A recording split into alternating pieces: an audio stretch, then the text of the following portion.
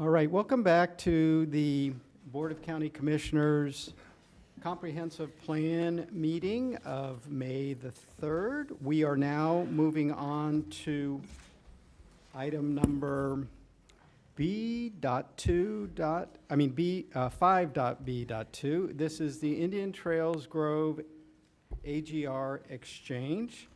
This is a transmittal hearing, and with that, we will get this. We'll get the. We're going to say start. No, we'll get this presentation started. So, with that, would the applicant like to make a presentation? Thank you. Mr. Mayor, Madam Vice Mayor, members of the Commission, my name is Kevin Rattery, 1600 Sawgrass Corporate Parkway, Suite 400, Sunrise, Florida, Vice President of GL Homes. Before you today is a business proposal. It's a proposal that's being made by a company that has been building in Palm Beach County for 4 decades. We have been under the leadership of the Israeli family from the very beginning. They have instilled upon us 3 principles. 1, build beautiful communities. 2, stand behind the product that you build. And 3, give back to the communities that you build in. And there are multiple examples in Palm Beach County of us doing just that over the years. The Canyon Town Center Amphitheater, the library site, the district park, 4 schools, 1 charter school, all done by GL trying to work with staff to come up with a way to accommodate a request of the county, a request of a commissioner, a request of a community. The item that's before you today is that. It is a business proposal being made by GL Homes that we believe provides numerous benefits to the residents of Palm Beach County, not only today, but in future generations. I have expert consultants here with me today that will go through some of those details with you. And I will do my best to explain the proposal. It's complicated. It's got a lot of tentacles to it, but at its heart, we are going to convey to Palm Beach County, with your approval, 1,600 acres of land at our Indian Trail Grove property. I'm going to start where I'm going to end. How's that? So just to preface that. We're proposing to convey to Palm Beach County 1,600 acres of our Indian Trail Grove property. Within that property, GL Homes will design, permit, build, and convey to Palm Beach County a water project, which will be explained to you in greater detail shortly by Mr. Lindahl. The benefits of that water project provide water treatment and water storage that helps Loxahatchee River, grassy waters, and the Lake Worth Lagoon. Embedded in that 1,600 acres is approximately 725 acres, which is leased to Hunley Farms in a 10-year agricultural lease. The purpose of that portion of this is so that the county is receiving lease revenue from the farming operations to help offset the cost of maintenance of the water project. We are proposing to build on our Hyder West property 277 workforce housing units. That will be comprised of 152 for-sale workforce housing units. It will be the largest for-sale workforce housing project built in an unincorporated county. 125 will be rentals. To ensure that those units get built, we are timing the construction of those workforce housing units to the construction of the Hyder West adult community, which is the GL portion of this project. So when we get to 277 adult restricted units on our Hyder West property, we will have CO'd 277 workforce housing units. We are adding 148 additional workforce housing units than what we're required to do under our existing Indian Trail Grove approval. And I will walk you through that in a chart later on, but just for reference point, we are building 148 more than what we're required to do today. I'm going to note, and I apologize for going to the next slide or the next click before that, those units must be built on site. There will be no cash out. There will be no exchange. There will be no build elsewhere in Palm Beach County. These are units that are designed by GL Homes, constructed by GL Homes, and sold and leased by GL Homes. We are proposing to convey to the county 100 acres of our Hyder West property that will consist of a 75-acre passive park and 25 acres which will be set up for the county upon conveyance so the county can utilize that land for active facilities. And I will show you that, just giving you a reference point. We are also proposing to provide the county 20 acres of public civic lands on the Hyder West property. In addition to the public civic lands, we are proposing to provide 12 acres of private civic site on the Hyder West property for the Torah Academy to do a K-8 school, the Chabad of West Del Rey for a synagogue, and JARC JFS for special needs housing. On the 12 acres, as well as the 20 acres, as well as the workforce housing, those are lands that are owned by GL Homes. They are conveyed to those entities free, and we provide the infrastructure for those improvements, meaning we provide the water, we provide the sewer, we provide the roadway. Those are all things that we do for them up front. And as you will see in a future graphic, since our workforce housing units are west of where those public and private civic sites, by definition, those have to be done up front because we have to go right by them to build the road for the workforce housing and provide the water and sewer. So this is our Indian Trail Grove property. It's a little less than 5,000 acres. This property was entitled with a land use change back in 2016 to what's called the Western Communities Residential Land Use category. It is entitled for 3,897 homes. That approval consists of several key elements. Again, a little less than 5,000 acres. As part of that approval, we were required to convey to the Indian Trail Improvement District 640 acres for the expansion of their water storage area. And that deed is in escrow, waiting for the Indian Trail Improvement District to proceed with their development plan. So we're continuing with that dedication. And that approval, we had 1,068 acres of the overall site that was set aside for agriculture/water resources. To be clear, that property was under the ownership of GL Homes. We had zero obligation to convey that to Palm Beach County or to use it for anything other than what GL Homes can use it for under the guise of the agricultural purpose of it. We have a remaining 3,164 acres of development area and the 3,897 units. This is the conceptual plan that was approved by the board back in 2016. You can see the 640 acres for the improvement district, the 1,068 acres for agriculture, water resources, and the remaining portion of the project for development. We are proposing to modify the plan of development at the Indian Trail Grove site in exchange for developing on our Hyder West property in the agriculture reserve area. The development acreage has gone down by a couple acres because of an FPL take. We're still less than 5,000, 4,866 total acres. We are still conveying the 640 acres to the Indian Trail Improvement District. Again, that deed is in escrow. We are now proposing to take 1,600 acres of this property and convey it to Palm Beach County. We are also adding 448 acres of additional ag preservation, and I know this is getting in the weeds, but unfortunately I got to do it. We are utilizing a piece of property in the agriculture reserve area that is currently preservation.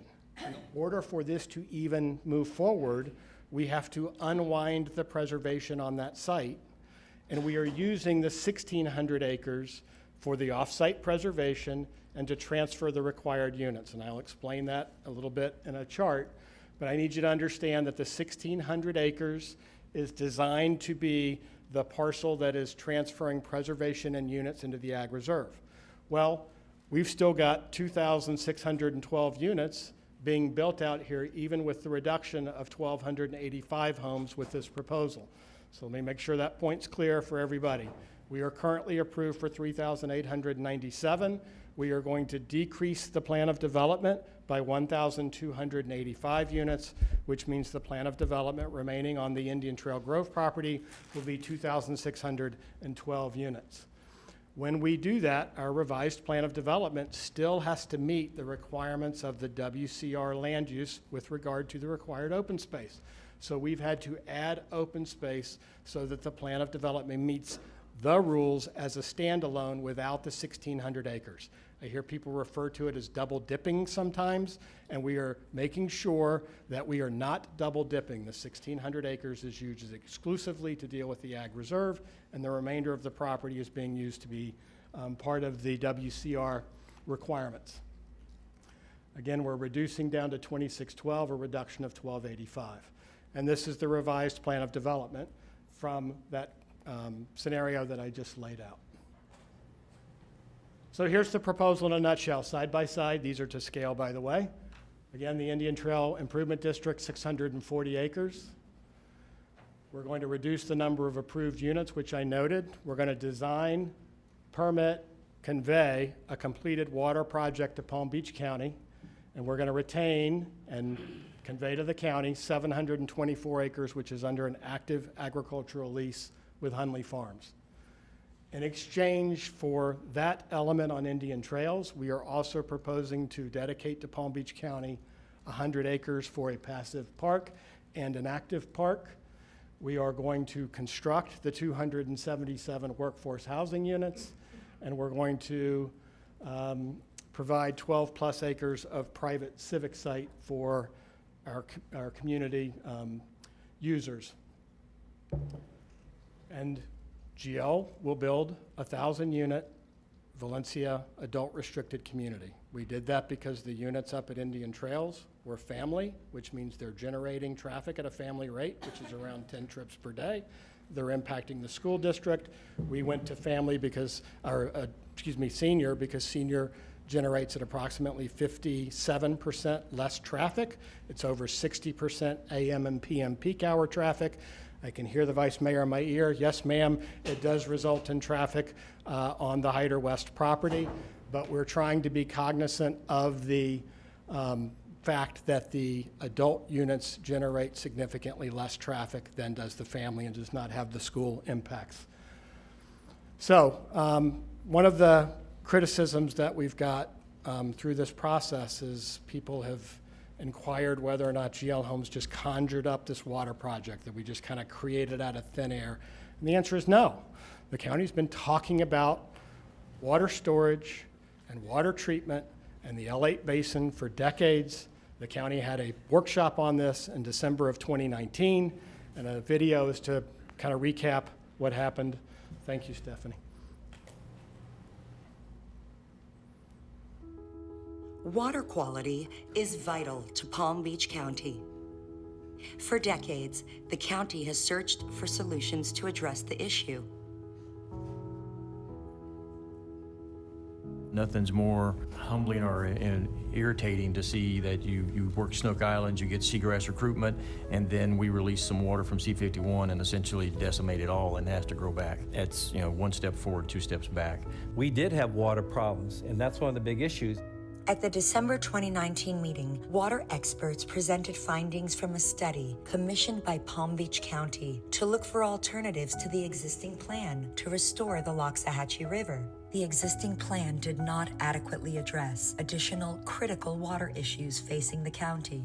Just a reminder, though, that the planning that started in 2016, it did involve a reduction in scope. So the project that we originally kind of thought was going to happen in North Palm Beach County has been reduced to primarily focus on the river. And so some of those benefits that we were anticipating are not part of the current plan as we see it. Alternatives needed to be identified to address Grassy Waters Preserve, the source of drinking water for residents in the city of West Palm Beach and the town of Palm Beach. We voluntarily entered an agreement a number of years ago to provide water supply to the Loxahatchee River, and we do that out of Grassy Waters Preserve. We have a real vested interest to make sure this is done properly. We want to be able to get good, high-quality water into the drinking systems of West Palm Beach, which is the recharge of the Loxahatchee River. The plan also failed to deliver solutions for cleaner water to the Lake Worth Lagoon and intracoastal areas. One of the things we've been working on in Palm Beach County for a long time is the restoration of the Lake Worth Lagoon. And we've invested, at this point, probably over $100 million in helping to restore the lagoon.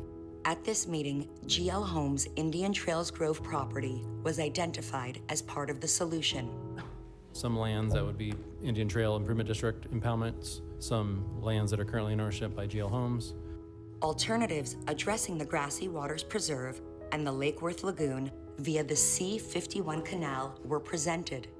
Our focus again was to look at Mecca as a more natural flowway or storage area, and then look at some additional storage components on what we call the GL Homes tract, as well as looking at the C-51 reservoir, potentially in some smaller increments than was looked at by the Army Corps. So where we landed was 3 alternatives. What I have is alternative 1, I focused on what I call the GL Indian Trail Improvement District integrated impoundment. Alternative 2 solely looked at C-51 reservoir as a storage element, and then alternative 3 was kind of a hybrid. It was kind of smaller versions of both of those previous increments. All 3 alternatives presented at the meeting included GL Homes' Indian Trails Grove property. The unique location of Indian Trails Grove provides the ability to capture excess water from the L8 basin and treat it prior to discharging it into the C-51 canal.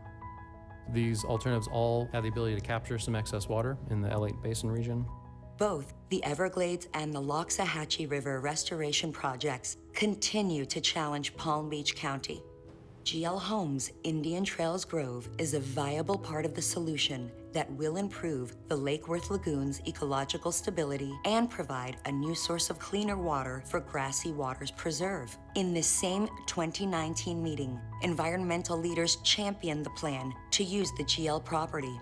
What the county's proposing would recapture some of those benefits that were lost when the project scope of the Loxahatchee River project was tightened up as this last go-around. I'm really pleased to see that they are coming in within the range of the existing recommended plan, while also significantly increasing the benefits to Lake Worth Lagoon and also providing the ancillary water supply benefits. It'll certainly also increase the wetland restoration, the benefits to our environment and ecology for all that additional area of wetland creation. That's absolutely tremendous, and thank you so much, Jeremy. I mean, you did a really great job in leading that effort, so we are very, very appreciative of that. We stand in support of the staff recommendation. The County Commission also voted to support the plan that included the GL Homes property. All in favor? All opposed? That item passes 7-0. It's not too late to improve the water quality for our county. Thank you. Thank you. Stephanie, if you wouldn't mind going back to the PowerPoint. Commissioners, we're here because there is an opportunity for a private builder to do something that has been talked about for years. People have criticized us and said, we don't need this water project. Not an accurate statement. GL Homes doesn't know how to build a water project. They're really good at building homes, but they don't know how to build a water project. That one I would agree with. But we hire people that know what they're doing. Our team of engineers are experts in their field that both design these projects and permit these projects. The companies that we will hire to build the water project do these type of projects for South Florida and Army Corps.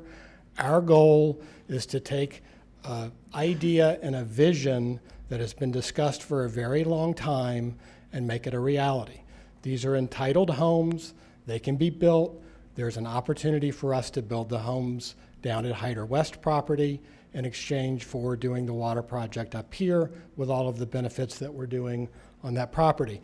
But I don't want to talk to you about water projects because I'm not an expert. So Lynn Lindahl, who's a professional engineer, the former assistant director of the South Florida Water Management District that's with McVicker Consulting, is going to walk you through the water project, what it does, what it doesn't do, some of the history, and appreciate your letting him speak. Thank you very much. Good afternoon. It's a pleasure to be here. For the record, Leonard Lindahl. I'm a consultant professional engineer with McVicker Consulting. I'd like to start by going over a high level of how the water flows in the northern end of the Palm Beach County. Excess water flows down the L8 canal into the C-51 canal and out into the Lake Worth Lagoon out a structure called S-155. It's just on the east side of Dixie Highway as you drive south of downtown.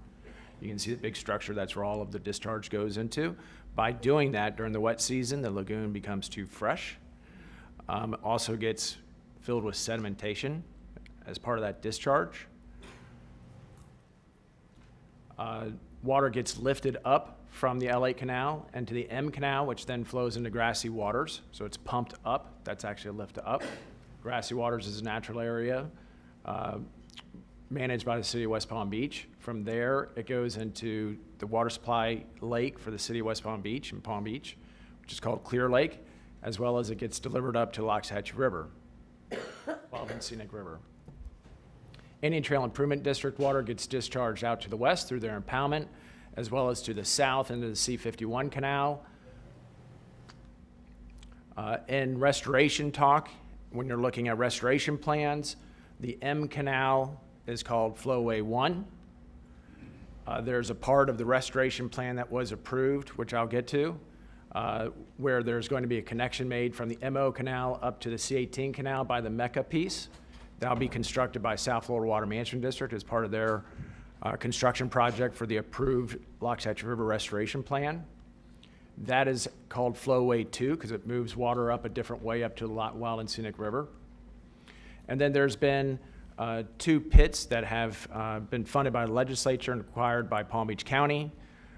There's about 14,000 acre feet of storage that the county currently is in contract negotiations with, but the funding has occurred over the past 2 legislative sessions to the tune of $113 million. So those pits have been acquired. I'd like to spend 1 second and just talk about the history of the L8 FEB. This is actually prior to the video that was just played. There's actually was a tentatively selected plan. This area has been studied multiple times as part of the restoration efforts. This plan was called the North Palm Beach County Plan instead of just Loxahatchee Plan. This plan included the L8 Reservoir. The L8 Reservoir was purchased by South Florida Water Management District in 2007 for roughly $250 million. And its purpose was to be the central receiving body for water that flowed down the L8 and went out to the lagoon. It would store the water. It had significant storage, 45,000 acre feet.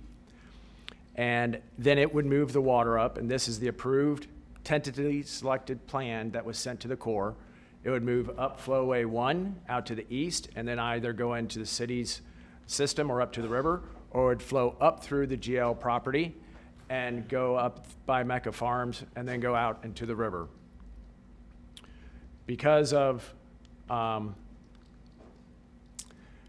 litigation that was occurring over meeting water quality standards going into the Everglades.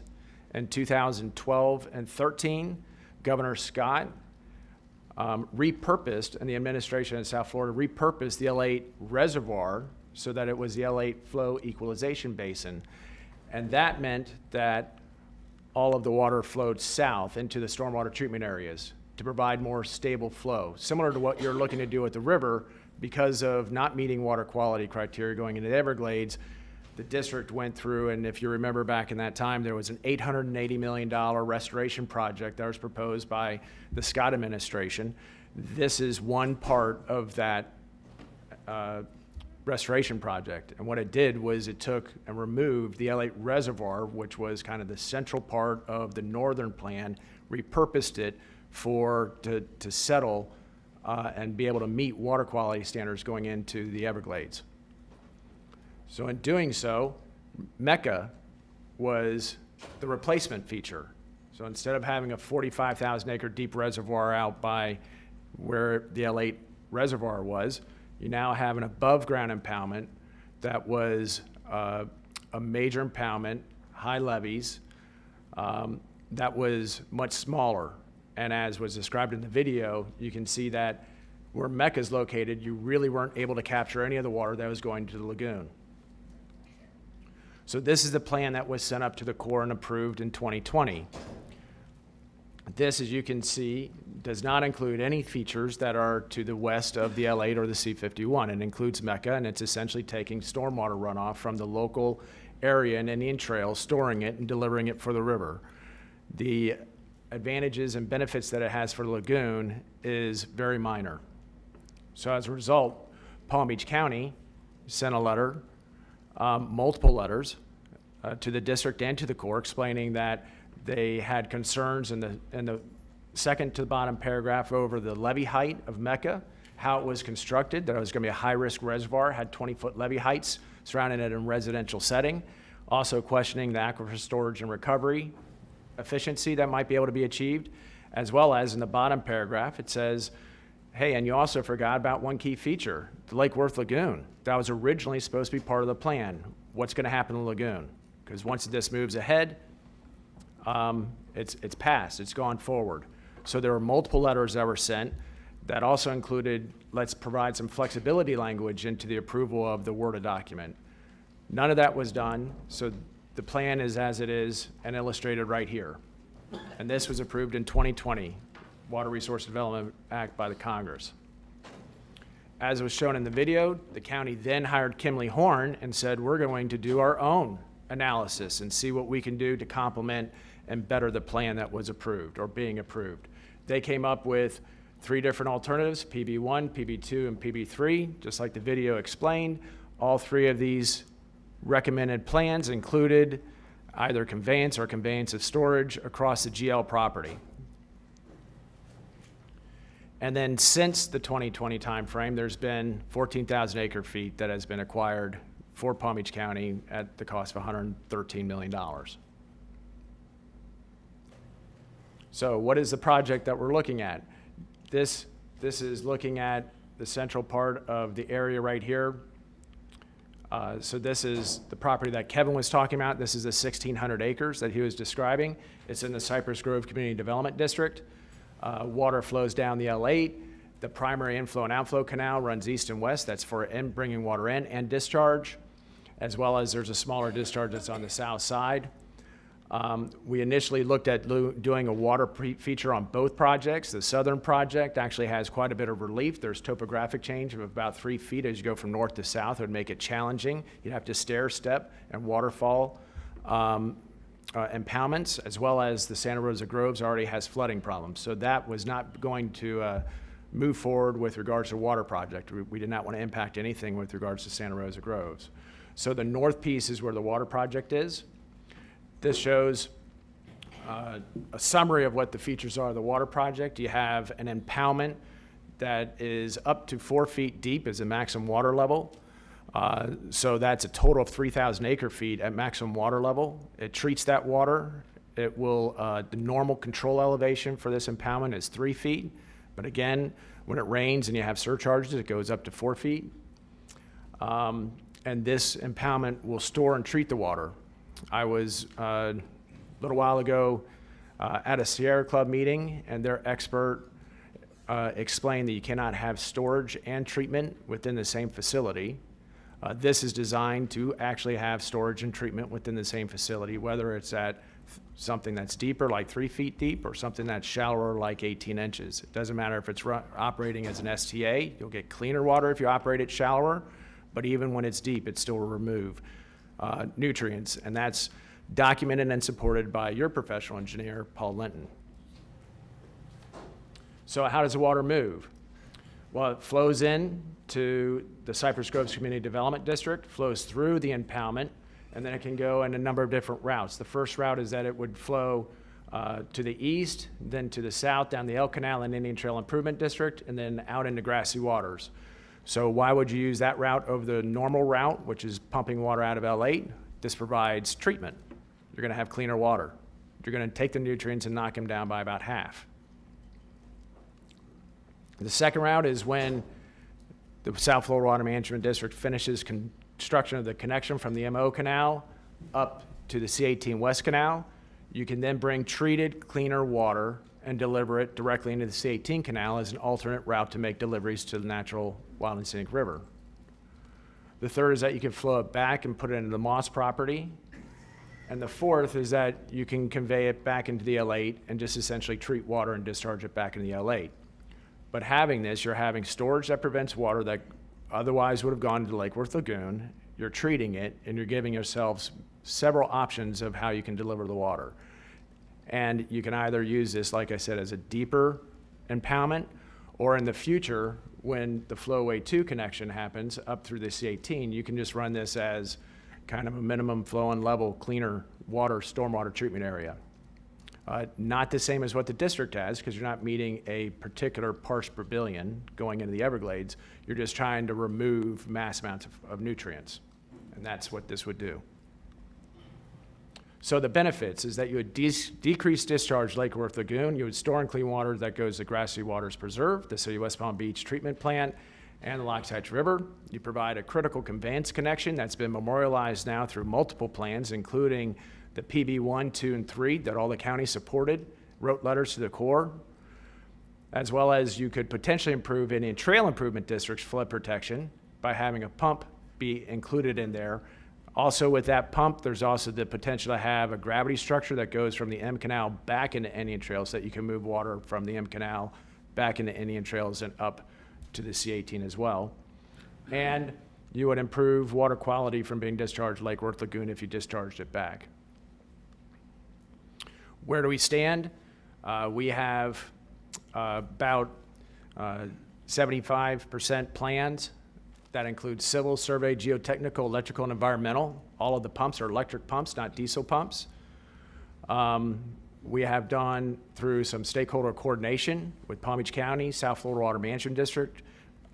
We've done executive briefings to their executive team, as well as submitted a conceptual application to the South Florida Water Management District. We've presented at Indian Trails Improvement District, City of West Palm Beach, as well as Cypress Grove Community Development District.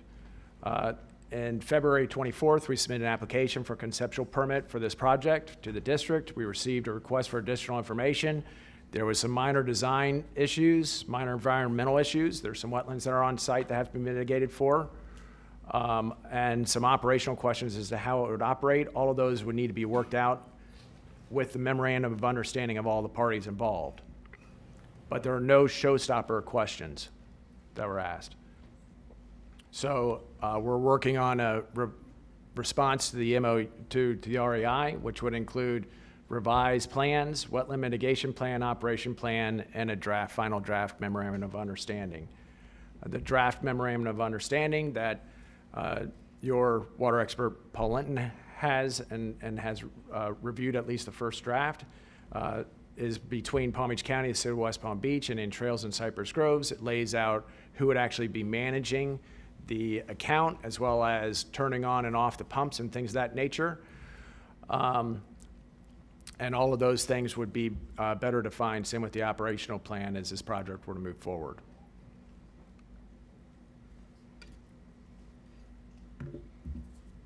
Thank you, Lynn. So one of the comments that we've got through this process has been, well, what's it going to cost for the county to own this piece of property, and what's it going to cost to maintain the water project?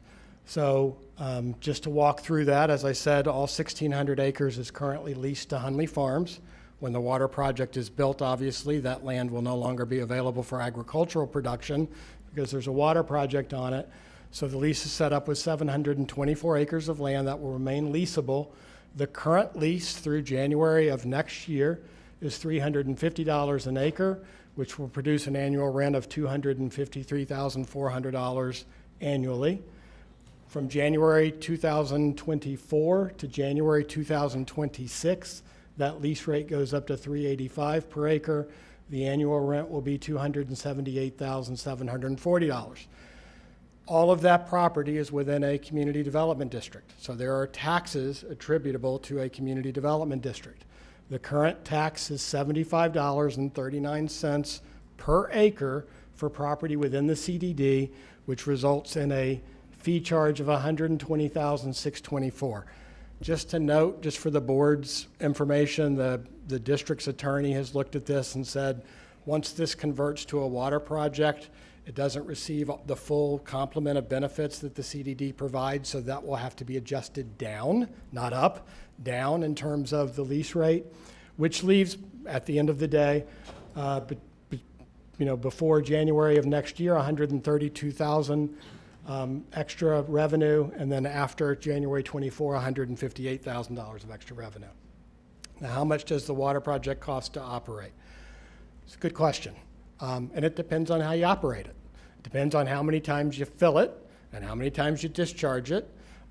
We put in the MOU a draft budget using 2 scenarios, which is our 2 fills and 2 drops. So twice, in a year, it fills up, it gets discharged, it fills up, it gets discharged, and that water flows to the city of West Palm Beach to go into Grassy Waters. Under that budget that the engineers have put together, the county's portion of that budget, my eyes are getting bad, $67,000 for that year, in the city, which received the benefit of the water, is 58. Is that 58? I can't read it. Sorry, $58,000. I apologize. It's a little small. But the whole idea is that the lease revenue generated from the farming operation is used to offset the cost of the water project. But to be clear, if the county were to go out and do this yourselves, you would have to acquire the property, you would have to build the project, and you would still have to pay for the CDD and the maintenance operation side of it. We are proposing to give you the land for free and build the water project for free. And then obviously the maintenance side of it will be based on how you use it. And that may evolve over time as other projects come online. But just to give you an understanding of what's in the MOU. So this is our Hyder West property. It's owned entirely by GL, 681 acres in size. The northern 100 acres we propose to convey to the county, build a passive park, and 25 acres set up for an active park. The 277 workforce housing units, community benefits. This is the conceptual plan that the master plan was based on. The public civic sites are right here and right here. Your Department of Property and Real Estate Management asked us to redesign the plan so that we got one large contiguous site on the north side that would be contiguous to 25 acres that the county wants set up for the potential for an active park. So you have the potential, because that buffer gets to go away when the county owns it, to have 45 acres of contiguous property on the Hyder West lands for public purposes. You also have the smaller civic site here. The private civic sites are here, over 8 acres in size, Torah Academy, the Chabad of West Del Rey, and JARC JFS. For JARC JFS, in February of this year, the board gave direction to staff to amend the comp plan and code to allow affordable workforce and special needs housing on public civic sites. We simply need the board to grant that approval to private civic sites. If it's good for public, it should be good for private. The county gets first dibs on public civic sites. If you don't want it, or if somebody's doing extra, you can do private civic sites. But these elements basically are 75 acres. I'm going to do a blow up. There we go. Now I can see it. We're going to do this is a blow up of the northern elements. We are proposing to build this large lake. We need the fill to be able to fill the 25 acres, the public civic sites and the private civic sites and the workforce housing. Build a passive park. A lot of discussion about whether it's equestrian or whether it's pedestrian. We've had discussions with Sunshine Meadows. The concept now is to make this a pedestrian park. People can come in, park, get on the trail, walk around. Just this piece alone is around 2.2 miles. This 25 acres is set up by GL, filled to grade, infrastructure in place for the county to be able to utilize for active park facilities. Once the property is conveyed to the county, there's a provision in the comprehensive plan text that allows that to be utilized for active park. These are the elements, the for sale workforce units, 152 of them here, the rentals here, the recreation for those elements here, and then the private civic here, public civic here, and here. So the workforce housing analysis, I mentioned this in the introduction. We are required under our existing Indian Trail Groves approval to do 390. We are dropping the units to 2,612 using the same percentage, that's 261, which we're agreeing to. The Hyder West PUD and Hyder West Civic PUD, which I call the one big PUD, we have a total of 277. So under our existing approvals, we have a requirement for 390. And under the proposal that's before you, we have a requirement for 538, and that's the plus 148 workforce housing units that I mentioned earlier. As I said, these units are designed by GL Homes. The for sale and the rentals look exactly alike. One just happens to be for sale, and one just happens to be for rental. The end units are flat over flat. Then we have units here. They go from 934 square feet under air to up to over 1,700 square feet under air, 2-bedroom, 2-bath, to 3-bedroom, 2.5-bath, 1 and 2 car garages on the interior units and exterior parking. These are the units that we're proposing to build. Again, these are just elevations for you. Just to be clear on the percentage breakdown, we are proposing to do them in, break it into quarters, just as required in the code, 25% in each of the 4 categories for both the for sale and for the rental, which is what this chart is designed to show you. And then I'm going to hit this point because I brought it up earlier, the double dip part. The Hyder West property is currently preservation for 6 ag reserve PUDs. So that means it's not only using it for preservation, it's utilizing it for units.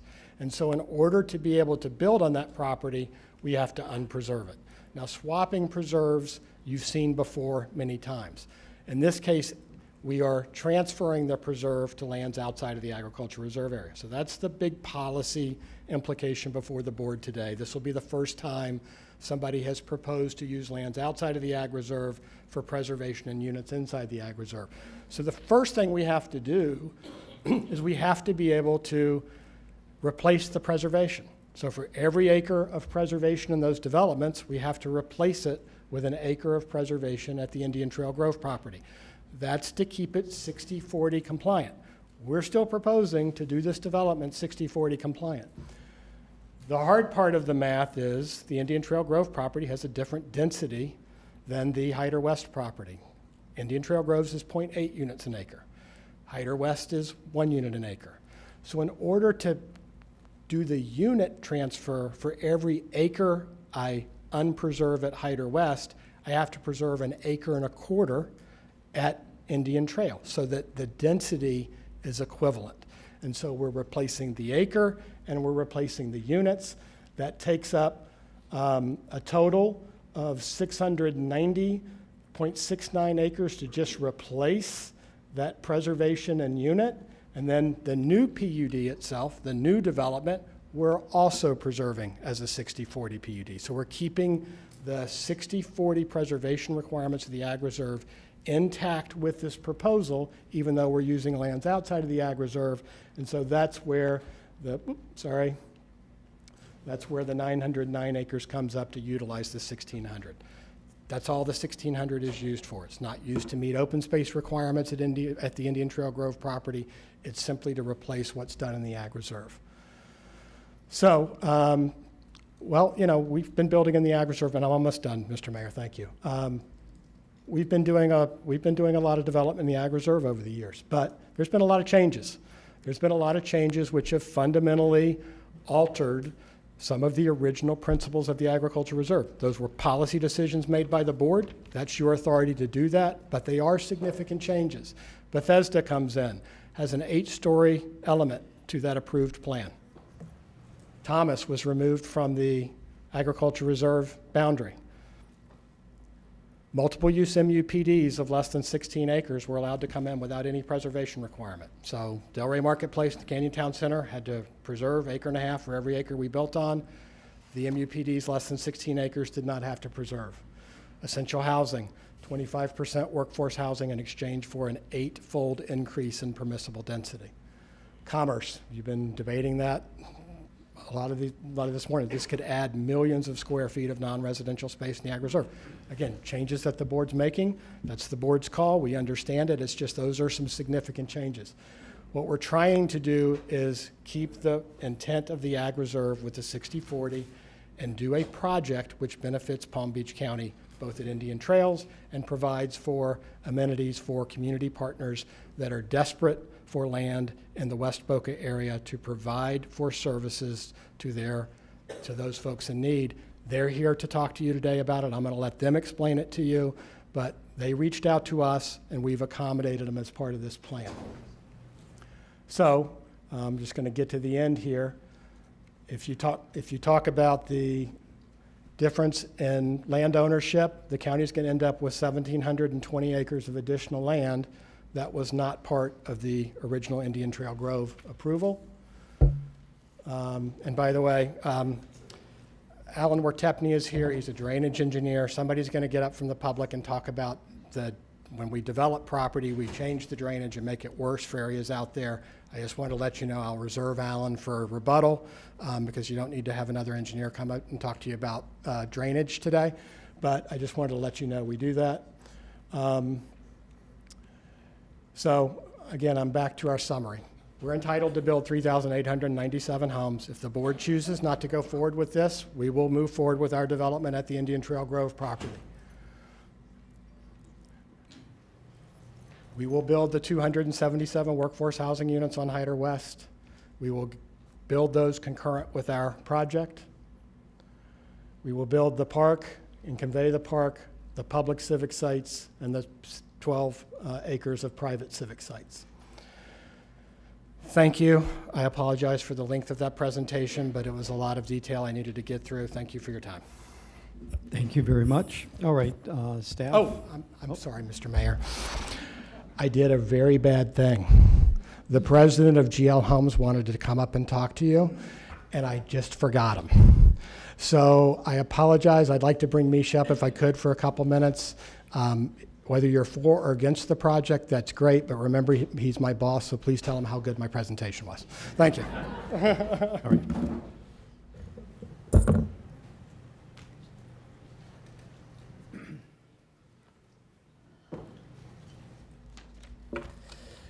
Good afternoon, Commissioners. My name is Misha Ezrati, President of GL Homes. It's an honor to be speaking to you here today. Our company was founded and started in 1976 by my father, and for the last 35 plus years, we've been building in Palm Beach County. Our roots run very, very deep. We're proud of the dozens of communities we've built and the contributions we've made to Palm Beach County along the way. GL Homes has dedicated land for schools, parks, fire stations, libraries, and other vital civic uses.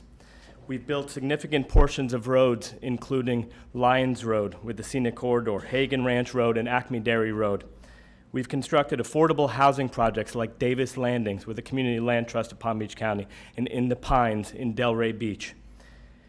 Time and time again, GL has stepped up. We believe we've been a good, trustworthy, and reliable partner for Palm Beach County.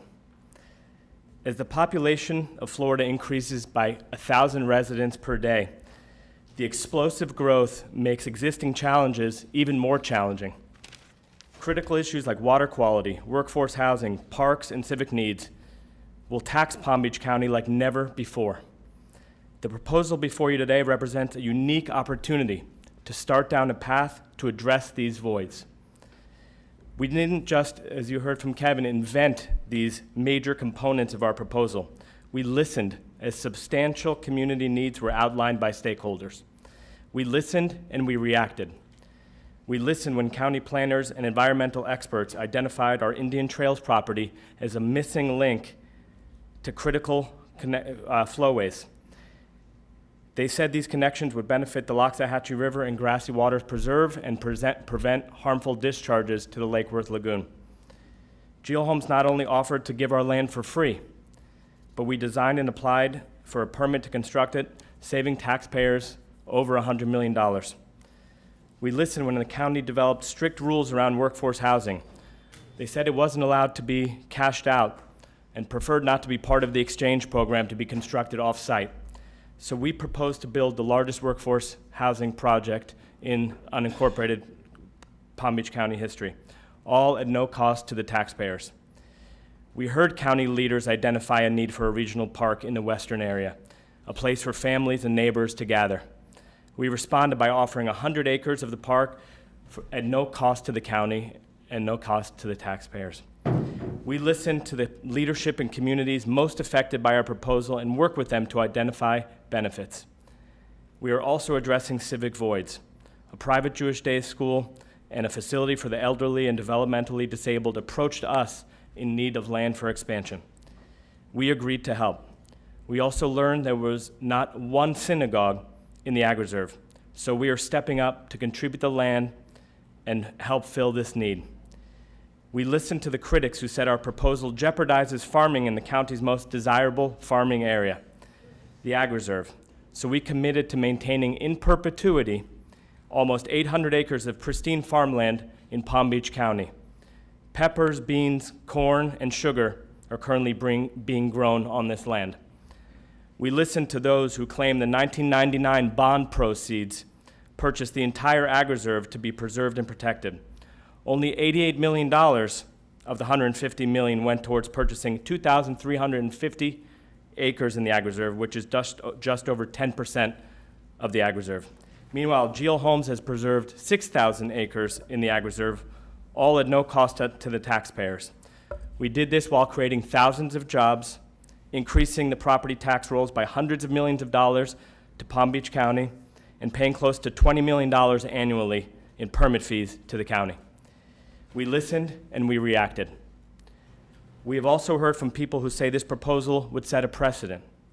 We would be proud if our commitment to making Palm Beach County a better place to live and work set a precedent for other organizations to follow. Leveraging the resources of private companies to achieve transformational public benefit is a great precedent to set. Thank you very much for your time. Thank you. All right. Staff, or does anyone have questions for the applicant at this time? Not seeing any. Oh, okay. Commissioner Barnett, you're recognized. Thank you, Mayor. Hi, Kevin. Yes, sir.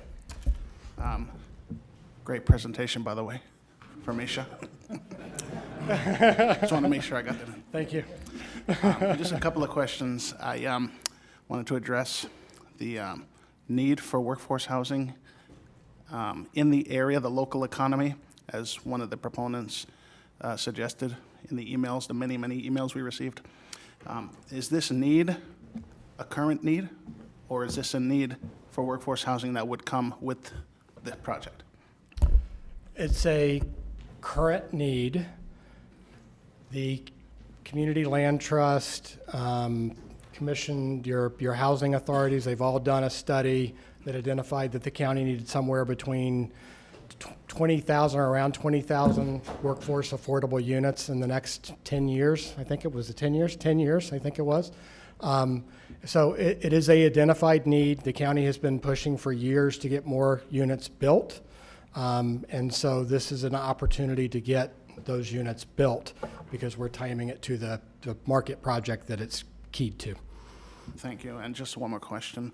It was mentioned that whatever the board decides today, whether the project is approved or not, GL Homes is going to go forward with producing 277 workforce housing units within the Hyder West property? No? No, the Hyder West property is preservation. So if the Okay. board doesn't move forward, those units cannot be built on that property. We have an obligation to build 390 of them at the Indian Trail Groves property under the existing development order. So we would build those, but the revision today is going to add 148 additional workforce units above the 390 that's already approved. And you would continue with the project at the Indian Trails Yes, Grove? sir. That's our plan is to move forward with that project. We're going to. Without the benefit of the water project? Thank you. Yeah, thank you. Water project. Thank you very much. I appreciate that. This is what lack of sleep will do for you. I apologize. We've had some criticism from GL about, well, GL's never going to build this water project, and then, they're going to go build the Hyder West property. So I just want to make it clear, and we've stated this publicly before, we will not pull a single residential permit at our Indian Trail Grove property. Again, that would be, if you move forward, 2,612 of them until the water project has been permitted, built, and conveyed. So we are at a dead standstill on over 2,000 units until we deliver to the county that completed project. So we're giving you assurances on the Hyder West property as to the delivery of the workforce housing units. We wanted to give you assurances on the water project. So we can't move forward without that water project being done. Okay, thank you for that clarification. Thank you. Vice Mayor Sachs, you're recognized. You're going to have to stay for another few minutes, Mr. Radu. In response to Commissioner Barnett's question about what you're going to do in the Indian Trails area, is it true then that regardless of what happens today, GL will continue or will begin to initiate, to commence a water treatment program up at Indian Trails. No, that is not correct.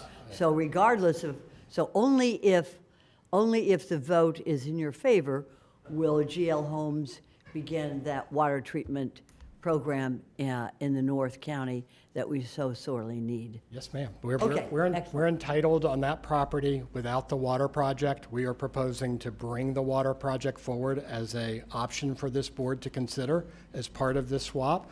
But we're not, that approval is set up. We don't have an obligation to do the water project. We are proposing the water project as part of this project. Thank you, sir.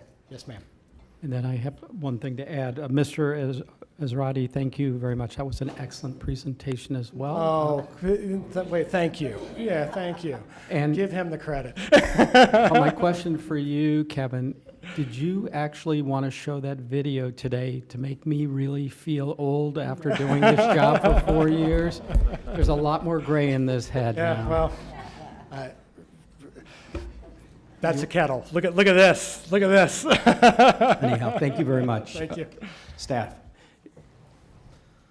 Good afternoon, Mayor, Vice Mayor, and Commissioners. Brian Davis will be giving the staff presentation on this, but I just wanted to briefly say a few words as we transition from the applicant's very thorough presentation to staff's presentation. And recognizing it is important and clearly relevant to talk about the water project and other benefits associated with this project. But I did want to just briefly talk about the actual application in front of us today, which does represent policy changes and text amendments to the comprehensive plan, and some of those do represent some significant departures, some from some fundamental concepts of the comprehensive plan, particularly how the agricultural reserve tier functioned in terms of land preservation, as well as some changes to the county's managed growth tier system. And it is noted that there have been, as there were earlier today, changes to the agricultural reserve tier over the years, but this would represent the first time where another tier of the county is kind of intertwined with a change within the agricultural reserve tier. Not to say that can't be done, just to highlight that change. These topics will be discussed in much more detail in Brian's presentation, but I just wanted at a high level kind of cover some of the fundamentals of the application before us. Okay.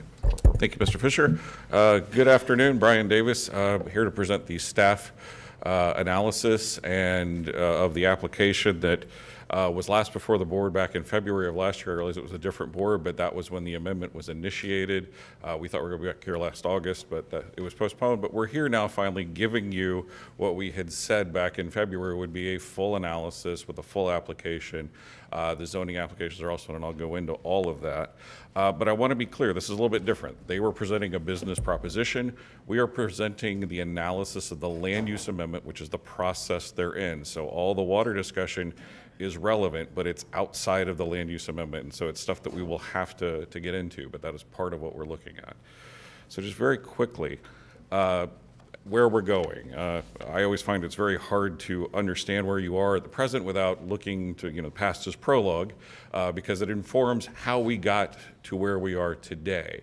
So there will be a little bit of a review of our county tier system, the history behind a little bit of that, and the big picture concepts. Then I will move quickly through water, the amendment itself, and we will focus on the Indian Trails Grove, what was approved, what the proposed change is, and then the ag reserve, the West Hyder overlay that's proposed there, our overall assessment, and then make recommendations. And before I go too far, I do want to point out, I am making the presentation, but we have a lot of county department heads, division heads here to answer specific questions. It's not just me. I'm here just for the purposes of trying to move this along to try and give the high-level overview. So we will have them, and we will make them available to you for any questions. So to start with, our managed growth tier system and concepts.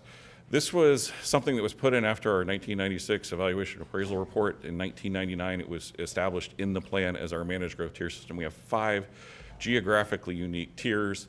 It looks at service areas, it responds to those, and the idea is to efficiently provide county services and other services in a way that is fiscally responsible, but also matches the land use pattern and helps you provide efficient infrastructure in a way that is largely planned for, and then you can anticipate as development occurs or redevelopment occurs. So the 5 geographic tiers. We have the urban-suburban tier, the ag-reserve, the ex-urban, the rural, and the Glades tiers. We're going to talk mainly about the ag-reserve and the rural because that's what's in play, but the urban-suburban has a bit of a role in this. So just very quickly, the urban-suburban tier, or excuse me, the rural and ex-urban tier.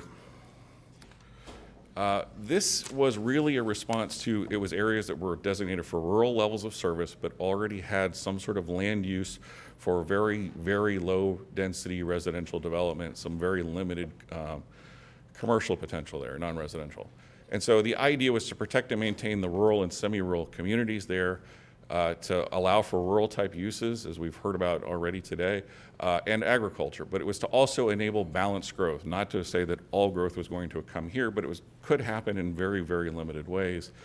And then if you were going to look at any sort of new development there was going to be a detailed master plan for the overall area that was going to be done. And so within the rural tier, we have the Indian Trails Grove, which I've just brought up there in yellow. And then sort of an odd topic to segue into is, for about 7 years, the county was very heavily involved in a planning effort known as the Central Western Community Sector Plan.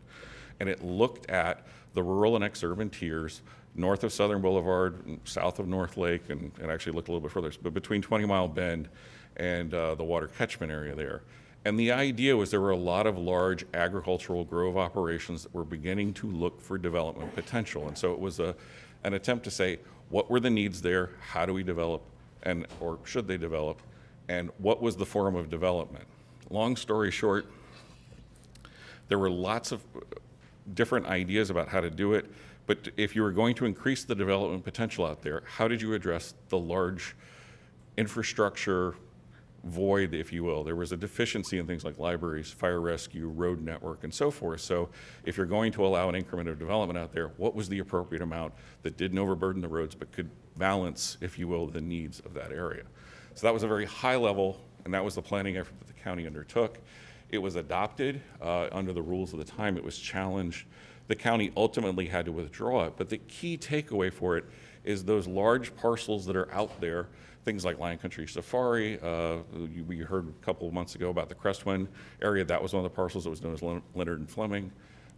Calorie Judge Grove, which is now the Westlake, and Indian Trails Grove. Those were all parts of the sector plan, and the concept was how to do it. What survived out of that was a notion of a sector plan, or excuse me, a settlement plan, and it served the basis for the approvals that came on all of those later. The idea was, again, balancing the greater public benefit. What was the public benefit? What was the need? Recreation, infrastructure, and so forth. Limited development being allowed, and in a way that was relatively responsible. So that was the concept. You can see there, Indian Trails Grove, that's where it fit in. So that was, even though it was a relatively old planning effort, it informed a lot of what happened over the past 10 years for the development approvals. So some relevance. The Ag Reserve. This had its own master plan process, completed a little bit before the sector plan. But the idea was to encourage agriculture, to allow some level of development, a sustainable development pattern that could coexist with agriculture. At least that was the initial concept. And there were very limited development options in place. And they required a significant preservation of open space. You often hear us talk about 60-40, the idea of preserving 60% of the land, taking all of the development potential and putting it on the 40%. That was the basis that came out of that. And that's how the Ag Reserve moved forward. Very, very small up there. You can see the West Hyder area, very small portion of that. So some of the big picture issues. So there are a lot of planning concepts that are enshrined in the managed growth tier system. We typically talk about the more of just density or certain lifestyles and whatnot, but there's a very big, if you will, a policy basis behind them. And so at a very high level, when we look at this amendment that they have brought in, we're looking at the integrity of the Ag Reserve at this point because it's breaking fundamental established policy concepts. Is there agriculture going to continue to be in the rural tier? That's one of the things that we're also looking at. And then density relative to the overall tier system, and I'll get into that in a little bit. Plus, we also have the water resources or regional water management. Indian Trail Groves has a location, they've already gone through that.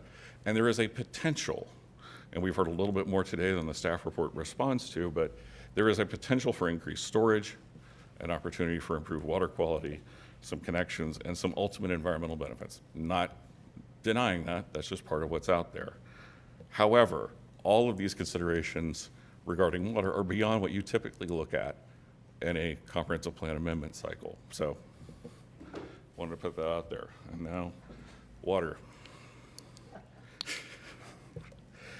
The L8 basin here, and I'm going to preface, I am not a water resources expert, but I've learned a little bit about water. The L8 basin goes all the way from Lake Okeechobee, extends down into the northern part of the Indian Trail Improvement District, and connects to Grassy Waters. And for the purposes of this graphic, it's key to understand. The geography is very interesting, and really pay more attention to the arrows. It can send water, it has discharges in a lot of different places. It can send water back to Lake Okeechobee, it can send it east, it can send it south. And if you get a few connections in there, you can even send it to the north. And that's really what the issue is. And so that's the basin, again, Indian Trail Improvement District. What you get, though, here is the chance to make some connections, and including to Mecca Farms. Not directly, but it becomes an option to move water a little bit better. It's not the only option, but it's an option, as they went through in their presentation, to move water a little bit better. So it has some potential benefits. All of these are very high level, not trying to undersell any of it. It's just, it depends on which way it goes, how it goes, and it's dependent upon a lot of things, again, outside of the land use process. It can offer some improved flood protection. It can help improve resilience to severe weather events, as we've been seeing more and more of those. You have potentially the potential to reduce discharges to the Lake Worth Lagoon through the C51 canal. Again, that's how that water moves. It could be a source of water for future water supply. It's also a source of water for environmental concerns. You can help restore flow to the Loxahatchee River. And then finally, the water quality side of it. So I'm not going to go through all of these studies, but just suffice to say, water has been looked at for a very long time. This is just the most recent 20, 25 years worth of history. And a lot of these concepts have been discussed, have been looked at. And the last of these, and if you notice just the list of the acronyms up there, it's the Water Management District and the Army Corps. Those are the two main entities that are responsible for doing this. The very last study is the most recent that they referenced, the Palm Beach County study. That was the one where we were trying to look at, putting some use here. In the end, that was not chosen. So we're going with what is already on the books. And the key takeaway, as I understand it, is if we're going to bring this in and bring it into some sort of a water plan, the plan has to change. You are subject to the Water Management District's permitting process. They've already adopted their plans that they're going with for water purposes. This is a change, and it's one that we don't necessarily have key stakeholders other than the county who are going to be able to actually own and operate that. Okay, now I can talk about things I know a little bit more about. The applicant's proposal, Indian Trail Groves would serve as an off-site preserve for, well, not two, that was the original application, a new ag reserve development. It would replace, and again, this is a high level, 6 existing ag reserve conservation easements, and they would be replaced with land in Indian Trails Grove. It would exchange the dwelling units, and the approvals, and you would allow for development west of State Road 7. 60/40 PUD development areas have never been allowed west of State Road 7, nor have institutional uses. This is a fundamental, one of the last set of policies that have been there since the beginning of the Ag Reserve. That is what they are looking to do. That's why the West Hyder land has effectively been vacant. They are looking at a 100-acre passive park, which is currently under a conservation easement. They are proposing to dedicate it to the county for a future passive park. It's already under a conservation easement. It's already protected. So there is some concern with that. Then there's the 277-unit civic portion, if you will, for the workforce housing, and then the other civic, public and private that they've discussed. And then 477 acres for a 1,000-unit age-restricted plan unit development. Going back to Indian Trail, it's effectively a reduction in the density by 1/3 and the intensity by 1/3. It's a proportional reduction, so the 3,900 to 2,612, the non-res. And then they're changing the concept because there's a reduction in units. The policies that are in place in the 2016 approval required a level of compaction or clustering, if you will, as we like to call it in planning, for simply a better urban form, and so it's not necessarily urban sprawl. I prefer to work in pictures rather than to speak the words rather than put the words on the screen. So I'm going to try and take all this and make it a graphic concept. So I have the tier system map. The mint green, if you will, is the rural tier. The sort of peach tone is the ex-urban tier. The orange is our urban suburban tier, and the ag reserve is in blue, and that sort of olive green is the glades. So the way this normally works is that those two, the ex-urban, well, actually three, ex-urban rural and the ag reserve, when we're talking about density transfers, it's through our transferable development rights program, the TDR program, as we like to refer to it. They send them to the urban suburban tier. That's the way the comprehensive plan works. Density transfers only go from less dense to more dense. And the ag reserve, we do it by clustering. It's within a zoning development order. It's not a TDR, despite the terminology that's popularly used. But this is how your comp plan is set up. This is how it works. So this is a fundamental change because this is what they want to do. They want to take preserve area requirements, meet them off in the rural tier, never before been done. They want to send an existing entitlement in the rural tier. They want the units now to be built in the ag reserve. That's what they're doing. It is a fundamental upheaval of your comprehensive plan and how it works. So, timeline. A lot of dates, I'm not going to go through all of them, but just very quickly. This evolved over the latter course of 2021 into 2022, a series of workshops. And then there was a board direction to bring it forward for discussion. It was initiated in February of last year. And we took in the amendment application. With that, and this is all going to catch up if this is transmitted, there were 8 zoning applications, originally 9, now 8. So this is part of the package, if this is transmitted, that will be coming forward. What we have done since February of last year is we have worked with the other departments to understand the impact, to see what the needs are, what are the concerns that are beyond the level that we as planning staff can identify, because we're not normally in the service provision business, but all the other departments are. We wanted to find out what their concerns were, what the constraints were, what were the other things. So we did a lot with that. We actually reached out to the applicant and said, what can you do? On July 5th of last year, they gave us their set of commitments. It was a little bit more details on workforce housing, on the water, and it was the beginning of the dialogue, if you will, of working towards the staff report. However, back in August, they took a postponement, Freudian slip there, and the postponement was for today. And so here we are today. One other technical thing I want to make you all aware of, there was a slight resubmittal. There were some minor changes, a little bit of an update on the water issues, and the consolidation of 2 ag reserve PUDs into 1. That brings us through to today. All right, the exchange.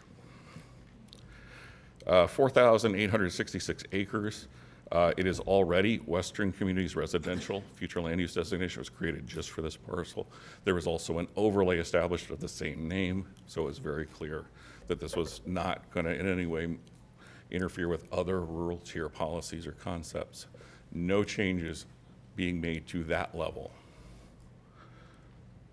Just some locational information, just to get a scale out there.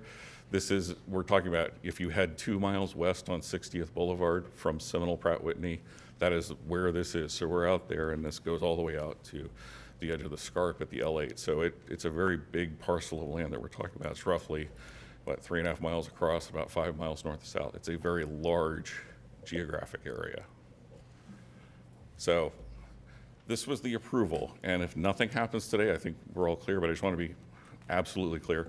This is what's out there. This is on the books. It has a land use approval and a zoning development order from 2019. They brought it in and got an overall gross density of 0.8 of a unit per acre, or 1 unit per acre and a quarter, just so we're all talking the same density terms. They adopted this very detailed conceptual plan about how spaces and uses would be located. The overall unit count of 3,900 roughly, and the 350,000 of non-res. Mr. Rattery went through all this. The clustered development requirements were all part of it.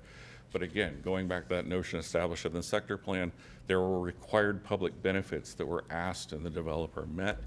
And so that was how you got the 640-acre ITID impoundment that is being held in escrow. They've indicated that is something not proposed to change. That is there. Key to this, though, is the 1,068 acres previously identified as water resources and agriculture. That is by conservation easement. We do not own it. We would never own it. We would simply hold an interest in restricting the use to those. That was part of the required open space. So that's one of the key points to note. All the civic that was identified that was needed at the time was in that approval. Schools, parks, fire rescue station, whatnot, private civic. Extensive trail networks, rural parkways, equestrian trails and whatnot.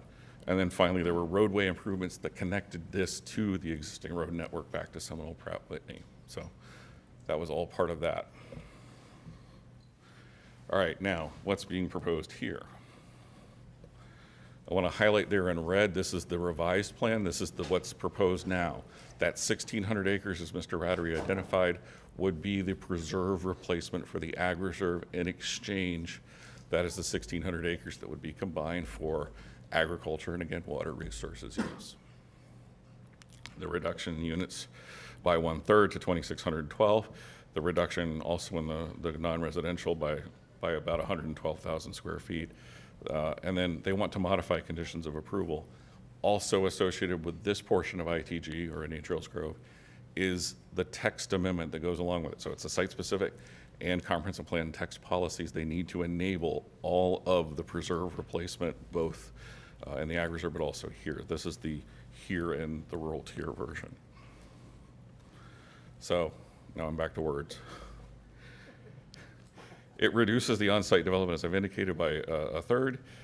It also has a corresponding reduction in the traffic impacts. Now, again, no units have been built, so this is a future reduction. So it's just not going to be as bad as was envisioned in 2016.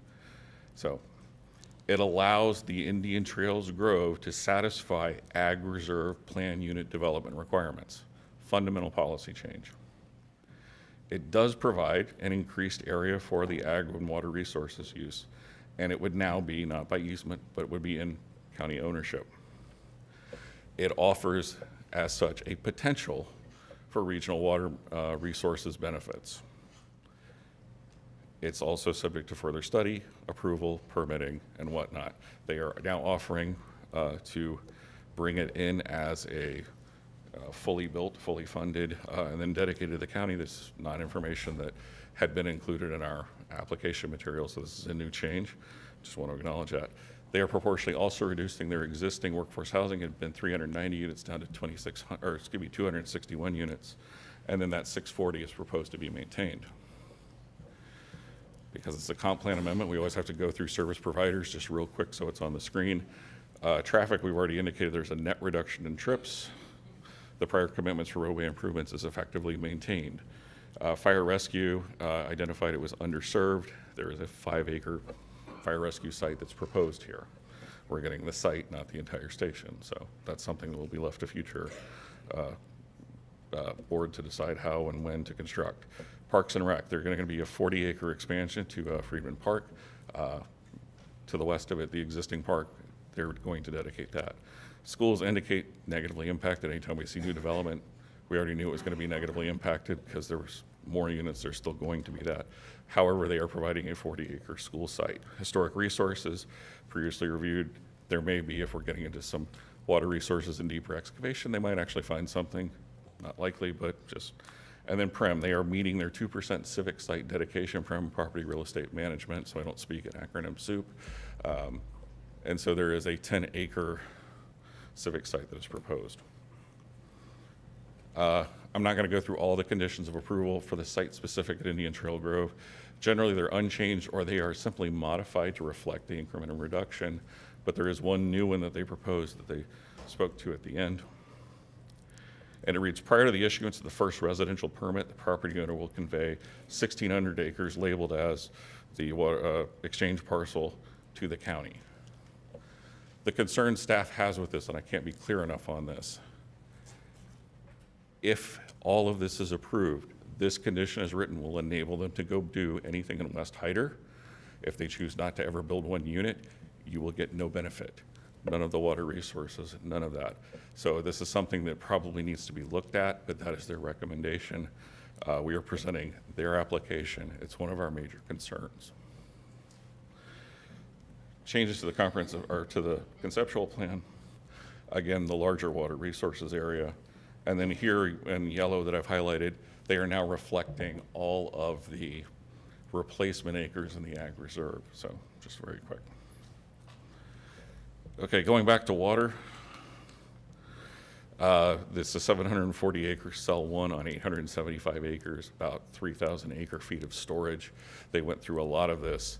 5 stations, or well, that was the original. Now it's reduced by 1, and Paul can certainly go through this. There are different routes in place, and I'll go through those on the next slide.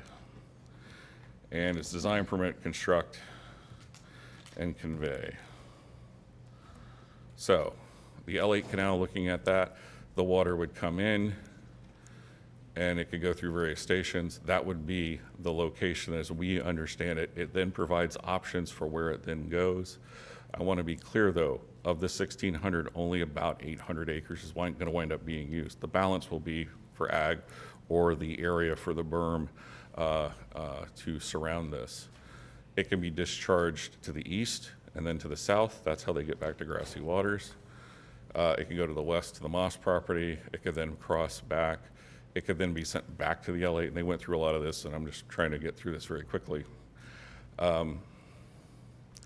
The issues, however, are, as I understand it, Mr. Linton can certainly go through this for greater detail, or in greater detail, is that this requires pumping water multiple times to do any of this. This is an option. It is not the only way to have some of this, but it is key.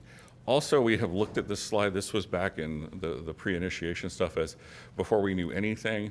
These were sort of the less complex and more costly, or increasing complexity, increasing cost, different options. I'm not going to go through all of them. But effectively what we have is something that looks at more of the higher end, or excuse me, the lower end, the low-hanging fruit, if you will. This is not of all the things that could be done. It is one of the things. It is what it is. There was also the more recent memo from Mr. Linton, and he indicated, and I'm trying to summarize this at a very high level because it's a very dense and complicated and complete memo. But the idea is, if all of this is done to be funded, constructed by GL, it could move water from the L8 Basin to Indian Trail Improvement District, which could then ultimately have a connection to the C18 and the Loxahatchee River, providing minimum water level flows to the C18 and the Loxahatchee River if the C18 basin is constructed. That's the Mecca Farms Basin, as I understand it. And it can also increase the water supply to grassy waters. It offers a minor reduction to the Lake Worth Lagoon, and also minor water quality improvements to the L8 and C51. But again, it requires pumping water additional times. It will reduce, or excuse me, dilute the L8 water and reducing potential chlorides that accumulate there as well. There's a lot more that's in all of that. I encourage you to ask questions on that, but that's just at a very high level. It has some benefit, and that's been our understanding all the way through. Shifting now to the Ag Reserve and looking at West Hyder. This is not a site-specific amendment in the Ag Reserve. This is only a text amendment to policies in the plan. If this goes forward, you will see the zoning development orders, because Ag Reserve planning unit developments are zoning processes. So that's why you've got a lot of zoning applications that are following this. So site-specific is for the Indian Trails. This is only text to enable it to work through the zoning process.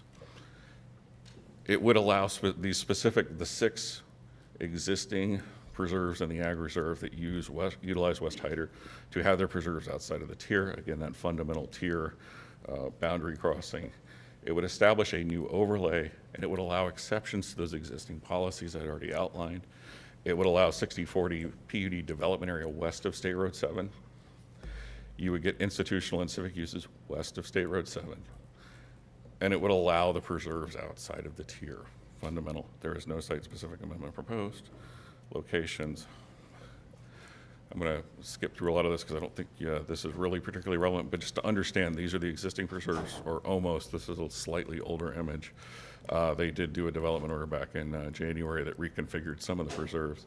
But the balance of that area outside of Sunshine Meadows, so that red I just brought in, that is the area. Those will all be unwound except for the one labeled 21A. That's the area proposed as the passive park. Those will all be replaced. That will be the new development area. And so the text amendment would allow them to be replaced. Again, here we are. That is the area of the 100-acre passive park. That is the existing preserve that is not to be unwound. That is the location of the Civic with the 277-unit workforce, the public and private civic pods that they outlined, and then the age restricted is the balance of it. So you would now get 1,277 units on the west side of State Road 7, where it had never before been intended to be. I've already covered a lot of this, so I want to try and go through it quickly. We've linked the Ag Reserve and the Indian Trail Groves rural tier components together. Density transfer would be done. It would ultimately land density for the first time as if it's a receiving area. It increases the potential development in the Ag Reserve, less of an issue than maybe it would have been back at initiation. It reduces the amount of preserved land in the tier. This is land that would go from being an agriculture or open space to becoming development. The West Hyder overlay would be established, allowing for the new 60/40 PUD development area and the institutional uses. You would get 277 units of workforce housing. No question that's a benefit. And then we're going to have to work through the differences, which is proposed to be at a policy level, the discrepancy in densities. Effectively, what it means is every 60/40 PUD that uses ITG land will wind up having way more than 60% because they need the extra land to get the whole unit to transfer. And I want to be clear, it does not yet meet the identified need for the active county park. That is something that had come through in the service provider analysis, which here we are. They submitted a long-range traffic analysis that shows a net reduction in trips. I want to be clear on this. It's currently preserved. Traffic tip generation typically looks at highest possible trip generation. So they're considering a commercial nursery as the highest possible agricultural trip generation. Actually generates more than, age restricted. So it sounds slightly ridiculous, but that's what the way that it's done. So it's a net reduction. That's why there's that asterisk. Fire rescue indicated that an age restriction can actually generate more demand on services. So they wanted everyone to be aware of that. Parks and Rec requested a 50-acre park site for active recreational uses. We have right now a 100-acre. They're starting to talk more about, if you do this, you do that, there could be more. Again, that's part of the policy change, and that's, I think, for discussion if the board's going to transmit this. Again, schools, the impact is only on the non-age restricted, so the workforce housing will generate additional demand for schools. Historic resources will be evaluated through zoning. And then property resources management indicated that the civic site bank that is proposed for about 25 acres, 4 pods, and it had been proposed at 3 public and 1 private. So that's that. So finally, in conclusion, the staff assessment is that this proposal at a comprehensive plan level violates fundamental concepts of the comprehensive plan. It sends units to a tier other than the urban-suburban tier. It removes preserves from the Ag Reserve and then links it to the rural tier, something we have never contemplated before. It allows planned unit development and institutional uses west of State Road 7. Despite all the changes in the Ag Reserve, that one has never changed, or those have never changed. And it doesn't meet the Parks Department need for active recreation in the Ag Reserve. There are some benefits. It reduces the impact. And this is the problem that staff saw, is that one part of the county is getting a benefit, the other part of the county is getting an impact, and so that's been very difficult. The idea is we're trying to balance everybody's needs equally, and this appears to have disproportionate impacts and benefits. There is, again, the potential to address regional water management and other water issues in Central and North County, and it allows for the increased availability of land for that purpose in the rural tier. Ironically, usually when we talk about these things, we talk about incompatibilities because plan unit developments are addressed at zoning. They work through the zoning process. We have buffers. We know when we get an Ag Reserve PUD, we know it works. We know how it happens. that's not an issue. But also, Indian Trail Grove, the prior 2016 amendment addressed compatibility. There's a lot of separations, they retreated from the edges. Reducing the number of units only furthers the compatibility, if you will. So there's not a compatibility concern, so I wanted to indicate that. And the amendment meets statutory issues. There's not any sort of fundamental violation of a statutory issue here. Just wanted to be clear on that. However, for the county requirements, the amendment lacks adequate justification. It is inconsistent with the county directions. The county directions are those high level, about 18, 19 concepts that when you don't have a policy basis, they're there. So you can go back and say, what were kind of our first principles? What were we trying to do? There's some key issues in there that we have concerns with, and I've gone about them kind of more at the high level. And it's inconsistent with our managed growth tier system, which is the fundamental basis of, objective 1.1 in our county's comprehensive plan. Goal 1 is the managed growth tier system. That is what everything hangs in the comprehensive plan. Okay, just taking apart to do all the other notification stuff. Because of the differential tiers, there's different property notifications. They were done both in July of last year and re-noticed earlier this year. We did do a virtual meeting back in July. It was, some attended, but some didn't. We have also done notification through the IPARC process. We have no comments from any of the municipalities on this amendment. Somewhat surprising. Usually they show up in droves. Support and opposition, very high level. You also saw they're in the back of the staff report. Plus there was the package in the add delete this morning. Generally, and this is high level, we're not going through and calculating every single one, but the Acreage Landowners Association indicated a support. They have a petition. Obviously, Indian Trail Improvement District, the Stonebridge Property Owners Association, and considerable numbers of letters in support, emails, and petitions. And then in opposition, we have Rio Poco with multiple emails there from the Delray Alliance, Thousand Friends of Florida, Sustainable Palm Beach County, the Sierra Club Wasatch Group, all in opposition. There are some others that you heard from back at initiation. We didn't hear anything else back. Groups like Cobra and whatnot, they may have come in, they didn't come to staff.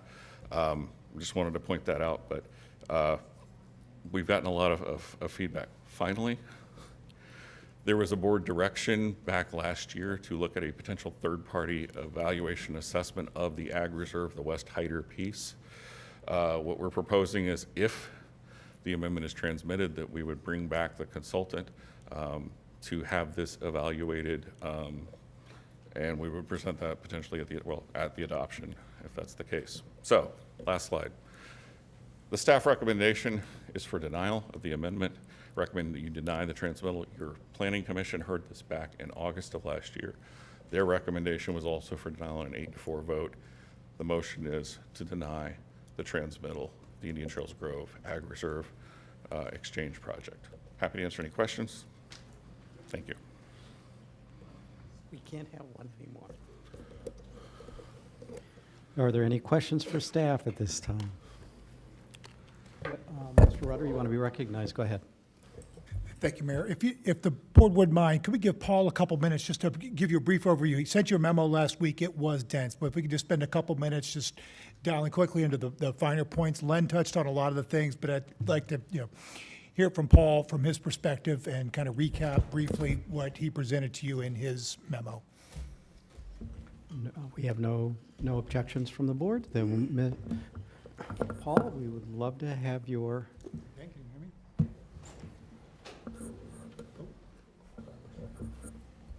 me? Okay. Can you hear me now? All right, great.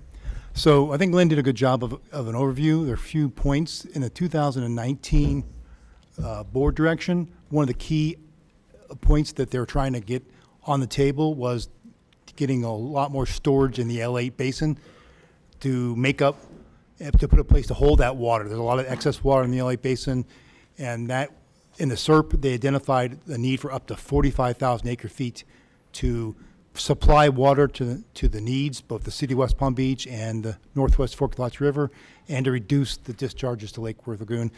So those worked in concert with that other vital thing that Lynn described, which is the connection to the C18 basin. Excuse me. Yeah. Can you speak a little bit louder or move the? Okay. Pull it over. We're Okay. getting old up here, or at least I am, as you No, saw no. from the video. And it's all natural. I'll get closer. That's better. Okay. Thank you. And the Vice Mayor would like you to identify yourself, please. Yes, Paul Linton, Water Resource Manager for Palm Beach County.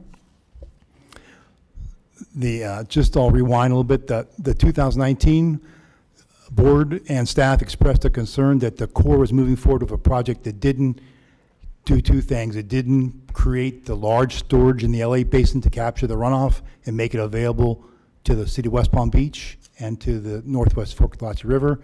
And there was a concern there that the Lake Okeechobee water is being replumbed and directed south for good restoration purposes, but these projects were needed to keep the water supply for Palm Beach County whole and to meet the needs of the river. So that's when they identified the need for 45,000 acre-feet of storage in the LA Basin with a large inflow capacity to capture those wet season runoffs and a direct connection to the C18 basin to deliver water to Northwest Fork. The current connection through Grassy Waters is very limited. It's only about 20 CFS because it goes through a little small ditch, and it just is not enough at this point. Those two work in combination to create a very good, reliable source of water in Northwest Fork and to mitigate some of the problems and challenges in the LA Basin. When it gets dry in the LA Basin, the conate water there kind of seeps in and it causes higher chlorides. Those chlorides are a challenge to the city of West Palm Beach for their water treatment plant. And the large storage of the L8 would allow them to dilute that, provide a water for the city, dilute the city's water, and concurrently meet the Northwest Fork. So those were the kind of the vital portions of that. Two key features is the way I like to put it. The current plan is a very direct route. It's one of them to the C18. Every other route is either a little less robust in terms of chlorides or a lot more complicated in terms of the entities that you're going to have to deal with and the plumbing that goes with that. So that, that's why it's attractive as a route. I do agree with Lynn on the treatment. I think the size of the impoundment's good. There's really two ways to treat the impoundment. One is to fill it up and then empty it out slowly. That provides treatment because it provides settling. The other way is to treat it as a marsh and kind of flow it through more gently and regularly. You can't do both of those at the same time, and if you grow in the vegetation to get the better water quality treatment, you don't want to drown it, but you can kind of work your way between them. I really would see the impoundment evolving from a pulse carryover reservoir to more of a flow through as we get that additional storage from the C12 and C13 storage impoundments on the L8, which are, as Lynn mentioned, those grants have been approved and we're administrating them. That's kind of my overview. Any questions? Nope. Okay. Thank you very much. All right. Are there any questions from the board at this time? If not, we will move to public comment. So here's how we're going to do this. I think we have about 85 speaking cards. So we're going to limit speakers to 2 minutes. That's going to take us over 3 hours. So I guess everybody can just relax and we'll listen to what everyone has to say. My request to you, though, all is because it is going to take us over 3 hours to have everybody speak who's wished to speak. If you don't need the entire 2 minutes, you don't have to take it. And please, if you would keep your comments as brief as you can. Also, as Commissioner Marino is inviting you to speak, please pay attention, and if you can make yourselves available as close to the 2 lecterns as possible when your name is called, so we don't end up with a lot of time as folks waiting for people to approach the microphones. So with that, I turn it over to my colleagues. Thank you. Okay, we have Kevin Costello, Gary Isco, Sam Cintron, and Bruce Richelieu to start. So please line up and take both lecterns. Thank you.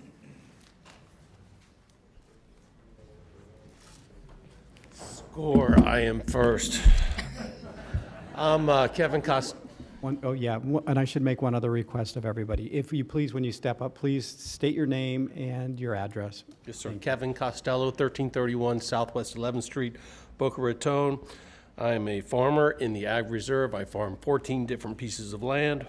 I am for this project. I want to speak to you a little bit about what a red herring is. I looked up the definition. It's information that's intended to be misleading or distracting.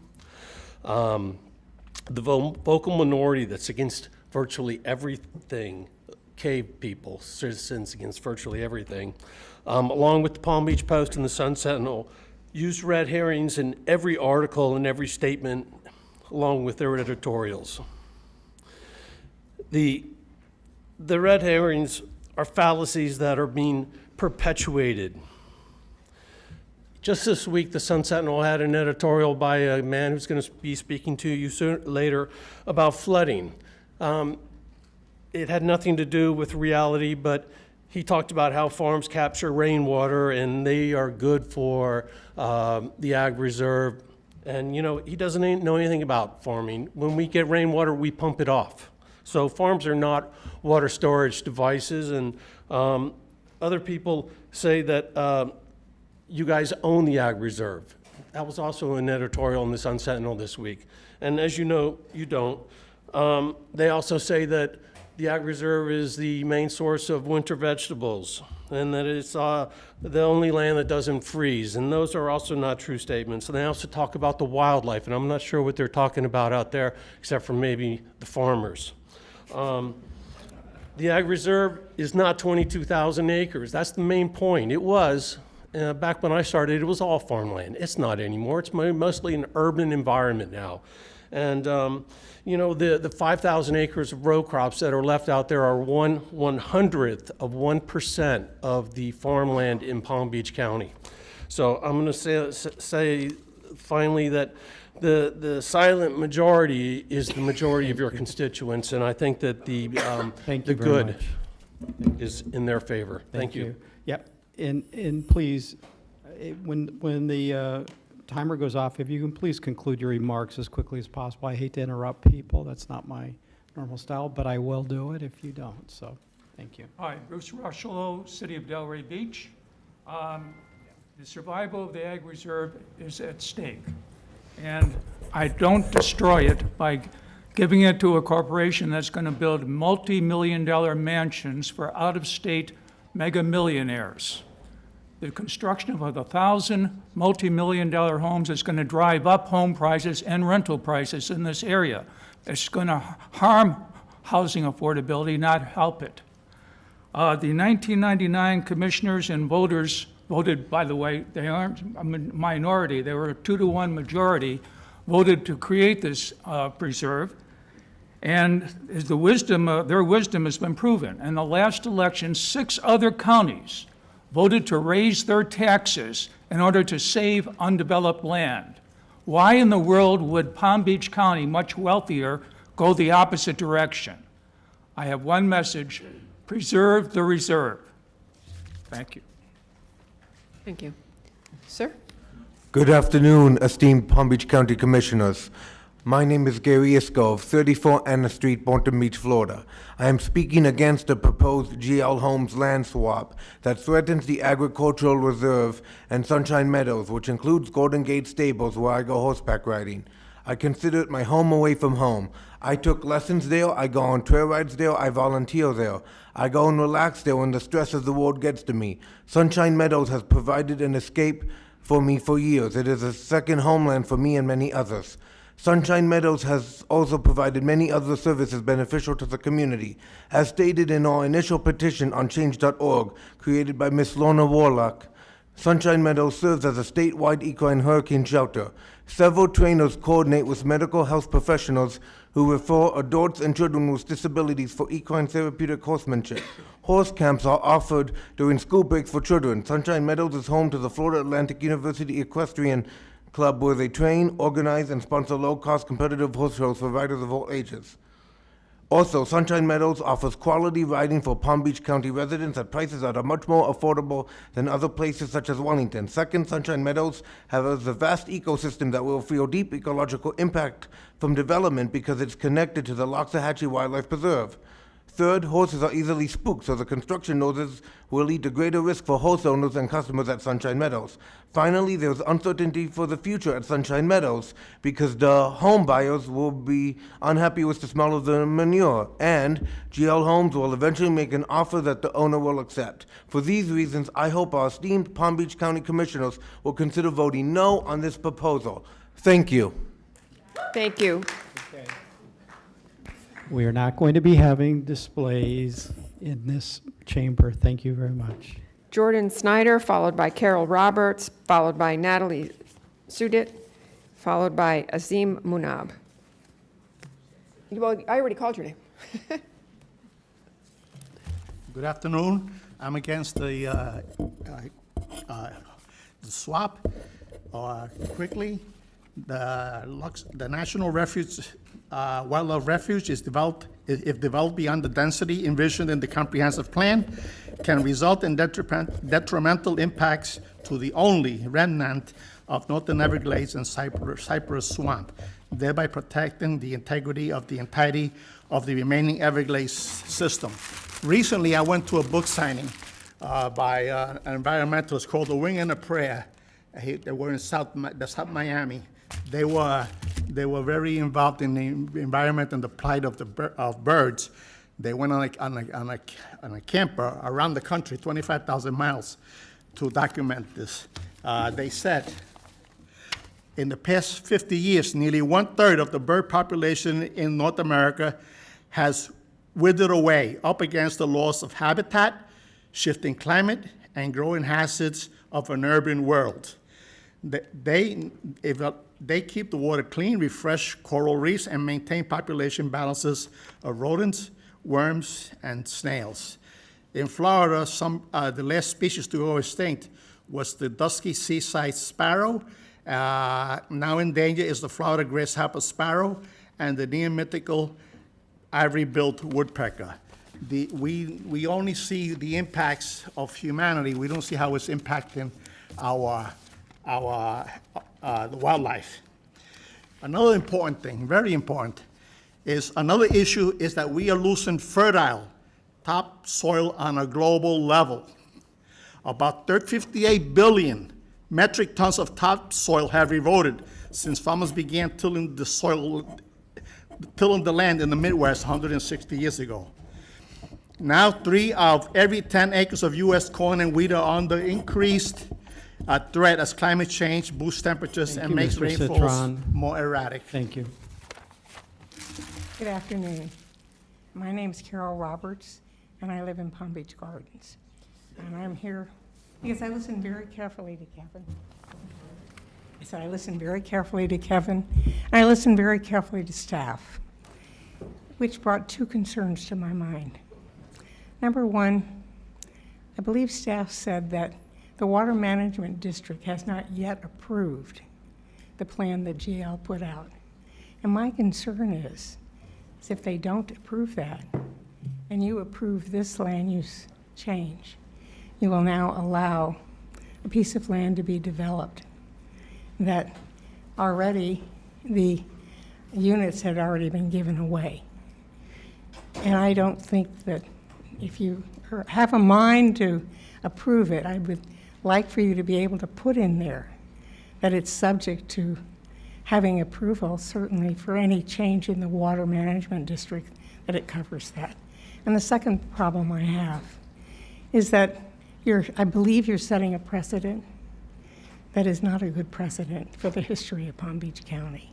And since I was involved in that history many years ago in the 90s, I'd like you also to consider what happens with that precedent and how it could affect the future of Palm Beach County. And I've been here since 1955, and I've seen a huge change and a huge growth. And I think we need to start being aware of how we protect what we have left. And I see my time is about up. So thank you so much for allowing me to speak to all of you. and I hope you'll consider what I said. Thank you.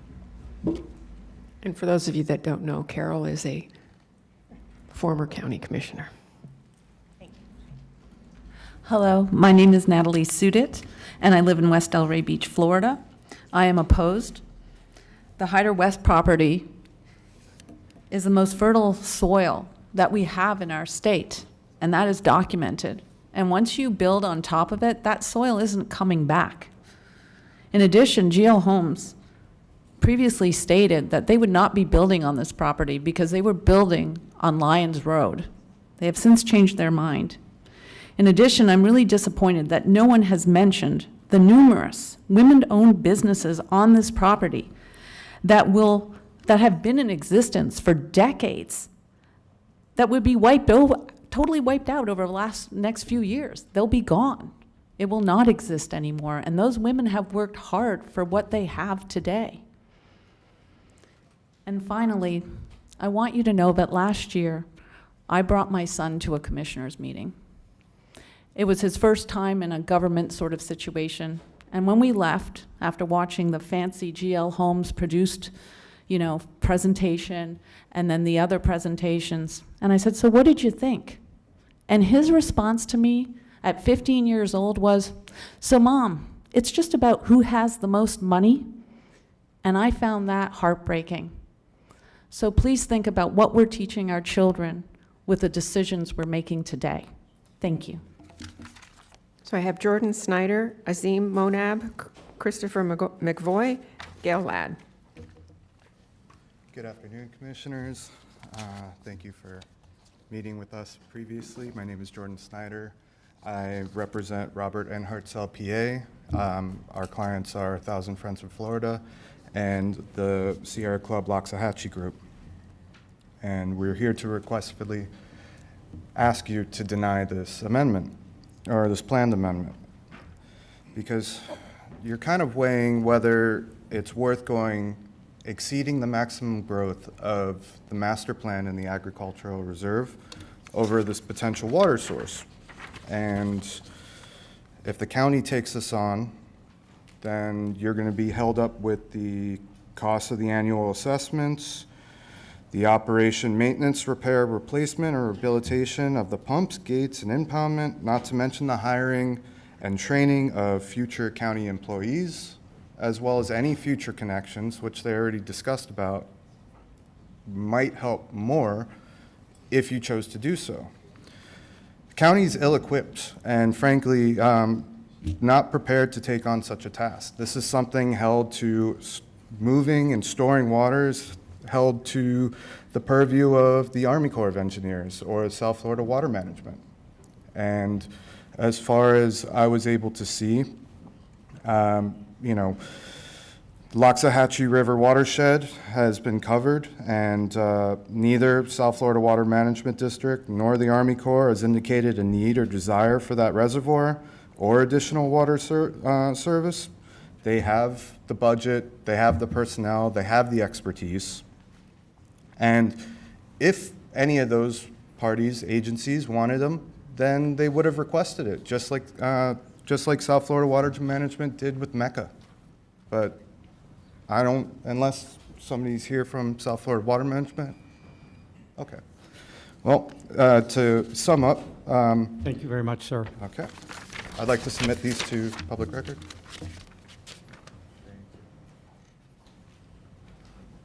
Am I up? Sure. Good afternoon. For the record, Dr. Christopher McVoy, office address 30 South M Street, Lake Worth Beach. I'm speaking on behalf of Sierra Club and 1,000 Friends of Florida. My technical expertise is in science-based restoration of the Greater Everglades. I've been doing that for about 25 years. My PhD is in soil physics from Cornell, master's in the same from University of Florida. I'm the principal author of the authoritative description of the Greater Everglades. It's the purple book. You'll see it around. And I've been very fortunate to be involved in almost all different scales, from policy to being in water this deep. There's a great photo of me doing that. I do a lot of field work, or ankle deep or shin deep in STAs, water treatment areas. The challenge that you have before you, or one of them, is trying to evaluate this water project. Is it worth the squeeze? Are you getting something that really is what's being asserted? GL Homes is, of course, going to assert benefits. That's understandable. And I'm not going to say that there are no benefits to it. That would be foolish. There's anything that stores water or cleans it is good. Here is the key. The key is listen to the words that have come from your staff and even that have come from GL Homes. Increase, more water, improved, small portions, some of, limited capabilities. They're always very fuzzy, but they're in the direction that, oh, we're going to make things better. We're going to make things better in the Lake Worth Lagoon. We're going to make things better in the Northeast Fork. There's no quantitative on it. If there was, what you would be getting is about 5 to 10% benefit on most of these things. It's small. It's just physics and math, guys. This thing is claimed at 3,000 acre-feet. Paul has told you that it's really going to be run, if you do treatment, which they're claiming they want to do, it's going to be run at a much narrower range. You're not going to dry out and kill all the plants. You're not going to go to 4 feet and drown all the plants. That means it's much less storage. It's more like 1,000 acre-feet. What you're looking at is compare that to the size of the Lake Worth Lagoon or the flows in the C-51 canal or the watershed or the flows in the Lac Thank Sainte you, River. sir. Appreciate it. Bottom line, I don't know, the other group got a very long time. The bottom line get is 2 look minutes. to the core and the Everybody gets district. They didn't say they needed this. All right. Bottom line. Thank you, Dr. McVoy. Ms. Ladd, followed by Sheila Calderon and Raviv Foxner. Hi, good afternoon. I'm Gail Ladd from Jupiter, Florida, and I just want to say the business plan of GL Homes was very impressive. I mean, I was almost swayed. And it's beneficial to some constituents. However, the benefits do not, in my opinion, do not stay true to the promises to protect the lifestyle of the Ag Reserve. The transfer into the Ag Reserve of development rights and the transfer of out-of-preserved parcels conflicts with the original bond for the Ag Reserve tier, which I voted for in 1999. It would be so easy to be swayed by what GL Homes is proposing in this swamp. I prefer to think there's a better way to add workforce housing in areas where the workforce is more toward the east. I know you remember the explicit purpose of the Ag Reserve was to preserve farmland and wetlands in the tier in order to enhance agriculture, environmental resources, and open space by limiting uses to agricultural conservation, limiting uses to agriculture, conservation, low-density residential development, and non-residential uses that would serve the needs of farm workers and residents of the tier. In closing, I ask that you do not be swayed by what is proposed.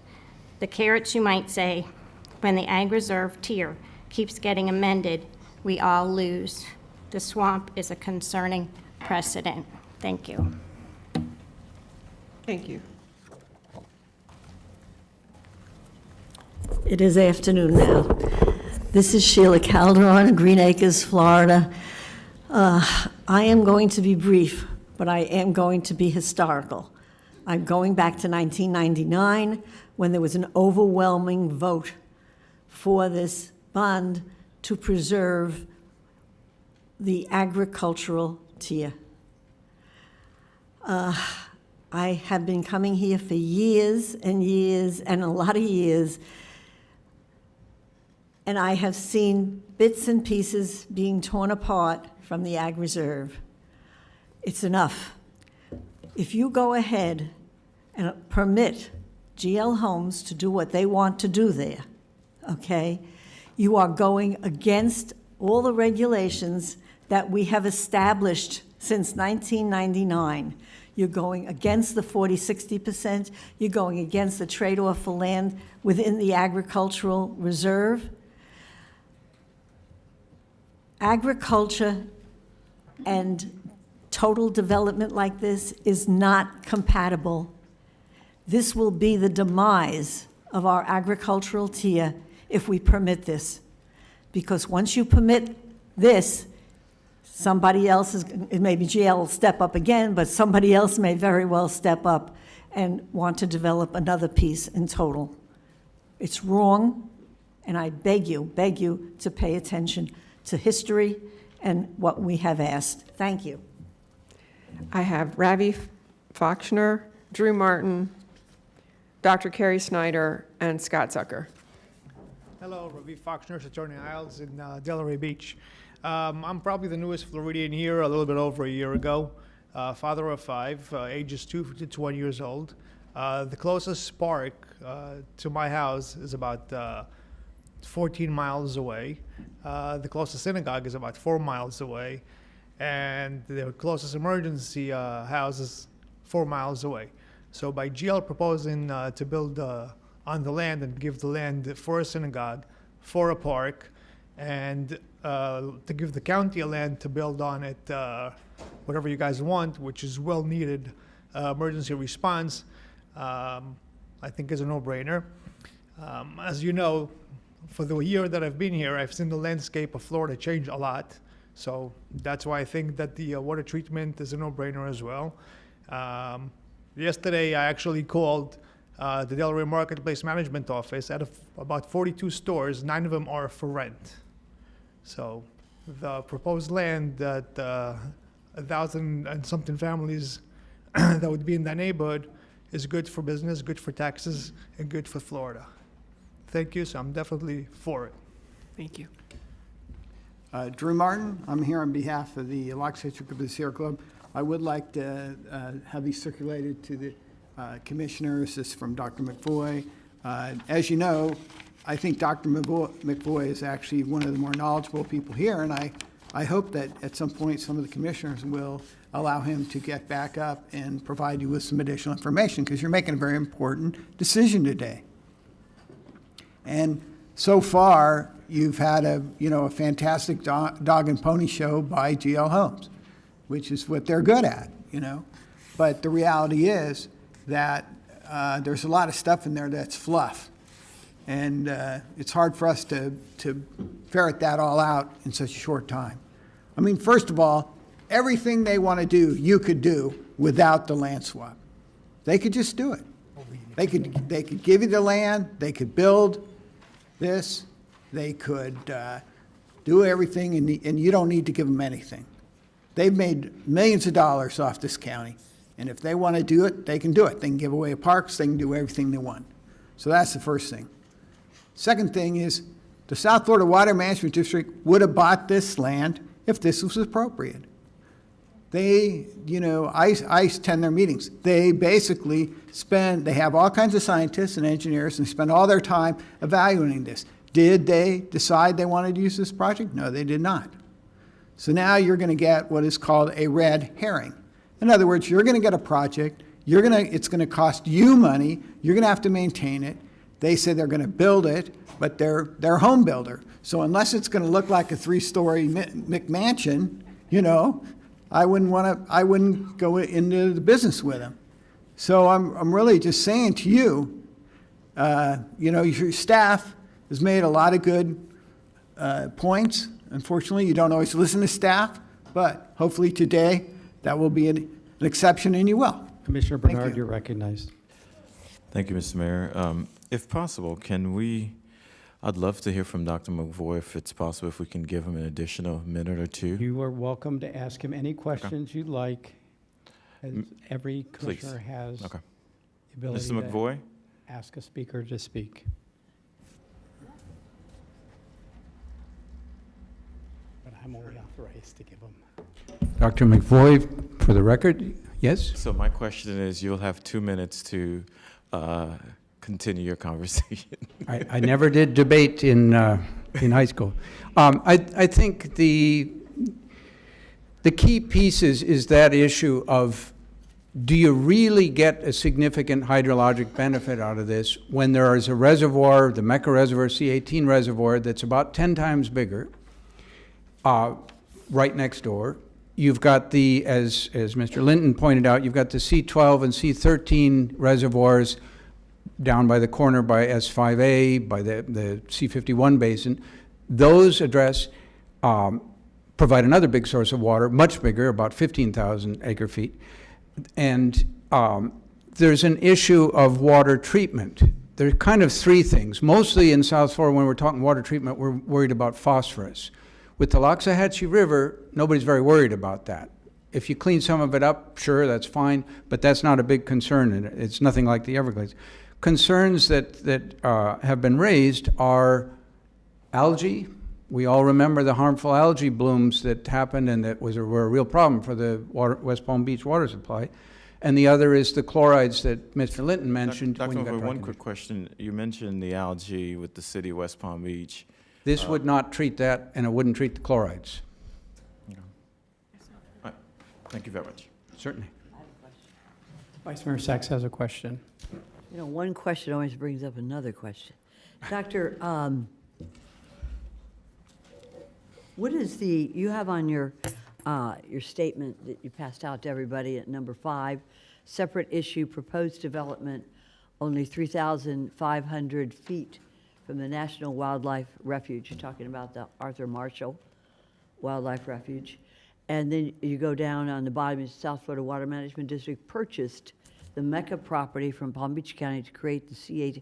What is the connection here, and why is it important that it is only 3,500 feet from, or at least I would assume you're talking about the Hydro West development? right. Is that what you're referring to, sir? Yes. Okay, so what is the significance of how many feet it's for the Arthur Marshall Wildlife Refuge?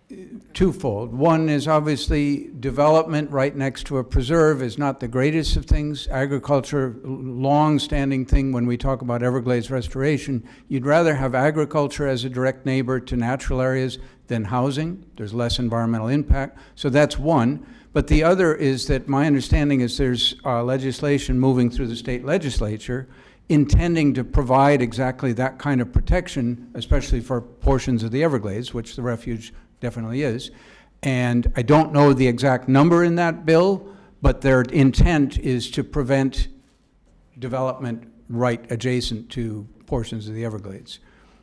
So that's the relevance of that. So that's irrelevant, and how many feet it is from the refuge. Correct. And one other question, if I could, is number 4, when the South Florida Water Management District did need a reservoir, they not only asked, but paid. Right. And then you refer down to the Loxahatchee River project. Could you just explain that a little bit to me? 'Cause I think it was mentioned a bit in Mr. Linton's presentation and Mr., I want to say Davis's, I got it right? Good. Thank you. That the Loxahatchee River Watershed Protection Project, or Restoration Project, excuse me, is ongoing. It's moving. It's been approved. It's gone through, it's in the project implementation report stage with the Corps and the district. And they've said, we have the conveyance and the storage that we need to do this project. They're not looking. And the interesting parallel is there was a time where they needed more storage. And the county owned the Mecca property. And the district said, hey, we'd like to buy that. You don't need to turn it into a reservoir before you sell it to us. Just give us the land. We'll take care of the rest. So it is worth thinking about, well, why aren't they doing that now for the GL properties? They're not stepping up. I asked them very specifically, the technical people, do you need this for the project? And they said no. And they said they would not incorporate it into SERP even if it came on. So in They other would words, probably do something with it, but that's the trade-off, is how big a benefit are you really getting out of this thing? That's the key question for you. and I'm not a water expert, although it's pretty good when I'm drinking it here. But so the South Florida Water Management District did indicated that they did not need this water reservoir proposal that is part of this land swap today? Correct. I first came to that conclusion by looking at their approved project, both with the Corps and the district. And then I said, well, maybe they have a different opinion. Let me go talk to them.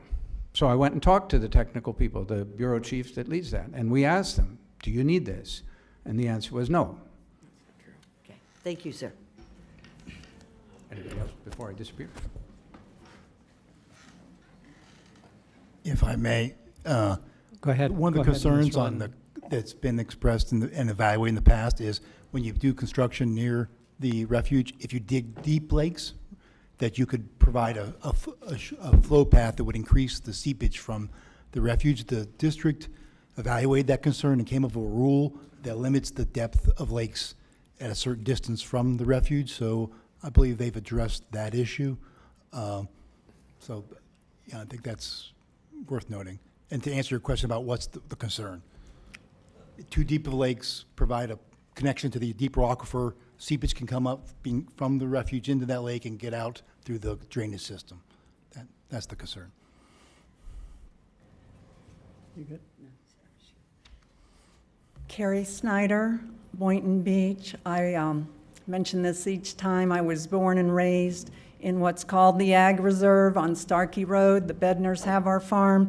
My parents were pioneer farmers in this area in the 1940s through the mid-1970s, and they can't be here to defend the agricultural land, so I'm here to do so.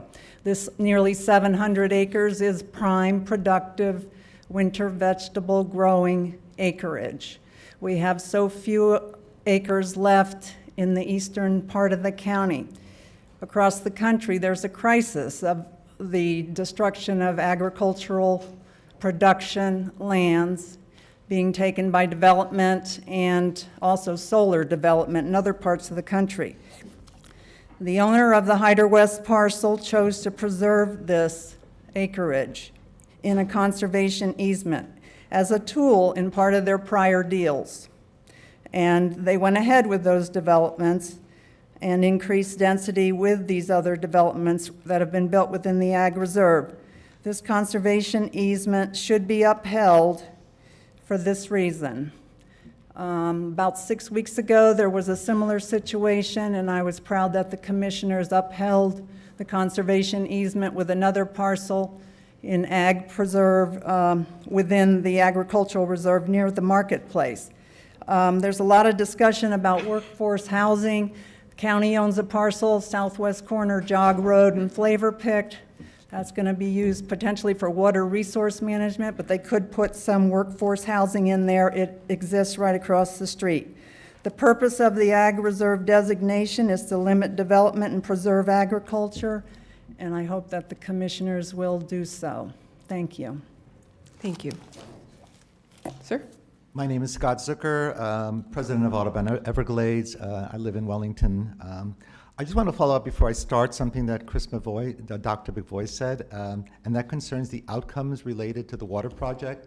I attended many of the South Florida Water Management District meetings when they were looking to implement the EAA reservoir, and one of the things they always presented were the modeling studies. I have not heard of any modeling studies here in relationship to the reservoir being proposed here to preserve water in this county. So that may be something you may want to take a deeper dive into moving forward.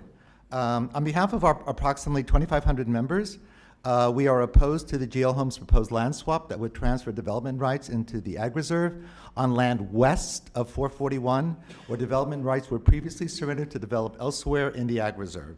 If the Board of Commissioners should decide to change the comprehensive plan and allow for development of this property, then the board would be ignoring the recommendations for the denial by expert staff and by their appointed Palm Beach County Planning Commissioners, breaking the rules of the comprehensive plan established 25 years ago, adding more homes to an already overburdened area, increasing more gray infrastructure in the area, impacting local flood control and aquifer recharge, and setting an ominous precedent in the Ag Reserve for future land swap requests. Now is the time for the Board of Commissioners to act wisely and do everything in its power to preserve the Ag Reserve from further degradation by denying development of the Hyder West parcel and resist GL Homes' most recent attempt to sweeten this unsavory land swap. Simply adding more sugar to a bad cup of coffee does not make it more palatable. It simply makes it a cloyingly sweet, bad cup of coffee. And that is something that the residents of Palm Beach County should not have to stomach. Thank you for your time. Thank you. I apologize if some of you were here earlier. We dropped the cards, so they got a little mixed up. So I was trying to find them and put them in the right order, but I apologize if you've been here and you're waiting. So, and I see Lori waving, because Lori was one of those cards. Lori Burney, Dr. Lori Vinegar, Sandra Levin, and Barbara Roth, please. Please take both podiums and name and address for the record. Good afternoon, Lori Vinacore, 10626 Lorena Road, Delray Beach, Florida, in the Agricultural Reserve. I'm also president of the Alliance. Hold on 1 second, Marie, you want to fix the timer? Excuse me. Sure. Okay. Alliance of Delray Residential Associations. One thing I haven't seen corrected, or which was an excellent presentation from Kevin Rattery, but I didn't see that corrected that 60/40 is not allowed on the west side of 441 right now. So saying that you're keeping the 60/40, it's not allowed there according to the comprehensive plan. It's the 80/20 you're allowed there. Why? Because they wanted more preservation for these projects. So you can build 80/20 on the west side right now, but you can't build 60/40. I think there would have to be a change in that, and the planning department can tell you that, planning division. What are the issues with the, I counted actually more than 6 developments, 7 or 8, including 7 Bridges, Valencia, it goes on, that have these as a planned, as a preserved parcel for their planned new developments. And you wonder why, what is their advantage of these preserved parcels being on the west side of 441 and the communities around the east side?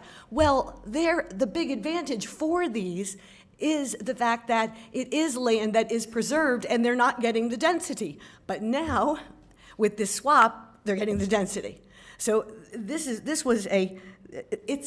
sort of inequitable. The other inequitable thing is that we all pay for Lake Worth Drainage District in our taxes, and Lake Worth Drainage District is for our drainage, and then now the residents are being asked to help the drainage elsewhere, which would only be a regional benefit, as we heard from in a previous letter from a memo from Paul Linton. Those are some of the inequities. Is my time up now? Yes, ma'am. Okay. Thank you, though. I have more, but I wrote you the letter, so you have it. My name is Sandra Levin. I spoke yesterday. 1 second, ma'am. Hold on 1 second, moment, And please. then we have Commissioner Woodward has a I'm question.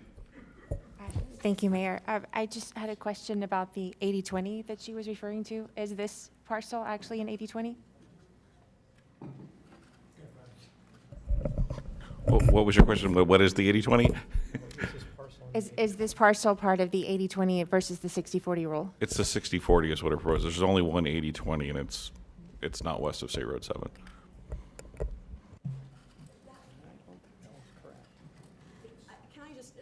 I'm saying that just 80/20 can be built on the west side of 441. Only 80/20s can be built on the west side of 441, and they're proposing 60/40. And the planning division can... You want to readdress that? I don't think. Yeah, the 60/40 planned unit development in the Ag Reserve, it can only be east of State Road 7. So all of those development areas that we've had, this is one of the things that it proposes, one of the things in the overlay that they need as a policy change or an allowance for it to go forward. 80/20s can occur anywhere in the Ag Reserve as long as they have frontage on an arterial collector.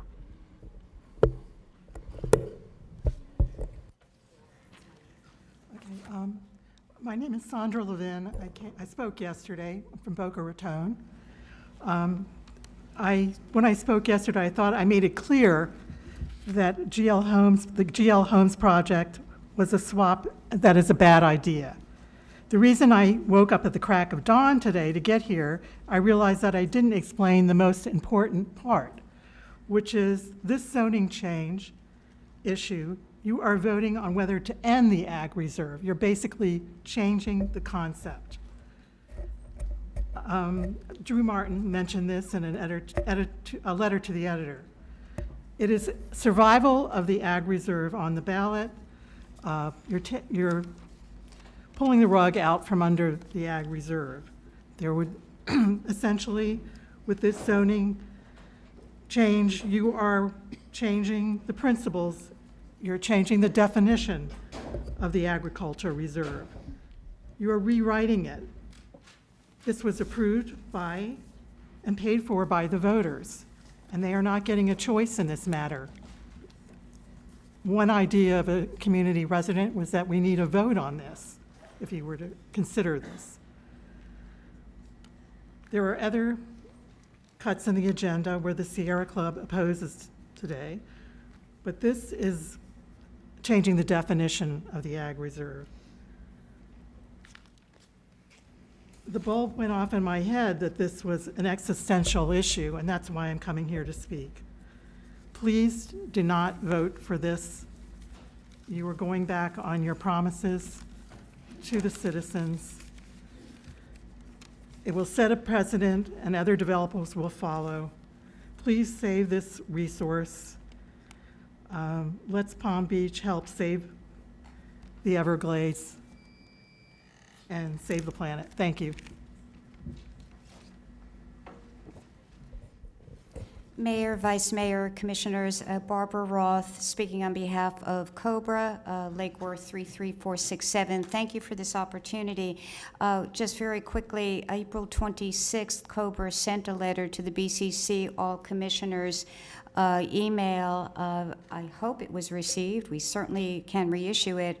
We don't miss an opportunity to speak on behalf of our people in COBRA, but I did not see COBRA recognized as one of the communicators to you. Rest assured, COBRA is in strong opposition to this proposal.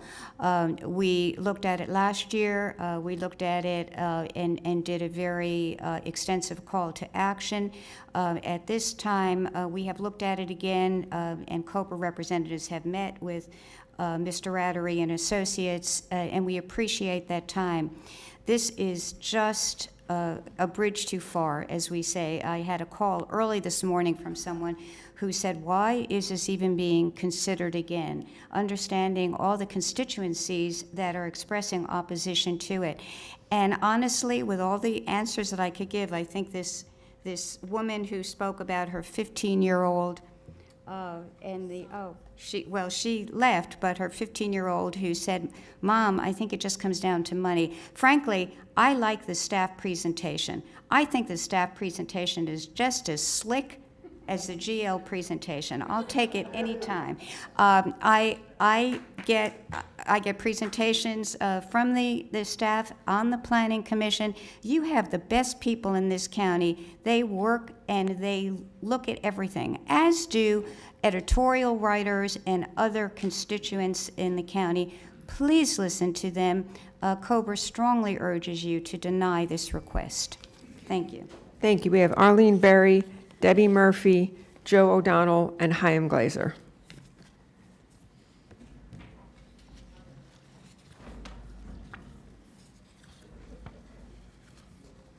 Hi, good afternoon. My name is Arlene Berry. I live on Draft Horse Lane in Wellington. That's the Wellington Preserve. I'm here to speak about the comprehensive plan and its importance. The intent was the rural should stay rural. We have a very livable urban-suburban tier, and it requires balance with the country element to contrast that tier. Provides us fruits and vegetables, the produce, gives us welcome relief with the nurseries, stables, as well as the wildlife areas and the farms. I would say, like historically, the greatest, most magnificent areas in the world have that quality.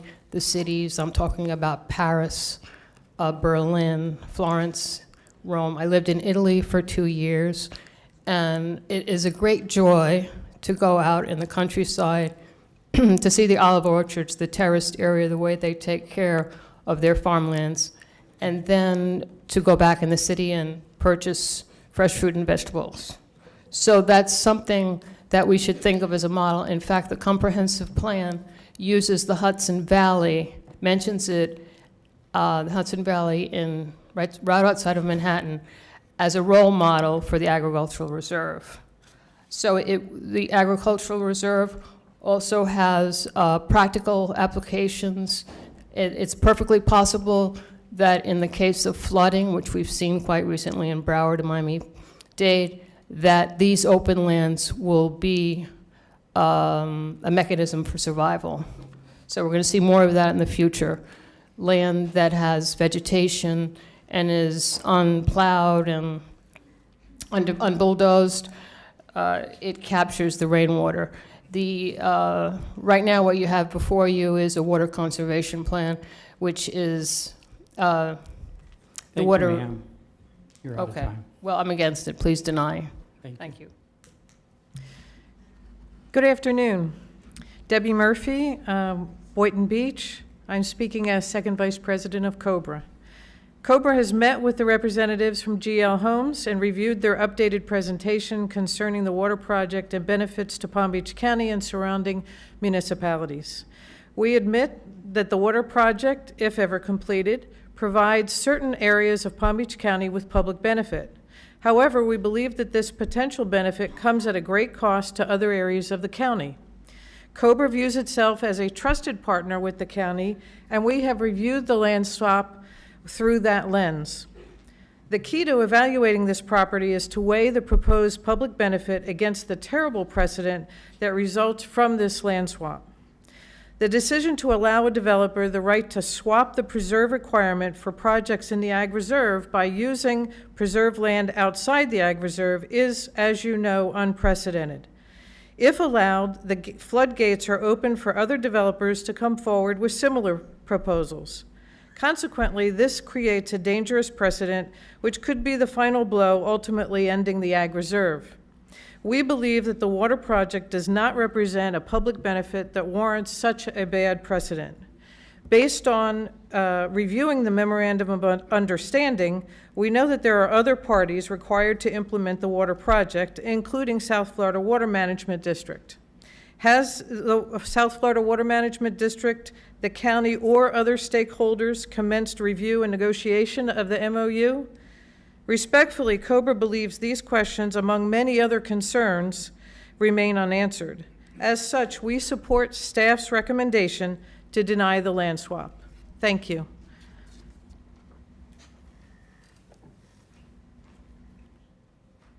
Let me start. I think it's important we all understand water is not behind this whole proposal.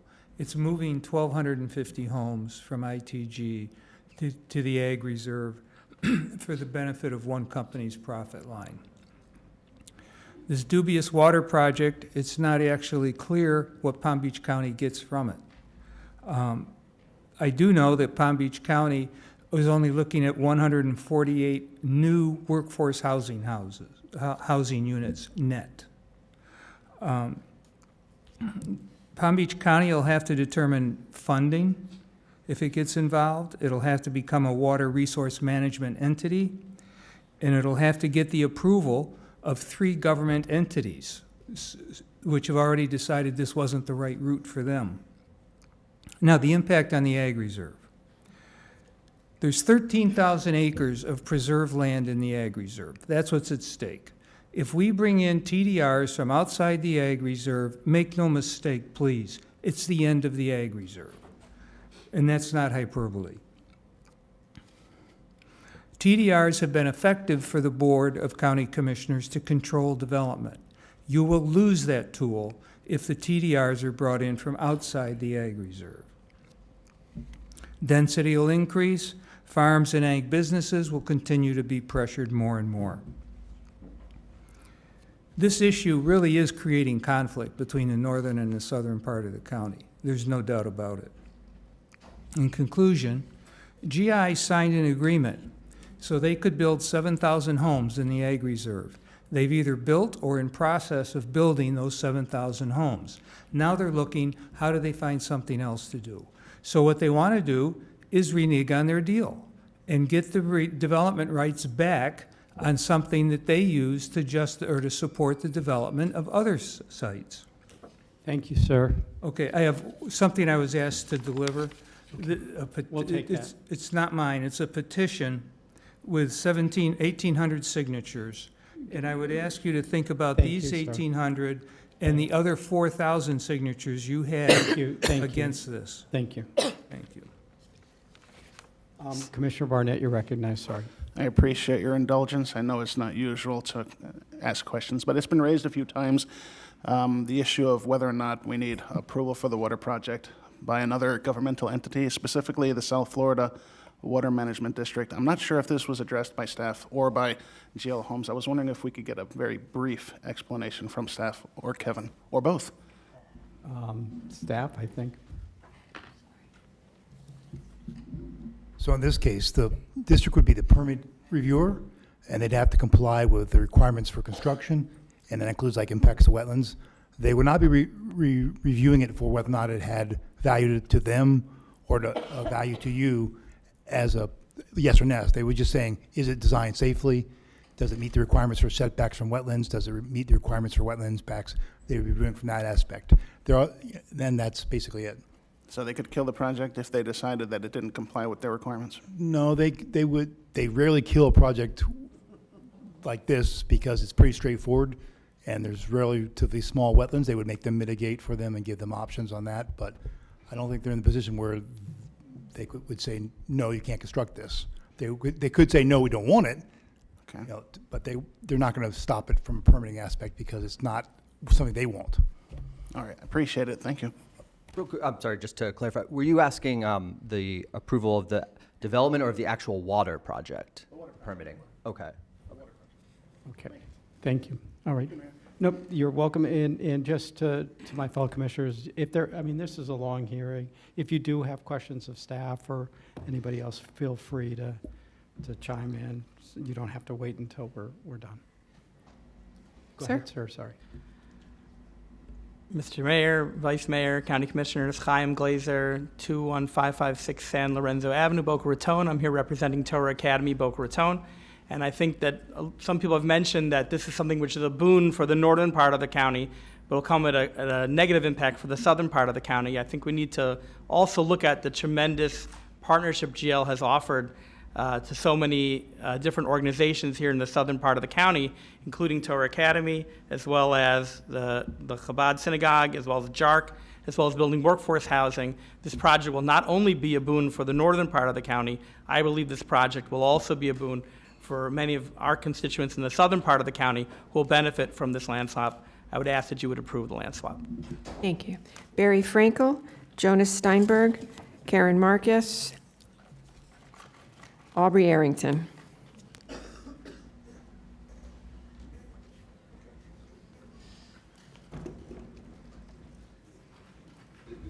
Hi. Good afternoon, Commissioners. My name is Jonas Steinberg. I am the president of the Stonebridge Homeowners Association.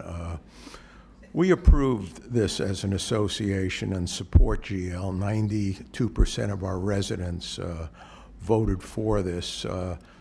We are really the most impacted community because we're right to the south of where GL is planning to build.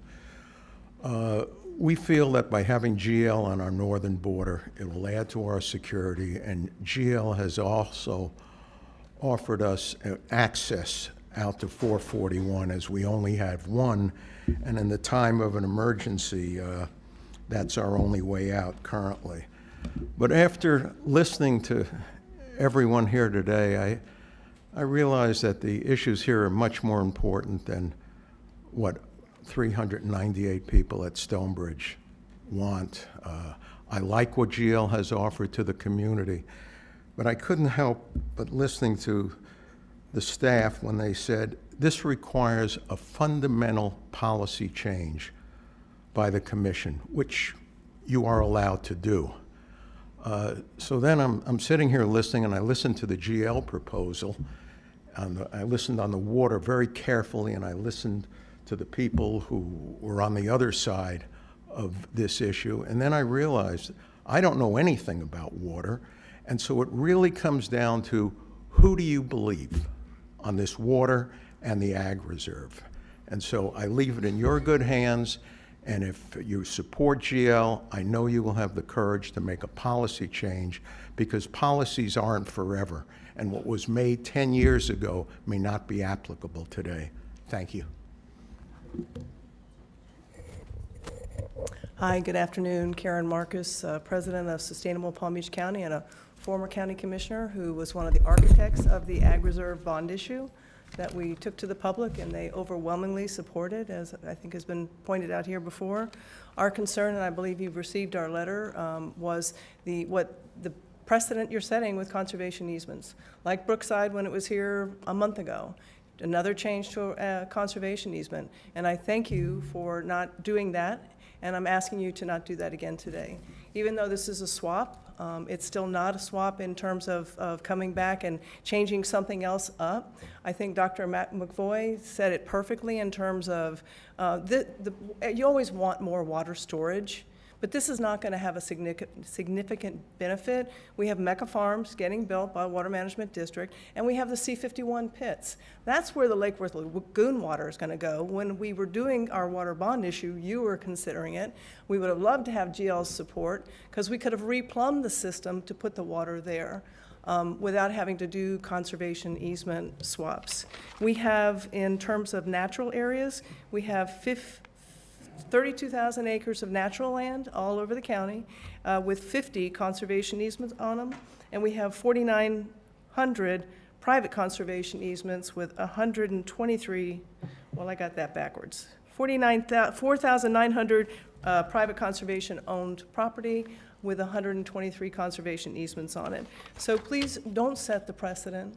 Don't send the staff back to, let's just try it again and work it out and submit it, or don't do that. Just work on things where it can make a difference with the water quality. Go back and look at the water bond issue so that the public can weigh in again and say, yeah, we want water storage, we want it the right way.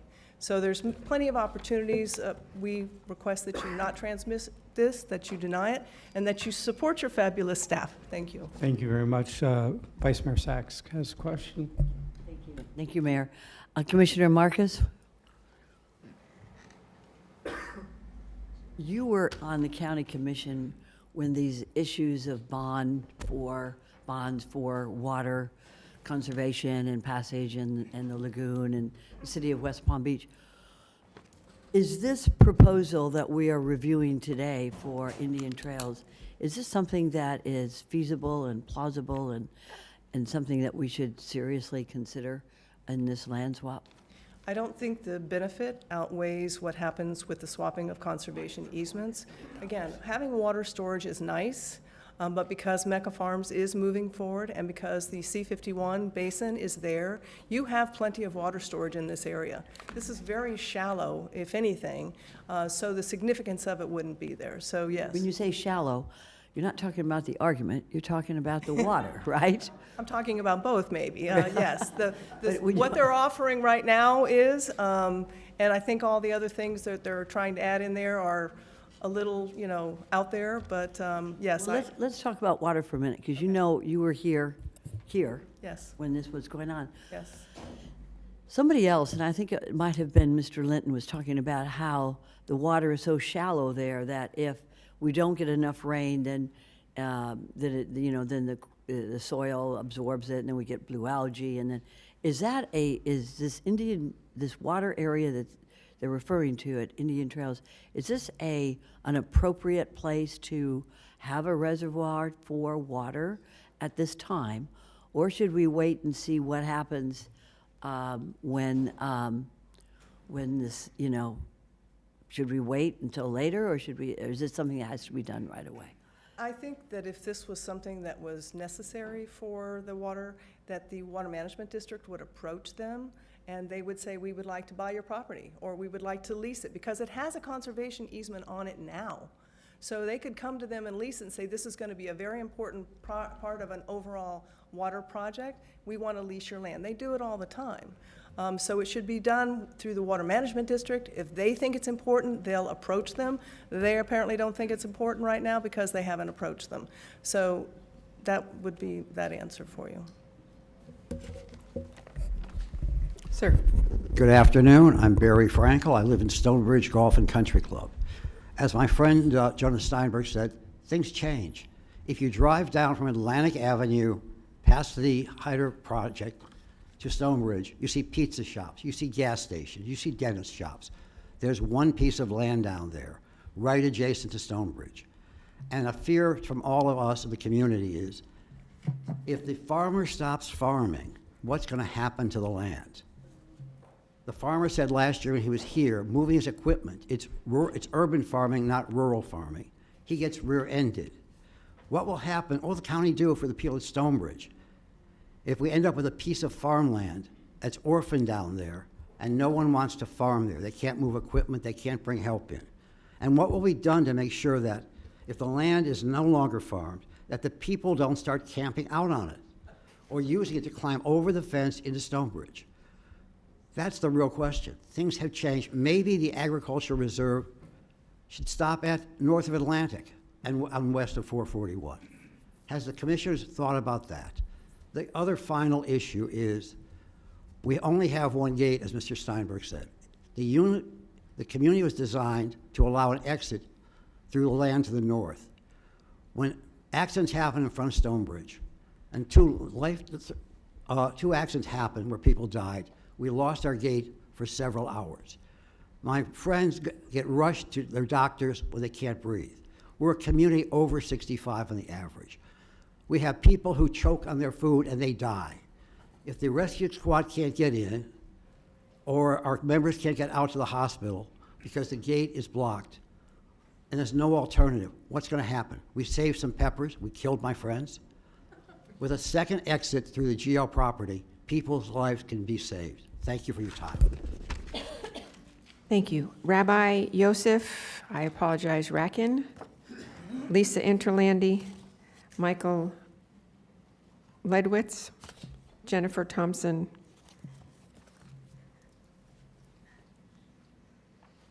Everybody come on up. You've got 2 podiums.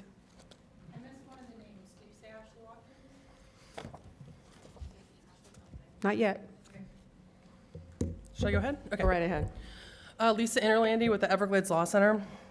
I wanted to respond to the video. I think you guys owe me some royalties or something on that. But okay, a lot has changed since that video. I mean, for one thing, it didn't involve any land swap. It didn't involve any conservation easements. It didn't involve any development in the ag reserve. Since then, the C51 reservoir has been approved for over 14,000 acre feet of water storage to benefit Loch Setchee River and Lake Worth Lagoon. And also Mecca Farms in that proposal, with that where they referenced the video. We were looking at Mecca Farms to be a shallow, very shallow impoundment, and it is instead going to be a much deeper impoundment. So a lot's changed, and that's a big change. So basically what's being proposed here is the complete opposite of what was ever planned for the ag reserve. In terms of, like, the ag reserve was supposed to be a sending area for transfer of development rights. It was supposed to be low density, a buffer to the refuge. None of those things will be the case if this goes forward. We are certainly super concerned about the impact on conservation easements. 600 acres of conservation land being unpreserved. I heard the gentleman say that policies don't last forever. Policies might not last forever, but conservation easements are supposed to last forever. They're supposed to last in perpetuity forever. So that's what we need to focus on. Preserving the land that was preserved before and keeping it preserved forever. This is going to significantly increase the number of units in the ag reserve, and as I've talked to you guys about before, development out there we're reaching build out, except it's not going to ever reach build out if you continue to change the rules and allow more development. So we would certainly ask you not to do that. There was a statement made that they are going to not build on the Indian Trail Groves reservoir, and on Indian Trail Groves parcel until the reservoir is built. They don't agree not to build on the Hyder parcel until the reservoir is built. They've owned the Indian Trail Groves parcel since 2005. They're closing in on 20 years of ownership and they've never built on it. It's possible they might never build on it. So there you go. Your assurance is not really that valuable. So I urge you to deny this today. Thank you. Sir? Hi, my name is Yosef Reichik. Thank you for giving me the time. So there's a big principle in Judaism that says, V'ahavta l'reacha kamocha means what you want to be done to yourself, do for somebody else. I have a good friend, his name is Rabbi Shapiro. I live in the ag reserve myself. For me to get to Temple, I got to walk 1.4 miles. Not that I can't use it, but in the Florida heat, it's tough.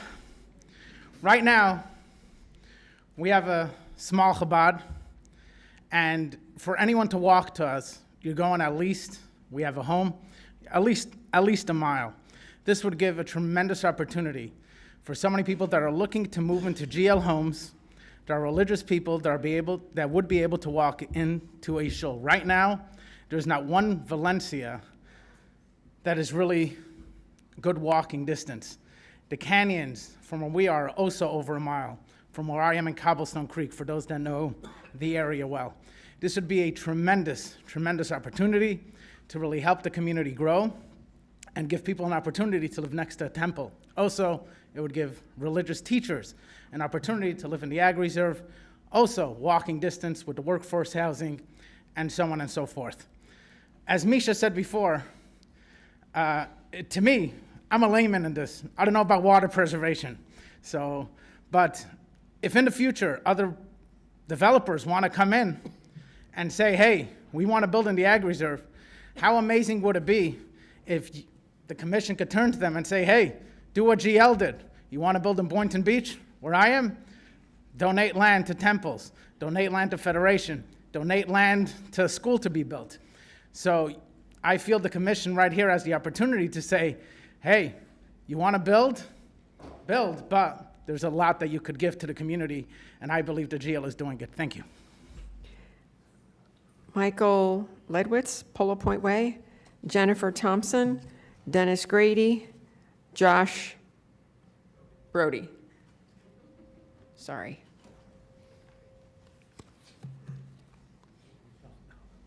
No, please, go ahead. You first. Name and address for the record. Okay, sure. Josh Brody, 6658 Thornhill Court in Boca Raton. It's really a privilege to be able to stand in front of all of you at this very, very important meeting. You know, you keep hearing over and over that this is certainly an unprecedented change that would have to take place in order for something to move forward. And I think everyone here would agree that we're simply living in unprecedented times. I work at the Jewish Federation as the Jewish Federation's rabbi. I work with every one of our local synagogues in South Palm Beach County, as well as all of the heads of schools in our Jewish schools. And when we look at our community today, and we see that in the last 25 years that I've almost been here 25 years, you see how the community has grown. We should be very proud that we are the fastest growing Jewish community in the United States right now. And we need to make sure that we have a Jewish infrastructure to support that incredible growth. You know, one of the things that has been reiterated over and over again is that we're not the water experts, but GL simply responded to what they heard in meetings in this very room. We don't know what the right thing is that needs to be done, but we know that there are experts that do. And there are experts that can build it, and there are experts that can make sure it's done correctly. But when you're dealing with a partner like GL, the Israelis, they're not a fly-by-night company, not a company that was here yesterday and just got built and now they're here today in this room. Been around for decades. And when you're looking for a partner, you're looking for someone that you can trust. And I think everyone here would agree that they're just a great company. They're a for-profit company, but they also want to give back. And whether it's Torah Academy, whether it's the Chabad, we need more synagogues in our community, whether it's the schools and the other great civic spaces that they've built in the past, they always come through. And that's why I support this land use proposal. Mr. Mayor, Commissioners, Dennis Grady, 8490 Thousand Pines Circle, West Palm Beach, semi-retired. The proposal before you this afternoon presents a great opportunity for the board to support an excellent residential addition to Palm Beach County.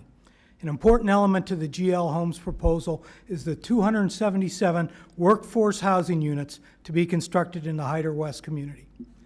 As you and I know, workforce housing is one of the greatest challenges facing the business community. The opportunity for home ownership would be enhanced for teachers, first responders, healthcare workers, and many more key employees in our local economy. In addition, the proposed multi-million-dollar water resource project that GL proposes on its Indian Trails property would be a significant water improvement benefiting Grassy Waters Preserve and the Loxahatchee River.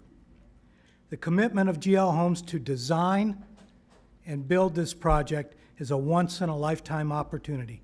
Please do not let it slip away. I personally urge you to approve the request before you this afternoon.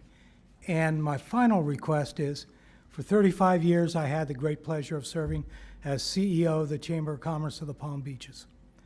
And their current CEO, Donald Burgess, who is out of the country, requested that I communicate to you, I think he has in a written letter, that the Board of Directors of the Chamber of Commerce of the Palm Beaches has voted to endorse the concept of the trade of development rights that allows for the implementation of a water quality improvement project and the addition of desperately needed workforce housing.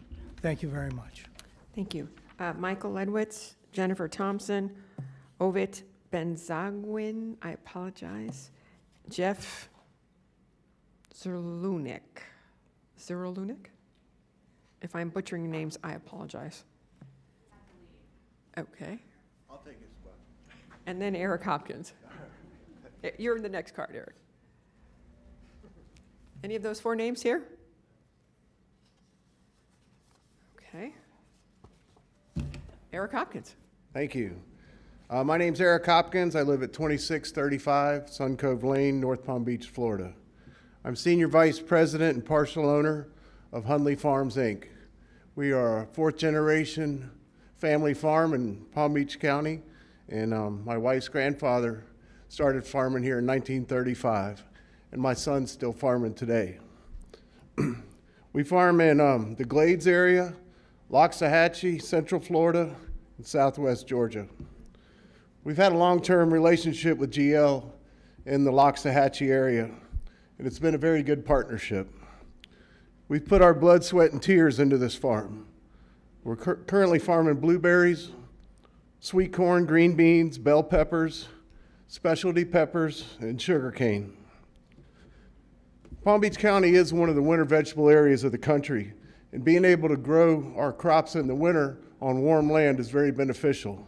And the land in Loxahatchee is warmer than the Glades, so we try to focus our winter vegetables in that area because we have a much better success of making it through a freeze. We're feeding most of America this time of year, so it's very important to have agriculture in Palm Beach County. We use all best agriculture management practices and always have. We're very conscientious of the land and good stewards of the land. If this partnership with GL switches and the county takes over the land, we would be very interested in continuing our relationship with the county for many years to come. So thank you very much for your time. Thank you. Jean Yermez, followed by Ken Yermez, or is that Yezmez? Apologize. Renee Hamilton, Elizabeth Acomando.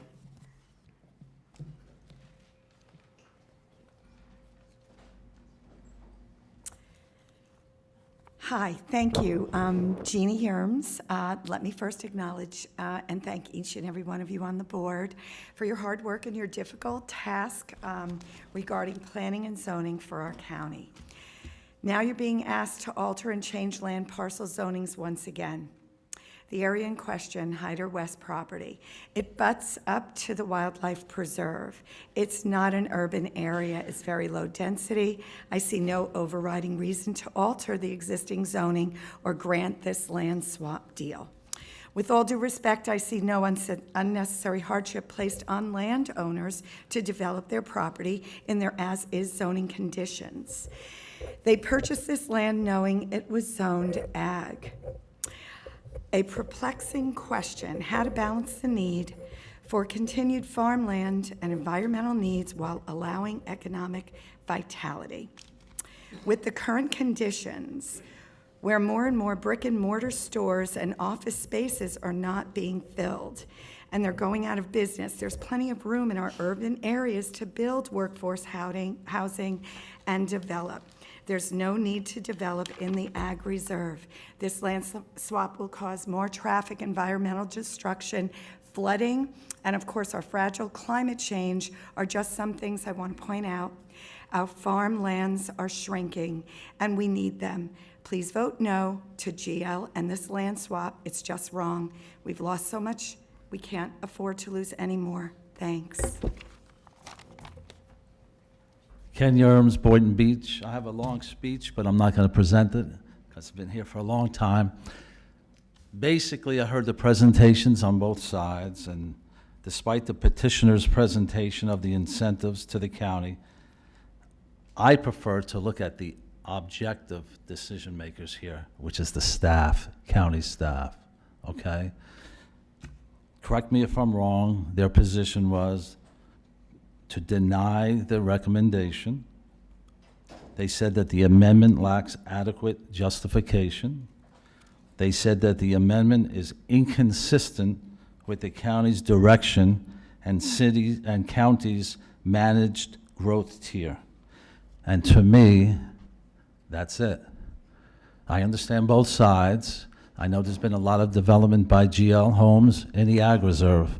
We got Valencia Lakes and Isles and Point and Bay and Cove and Sound. And now we have Valencia Grand. And the moniker is Valencia Grand, the greatest of them all, okay? But that will only be the greatest of them all until the contiguous property to the south of Valencia Grand is built. Now that's going to be the greatest of them all. And then if you approve the property on 441, the Hyder property, that's going to be Valencia blank, the super grandest of them all. So when does it stop? And as regard to the workforce housing, we could build it someplace else. And as regard to the Jewish Academy, their only concern is they want to be able to walk. Thank you very much. Thank you very much.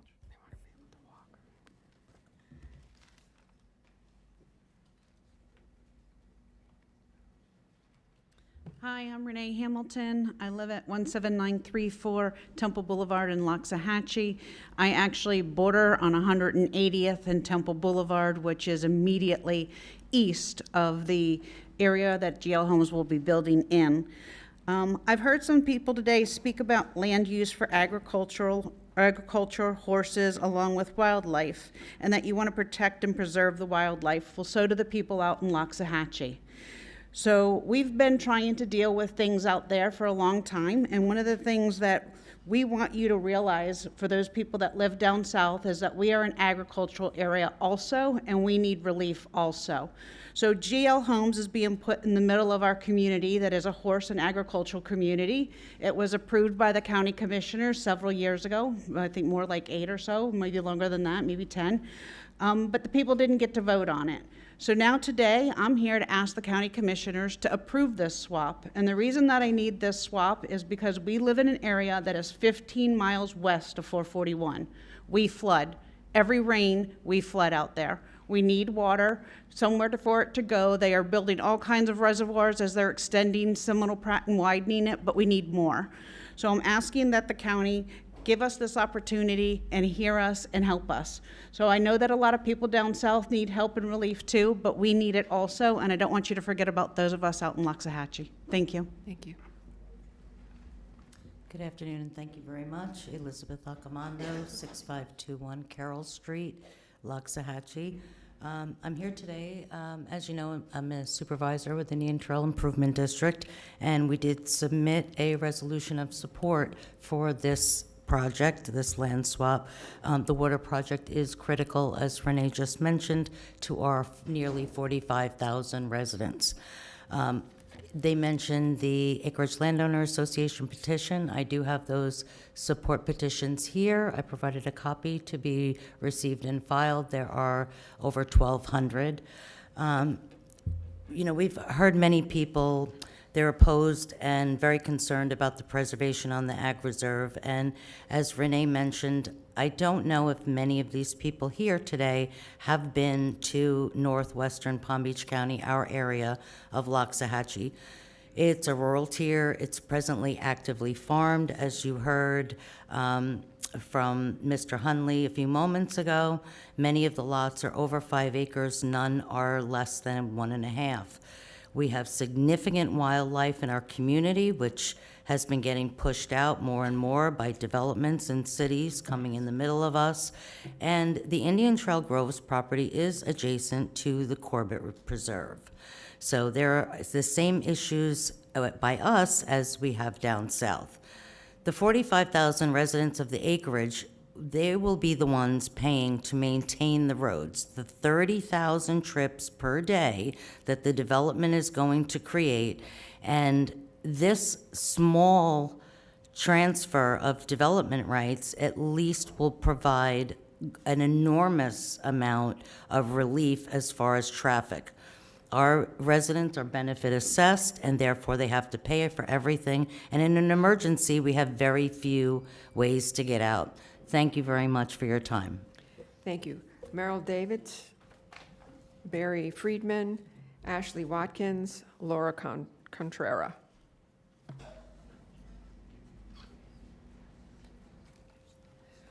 Hi, Merrill Davids, 9527 Lake Serena Drive in Boca. This is my first time ever attending a county commission meeting. I work. I took off today because I feel this issue is so important, as do most of my neighbors who I've spoken to who couldn't take off today. I grew up in Broward County. When we lived in Broward County when I was younger, everybody said, I hope Broward County doesn't become Miami-Dade County. That county is so overdeveloped, and in Broward we have all this land. Well, I don't have to tell you what Broward looks like these days, which is one of the main reasons why my husband and I moved up to Palm Beach County, so that we wouldn't be in an area that was so overdeveloped. And it's been really sad for the 18 years that we've lived in Palm Beach County to watch the Ag Reserve get chipped away, to watch all this development. You know, in the early part of the day, you had the map where they were talking about the industrial part, and all around the industrial part, in the area that's green, in the Ag Reserve tiers, there's a lot of development there. And now you're talking about taking land from somewhere else and preserving that. The gentleman from GL Homes talked about this being a straightforward business proposal. But as I was listening to him, I felt like I was at an Oprah Winfrey show. You get a car, and you get a car, and you get a car. Somebody gets an entrance to their community, and somebody gets workforce housing, and someone gets water, and someone gets a temple. If this development was really such a great plan, it should be able to stand on its own without all these sweeteners being thrown in to try to make it seem like something worth doing. So all I want to say is, from my perspective, land is not fungible. You can't just take land from one place and make it seem like you're preserving it from somewhere else. And I'm just going to implore you not to turn Palm Beach County into Broward County. Thank you. Hi, good afternoon. My name is Laura Contrera, and my address is 400 Highwood Circle. I live in Jupiter.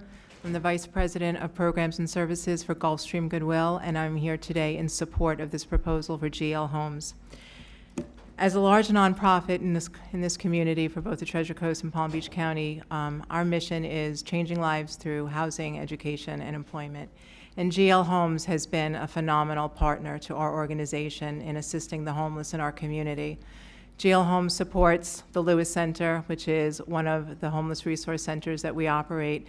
They facilitated a good night's sleep program where they provide over $10,000 monthly to assist individuals moving out into permanent housing and providing them with bedding, TVs, and other household furnishings.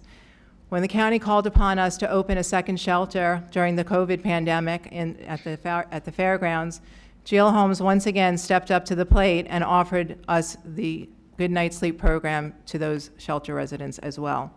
And then when the county approached us a third time and said, we really want to open up a shelter out in the Glades, GL Homes once again stepped up to the plate and gave us a phenomenal donation to start a food pantry in that area so that the families and the children that we served would have nutritious meals. Not only are they a friend to the homeless, but when we embarked on a project to develop a program for individuals with developmental disabilities, low-cost housing, GL Homes stepped up to the plate and offered us financial assistance to complete that project as well. So I'm here on behalf of Gulfstream Goodwill to support this proposal and to support GL Homes. Thank you very much. Thank you. My name is Ashley Watkins. I live at 13085 83rd Lane North. I am here today as an acreage resident in support of the land swap. I have lived in the acreage community for 8 years. My husband grew up in the acreage community, and he rode his horse to his elementary school. We've witnessed the development and progression on a first-hand basis. The influx of residents is inevitable. We know this living in the acreage. There are responsible solutions to accommodate this growth, and this land swap is one of them. I've witnessed the increase in traffic in the acreage. Recently, my 30-minute commute to work took a total of 2.5 hours due to a single car accident. I spent 1.5 hours gridlocked and unable to move on the neighborhood side streets. Children were trapped in buses, and had there been an emergency, neither fire rescue nor police would have been able to reach me or my neighbors. The community roads were at a standstill. Instances like this are becoming increasingly frequent. The proposed land swap will decrease the already approved 4,000 homes by 1,200 homes, a reduction of 13,000 daily commuter trips. It is a necessary safety reduction in the already crowded streets. The rapid growth is here, and we need bold solutions. We need to be proactive and not reactive. The addition of the water treatment project is necessary for the entire county because it opens additional opportunities for water flow. GL Homes will take the financial burden off of the county residents for this water project. These are the first steps to becoming proactive for future water concerns. And I can say that the traffic, infrastructure, and the acreage is in a desperate need of a reactive solution. We do not want the need for a reactive water solution. In addition, the need for workforce housing. Okay, I'm going to thank you for your time. Thank you. Sir? Good afternoon. Thank you for the opportunity to speak. My name is Barry Friedman. I live at 15970 Matero Bay Court in Delray Beach, Florida. I live in Saturnia Isles, and in the spirit of true disclosure, I am on the board of the HOA of Saturnia Isles, but I am here is in a capacity of a private resident. The only thing I could tell you about water is running through fire hazards in the streets of Brooklyn to cool off in the hot summers. So I'm totally not qualified to speak about it. However, having moved to Saturnia Isles 11 years ago, I've watched the corridor from Atlantic to Clintmore phenomenally grow at a phenomenal pace. And at the same time, the lack of resources that are there is a significant issue. I have 11-year-old twin daughters. I have no park to take them to. And there is a significant issue now as they move into middle school.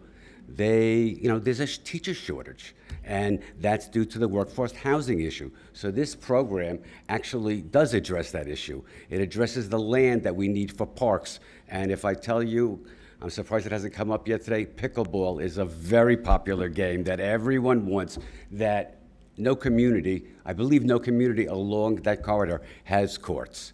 So this would be another opportunity to satisfy that.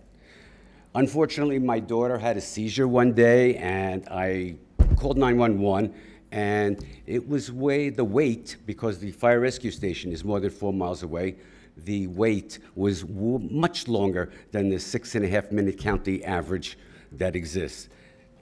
There are a lot of people who live in this corridor. There needs to be a fire rescue station. The land that GL is willing to donate to the county would make a great fire rescue station.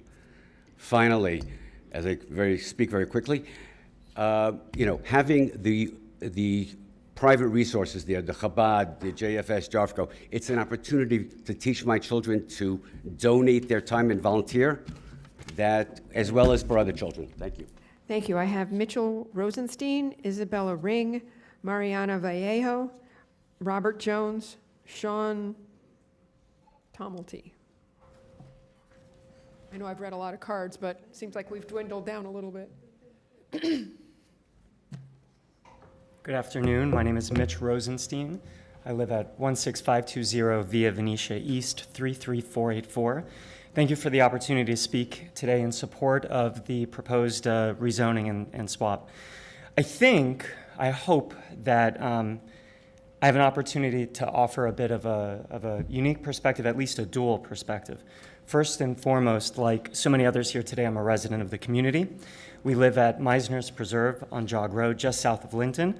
My parents recently moved up from Broward County into Huntington Point, also off of Jog Road. My oldest son attends Murakami Park Elementary, and God willing, our youngest son will as well. One of the many reasons we chose to live where we live is because of the thoughtful planning, the public schools, the public spaces throughout Palm Beach County. In my mind, that also means thoughtful growth. The GL Homes proposal will create more public spaces, increase the tax base, and in turn help our schools and maintain those public spaces. We're proud to live and work in Palm Beach County, and as cheesy as this sounds, we're grateful to live here. to have an opportunity to raise our family here, to have our kids attend great public schools, and to be able to look after my parents. But I'm also here in a professional capacity. My company develops affordable and workforce housing. As you all know too well, and as has been discussed today, we're having trouble attracting and keeping workers, young professionals, school board staff, warehouse employees, farm workers, hospital staff, and everyone in between, because they can't afford to live close to their jobs here in Palm Beach County. Thank you to you all and to staff for the efforts with the Affordable Housing Trust Fund. It'll create many, many homes for working families and for seniors living on fixed incomes.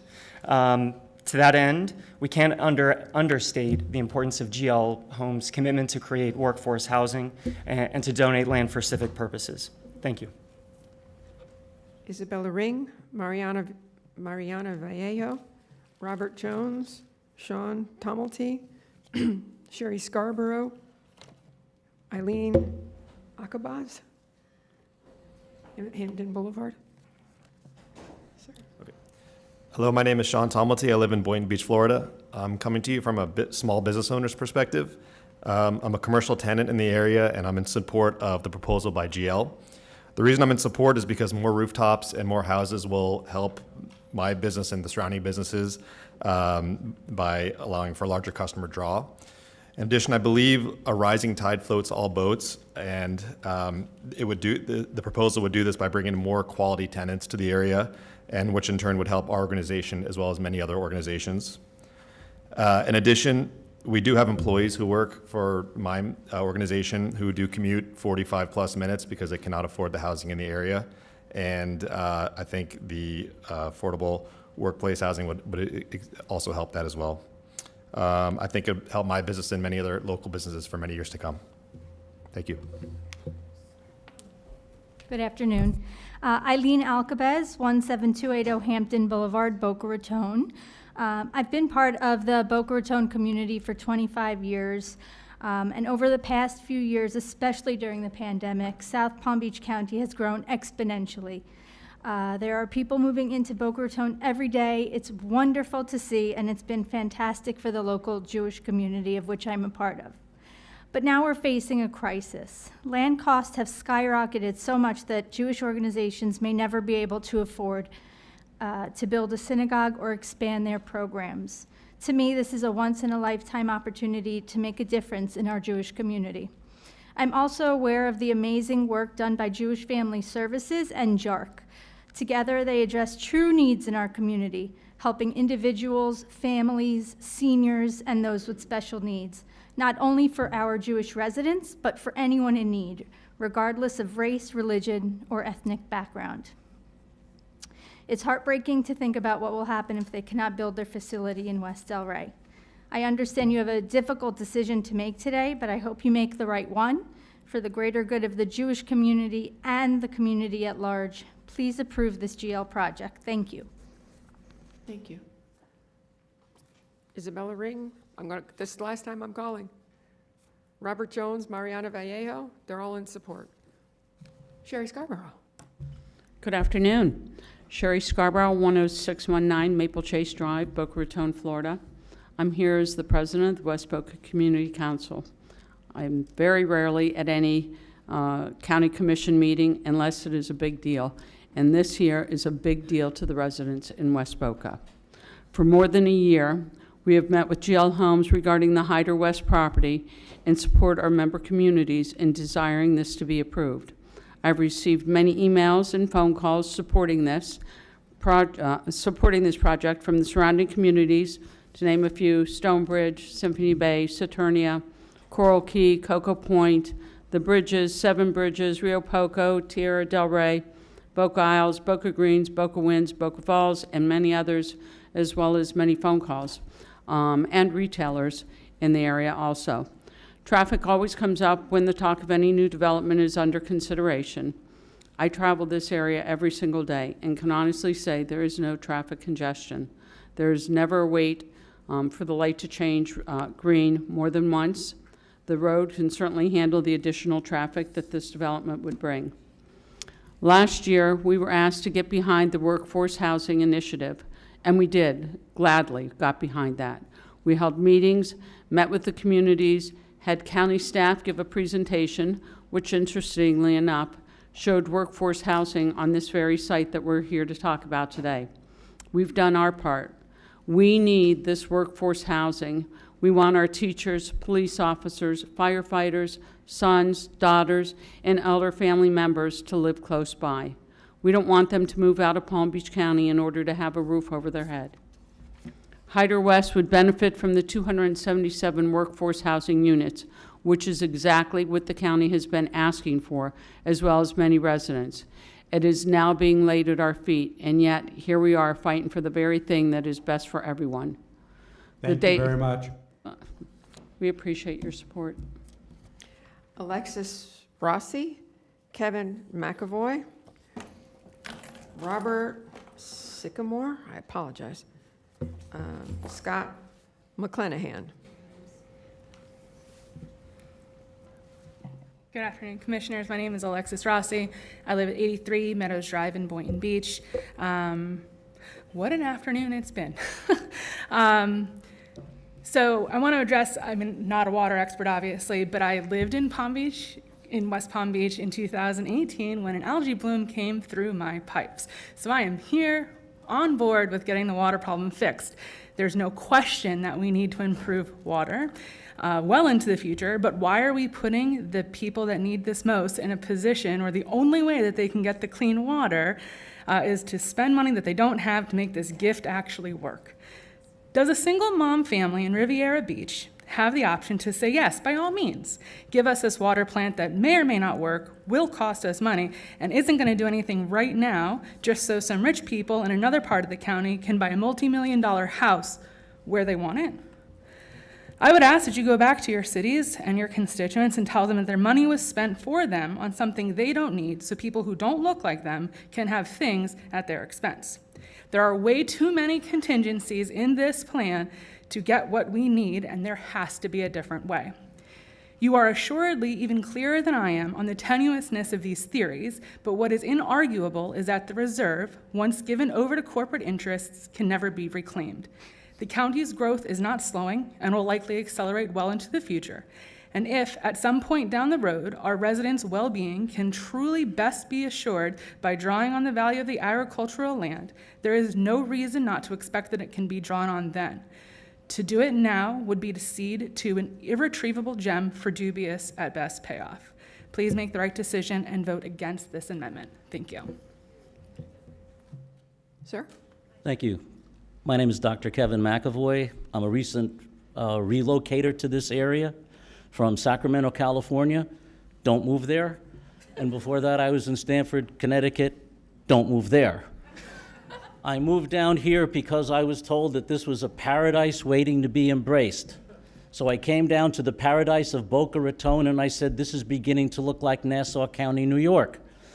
There's stores everywhere, there's people everywhere, there's traffic everywhere, and why did I bother to come here? I could have stayed in Sacramento and had perfect weather, if you don't mind 106 degrees and bone dry 10 months of the year.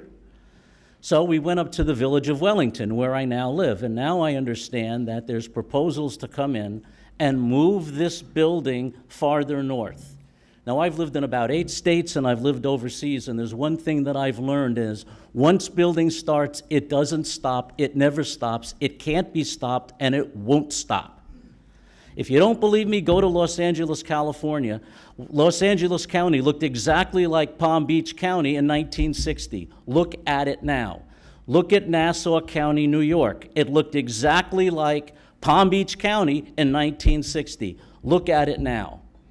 You have the perfect opportunity to stop what's going to become a disaster down the road. Not today, not tomorrow, maybe not in my lifetime, but in these people's kids' lifetime, they're going to be saying, where can I go to get out of this hellhole? Because that's what it's going to end up being, just like LA, if you don't stop it now. And it's not a matter of purposefully going out of your way to stop it. You have to change the rules to allow it to go on. This proposal should have never gotten this far. It should have never gotten in front of you and these people. You have the rules are made, the rules are agreed to. It should have been no thank you from day one. Thank you for your time. Robert Sycamore, Scott McClenahan, Judy Hill, Bobby Pointer. Sir. Good afternoon. My name is Scott McClanagan. I live in Boca Raton, Florida. I'm here today representing In the Pines, which is located at Half Mile Road in Delray Beach and on Hagen Ranch Road in Boynton Beach. In the Pines is an affordable housing community in western Palm Beach County. We have 70 units. We serve roughly 300 people in the community, and we are dedicated to providing affordable workforce housing. Palm Beach County does not have enough of it. The proposal by GL to provide more workforce housing in western Palm Beach County is tremendous. It provides great housing opportunities as we have more people coming to this community for teachers, firefighters, first responders, and so forth. We need more affordable housing in Palm Beach County, and this proposal that they're providing helps that out. Thank you very much. Sir. My name is Bobby Pointer, Palm Beach Gardens, Florida.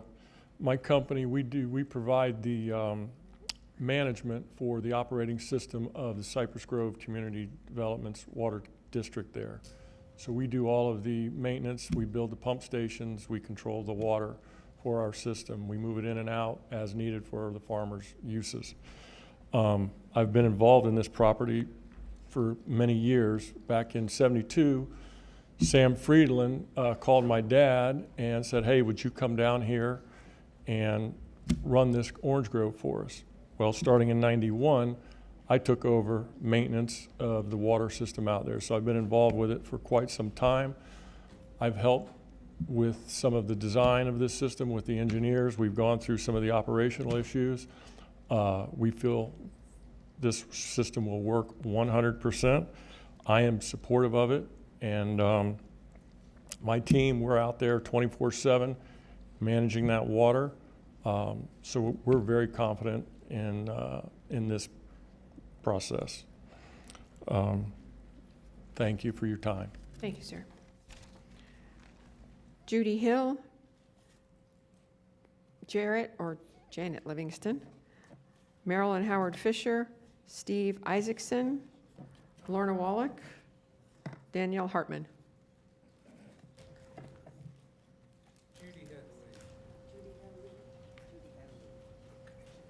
Judy was opposed.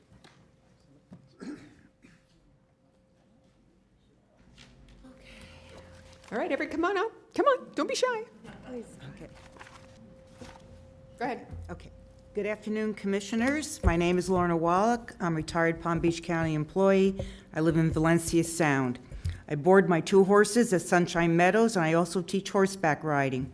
As of today, we have 3,394 signed supporters for the petition that the young man talked so highly about of protecting Sunshine Meadows, which I have this with me. All of you have received my email, my letter covering my concerns for Sunshine Meadows and Hyder West that surrounds us. So just to let you know, a little interesting thing is GL did approach me and asked if I would stand up for them today and support them. And of course I declined. But this is another story. This is a story of David and Goliath. David has a slingshot, which is our voices.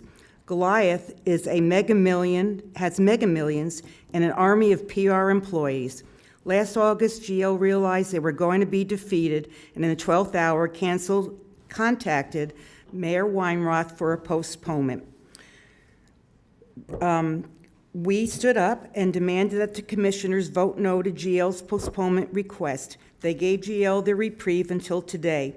GL has since opened their wallets further. Full-page ads, headlines, water crisis, no cost to taxpayers, donating lands, workforce housing.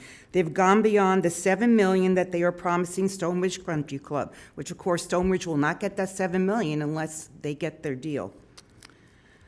Okay, let's see, GL presented their plan to Sunshine Meadows. They were minuscule, the gains were minuscule and the losses were huge to the equestrian community. I'd like to refer you to SB 192, the Everglades Protection Area Bill, which was referred to before by the doctor. The bill requires increased state scrutiny, and I guess I'm being cut off. You are, sorry. Okay, I'll just hand in my things, okay? Miss? Hi, Mayor, Commissioners. My name is Danielle Hartman. I'm the CEO for Jewish Family Services in Boca Raton. I'm here today to talk about seniors. I know nothing about water, but I know seniors and our agency, which has been serving this community for over 40 years. The areas in Boca Raton and Delray Beach from west of 441 all the way to the ocean. And we know seniors, and I've been in front of you before talking about the lack of affordable housing for seniors. You've heard a lot of talk about workforce housing. We have seniors that used to think Kings Point and Century Village were affordable, and they were, but over time, those communities are no longer affordable for seniors, and our agency get calls all the time. We were very involved with the Hurricane Ian and replacing the displaced seniors from Kings Point and getting them back into Kings Point, but we get called all the time from people, from seniors who need help with rent, with repairs, with where am I gonna live because I can no longer afford my rent. And when I hear people say, well, they just need to move somewhere else, I mean, you're talking about people in their 80s that just, you can't just move to Westlake, you can't just move somewhere else, you can't move out of this area because they don't have family. So I'm here for the seniors. I was introduced to GL Homes, they did not come to me. My partner, Jeff Zerelnik, who had to leave, who's the CEO for JARC, we've been working on a beautiful, beautiful project that would commingle older adults with adults who can live independently with disabilities in the community. It would be a model for the country, it would be a model for our county, and I am here to ask you to support this project, not because of the water, but because it's the right thing for all the people that have spent their lives in South County, have grown up in South County, have raised their families in South County, and they shouldn't have to leave. They shouldn't have to leave because they can no longer afford to stay there, so thank you. Thank you. Sir? I'm Steve Isaacson, and I live in Boynton Beach. As a matter of fact, at Valencia Sound, a GL community. You know, I was listening so hard today to everybody talk, and I was wondering, the county commissioner, pardon me, the county staff, who, by the way, I have been told consists of many MBAs and PhDs, et cetera. And I was really puzzled as to why the commissioners, you know, would be holding all these meetings when their incredible staff has been emphatic about denying this amendment. And I'm puzzled also because I thought today was for the comprehensive plan amendment. And what we've heard so much about today has been about water management, okay? We've been talking about workforce housing, okay? And we've been talking about parks, et cetera.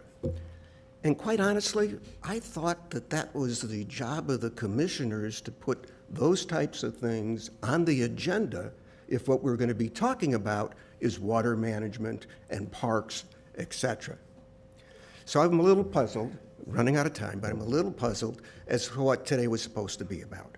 If it was supposed to be about the comprehensive plan amendment to take the ag reserve and go ahead and allow a rural tier to substitute for ag reserve tier properties.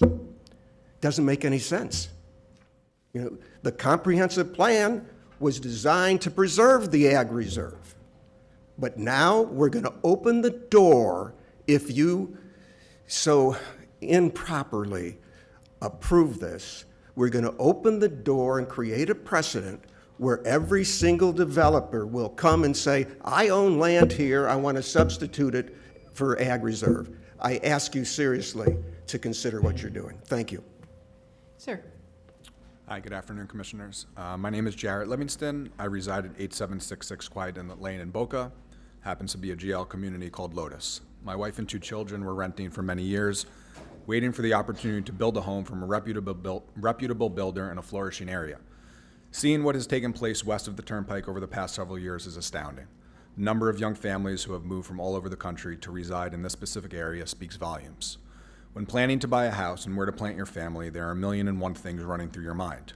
Parks might not be one of them. With that said, I happen to have grown up in Manhattan in a small one-bedroom apartment. My outlet either to get away from my parents or to participate in an activity, whether it be biking, basketball, rollerblading, or simply sitting on a bench and watching the world go by, was in fact the park. Within 10 blocks of my apartment, I had access to 4 parks, with one of them being Central Park. Parks are extremely special places and play a very important role in everyone's lives. They bring people together. They promote healthy living. They reduce stress and blood pressure. They are good for the environment. They also improve the local tax base and increase property values. The list goes on. And for these reasons, that is exactly why I and everyone else I have spoken to over the past few weeks could not be more in favor of this particular proposal to build a 100-acre park with tons of amenities. Parks should be nearby for everyone, and unfortunately that is not the case for any of us right now.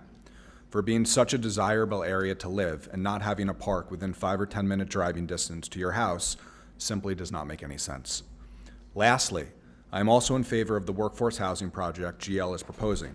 My wife happens to be a school teacher, and many of her colleagues unfortunately cannot afford to live in our area. This is quite disturbing. How are young, qualified teachers supposed to teach in our community and provide top-tier education to our children with such long commutes? Therefore, having an additional 277 workforce housing units for those individuals who have taken the education route is an absolute must, and I don't think is asking too much.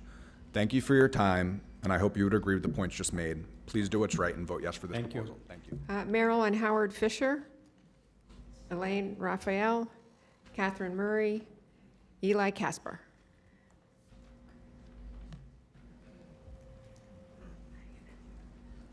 Hello, my name is Ellen Raphael. I live at 19054 Cypress Creek Court in Boca, and I've lived in West Boca for 25 years. Recently, the Hyder West development plans were shared with me, and I was shocked and honestly excited about the development. The most important aspect to me is the workforce housing and affordable housing for low-income seniors. My mother is 86 years old. My sister, just by chance, met a woman who told her about the Jewish Federation housing that she would qualify for. Little did we know, it would take 6 years for her to be called. In those 6 years, her 3 daughters supported her financially. The rent at her apartment in Century Village was way too much for her to afford on her own. Every year, she would get a phone call and a letter asking if she still would like to be kept on the waiting list. And each year, she stayed on it. It was very frustrating not knowing when and if she would be called.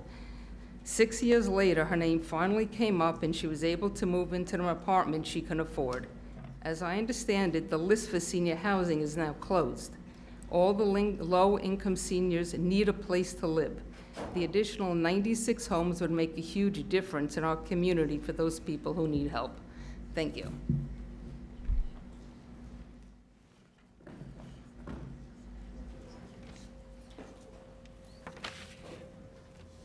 Good afternoon, Mayor and Commissioners. My name is Catherine Murray. I'm from Jupiter, Florida.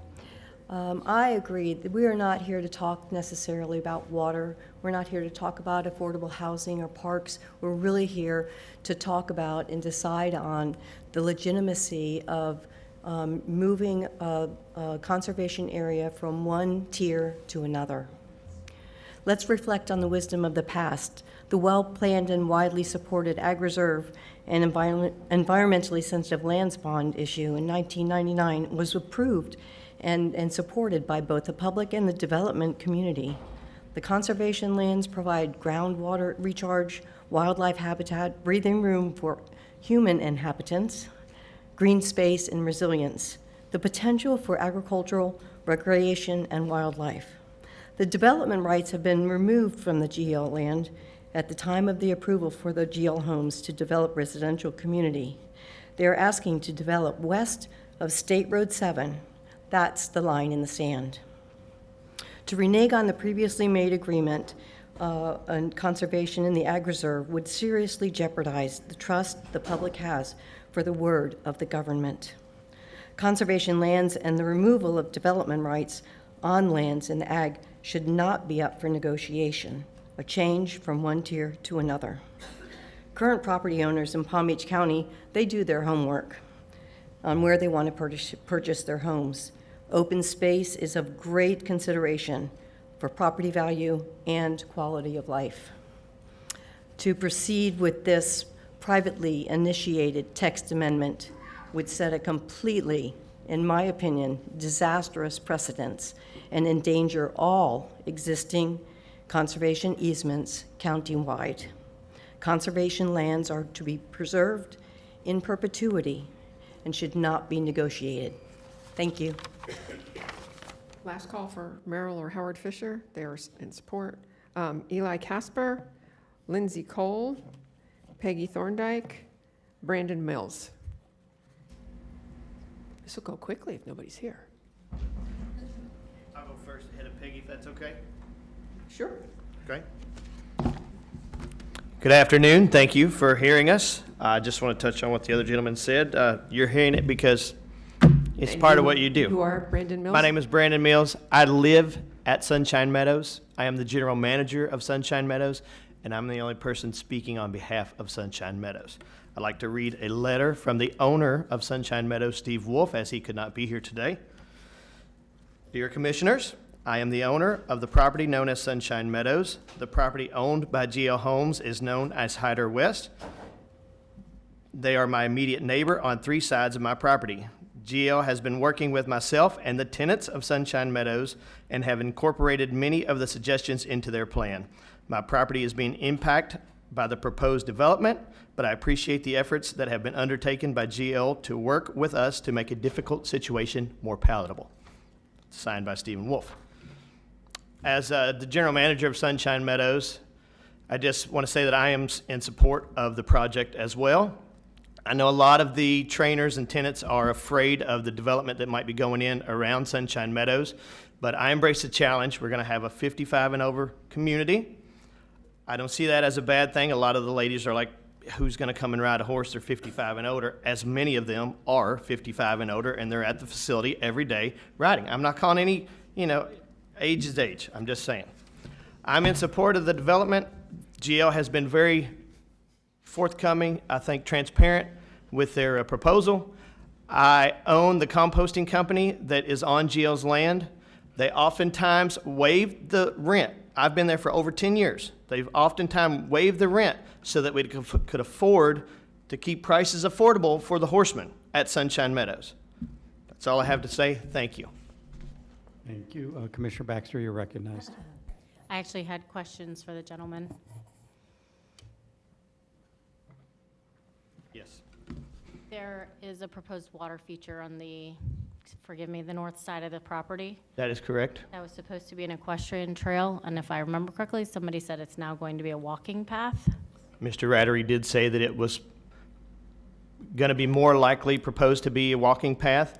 If there is an opportunity for that to be a riding trail, we would certainly embrace it. We have spoke with GL in regards to what it would look like maybe maintaining that or something ourselves later on. That would be something that you guys would have to work with GL on.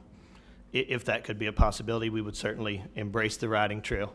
I guess I'm more concerned about the resident or the equestrian community within their thoughts. The equestrian community would love to see the riding trail.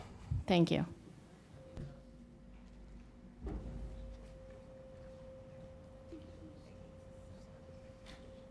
Good afternoon. My name's Peggy Thorndike. I'm an equestrian trainer at Sunshine Meadows. I won't take much of your time. Excuse me. One of the co-trainers has written a nice little presentation, Tricia Loftus from the farm, and I support her words. I've learned a lot through this process concerning the Ag Reserve and its development. I appreciate GL's time. They gave us a presentation at Sunshine Meadows and offered improvements to Sunshine Meadows with the passing of the land swap, which I understand they did not need to offer, and they did. I've also received a thorough education on water management and the process of moving the water in Palm Beach County. I appreciate all the research that your staff has done. I think it's very thorough, and I feel our county commissioners will make the best decision for its residents. Thank you for your time. Thank you. Last call for Ellie Casper, who's in support. Lindsay Cole, Tricia Karen, Tricia Arnett, Francis Krupe,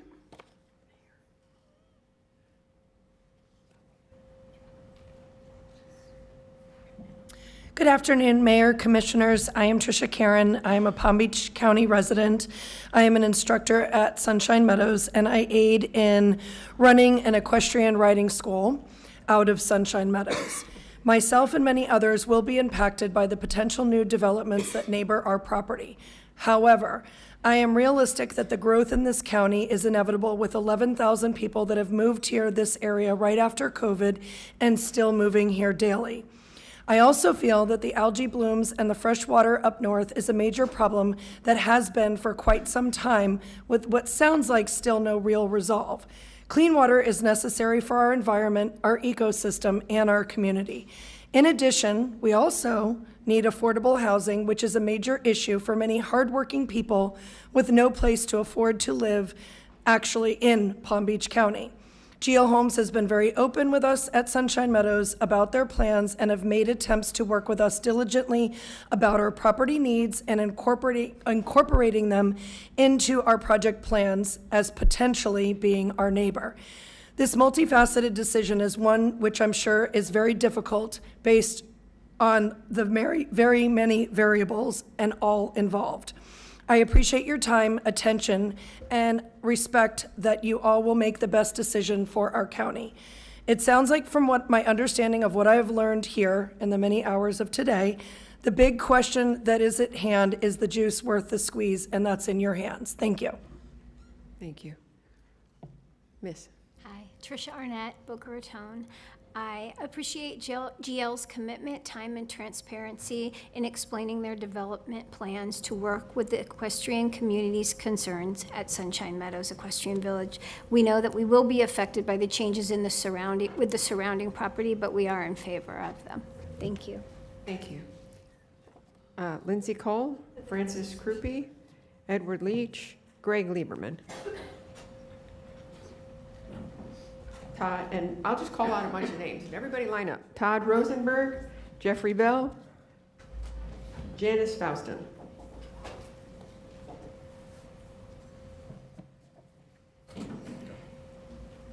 Please say your name and address for the record. My name is, excuse me. My name is Greg Lieberman. My address is 363 Cardinal Avenue, Boca Raton, Florida. I'm a lifelong South Florida resident and a current homeowner in Boca Raton, as I just said with my address. I am firmly in favor of this amendment as it addresses many needs both in my backyard and in my Palm Beach County region. Just down the road from my house, I'd rather have a park to enjoy with my children than another vegetable farm to drive right by. It's more important to have workforce housing so people can afford to actually live here and not just work.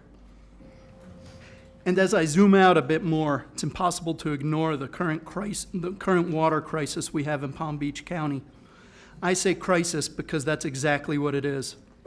You don't have to look too far to the west coast of Florida to see the types of harm that untreated water from Lake Okeechobee can do.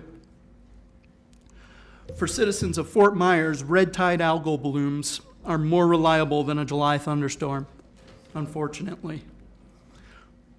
But we have a chance to help avoid all this, to be able to impound this water and allow it to naturally recharge our aquifers, if that's the solution, to allow the water the proper treatment it needs before we end up swimming in it or before we end up drinking it. I respectfully ask my honorable commissioners, the mayor and the vice mayor, to approve this amendment and put an end to the unsustainable status quo. Thank you very much. Sir. Hi, everybody. Todd Rosenberg, Boca Raton. I live on 441. I live in a GL house. It's a beautiful house. They did a great job, and they build great communities, and they're all around me. And they build great roads and infrastructure to account for the traffic. I'm a real estate developer. I'm a lawyer. I've been in Boca for over 30 years. And what I understand that is happening today is you all are being asked to figure out should decisions made 25 years ago, should they be reassessed? Should they be reviewed? Are there new compelling reasons?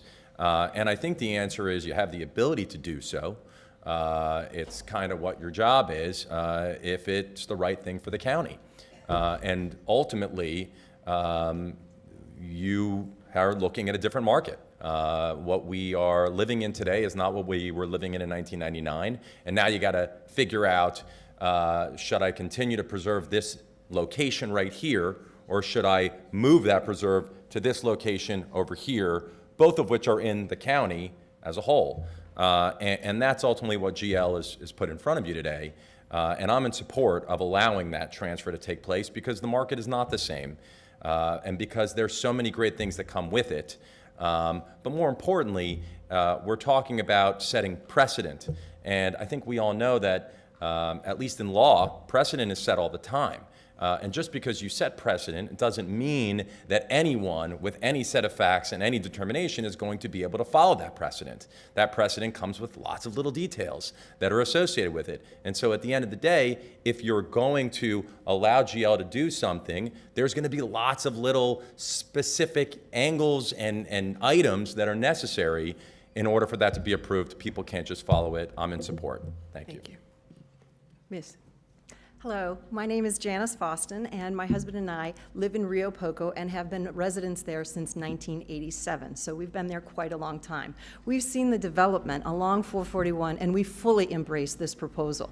We've raised 3 beautiful children in the area, and I'm a public school teacher since 1986, and so I have a little bit to say about the work housing. I fully support this.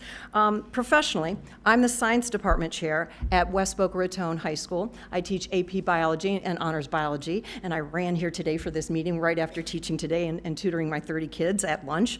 And just last year, one of my students, Alexander Stone, was awarded the 2022 Presidential Scholar Award.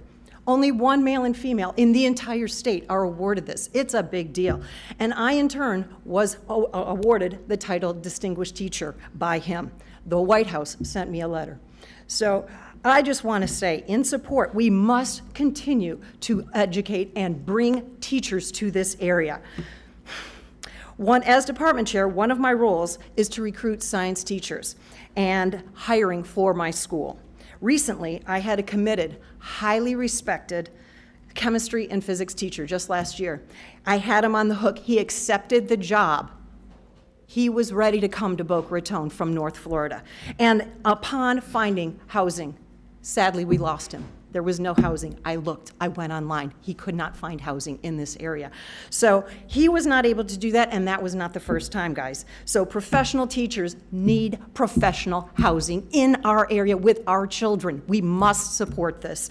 When I found out that this luxury community is bringing 300, almost 300, 288, I think he said, housing units to this area, I was floored.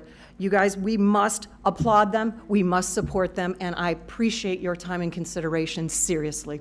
Thank you. Okay, last call for Lindsay Cole, Francis Krupe, Edward Leach, and Jeffrey Bell.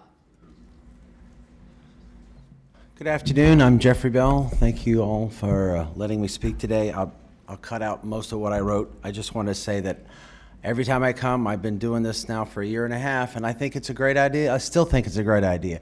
Yes, I can see both sides, but I grew up here. That's 60-some years ago. I would have said no more development since like 1970, but it's too late. The people are already here, and they need clean water. I live near the inlet in Riviera Beach, and when they let water out, the ocean turns brown. Who knew it could turn brown? But it does. So if we do nothing, we get more brown water. I like workforce housing, I like all of that. But if we're not thinking about the big picture, everybody has their own angles, but this is good for Palm Beach County, it's good for Southern Florida, it's good for the state, maybe good for the country. So let's think out of the box, change some rules now and then, keep up with the program. GL Homes is doing their very best, and they're basically responding to what you've asked them to do, and they've done it. So let's get on with it. Let's move forward and approve it. Thank you very much. Thank you. So Lindsay Cole was in support, Francis Krupe was in support, and Edward Leach was in opposition. I have Jeffrey Schaefer, Mordecai Blonstein, Eli, oh, I apologize in advance, Nuriel, Jonas Sider.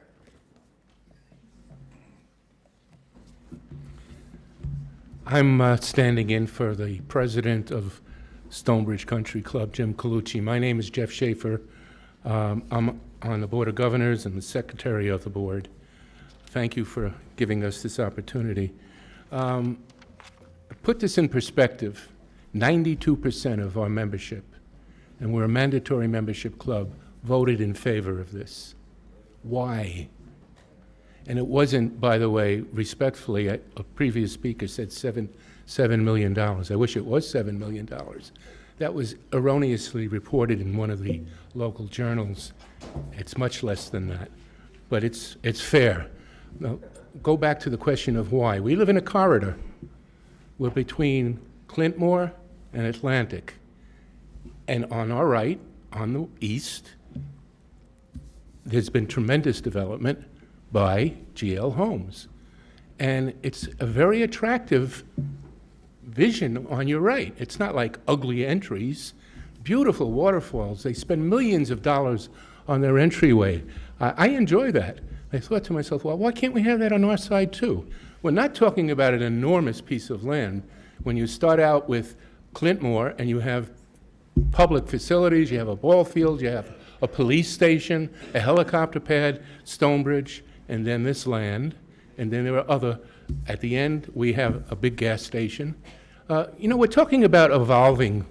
We're talking about change, undeniable change. You're not going to change the fact that population is growing. It's not going backwards.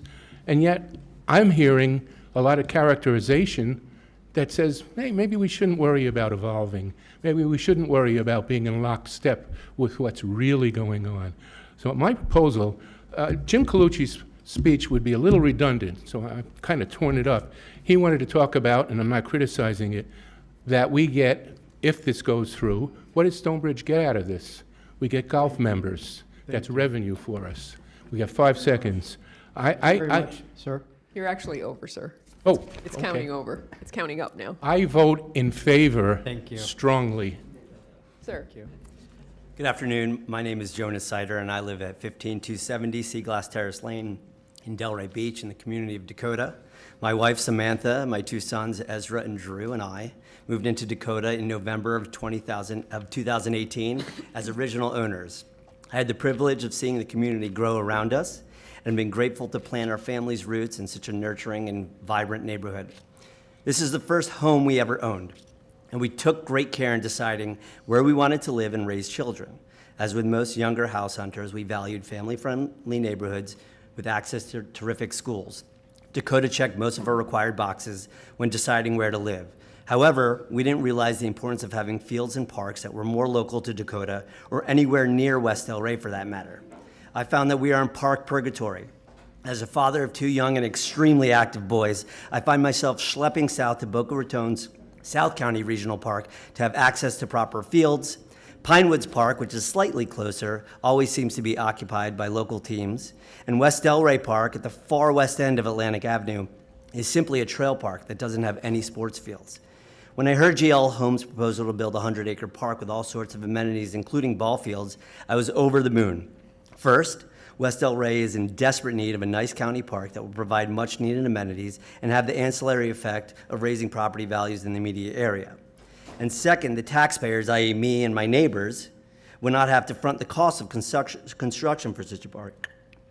Well, I can go on about the merits of GL's total proposal, clean water, workforce housing, Jewish community building, and the value it all brings to our community at large. Please forgive my myopic and selfish focus on the potential of a new park that would have a profound and immediate benefit to me, my family, and my neighbors. I encourage you to vote in favor of GL Homes' proposal. Thanks for your time. Thank you. Okay, last call for Mordecai, who is in support. Eli Nuriel, Fiona Place, Boca, in support. Paula Mora, Benjamin Shiner, David Shiner, Lucas Shiner.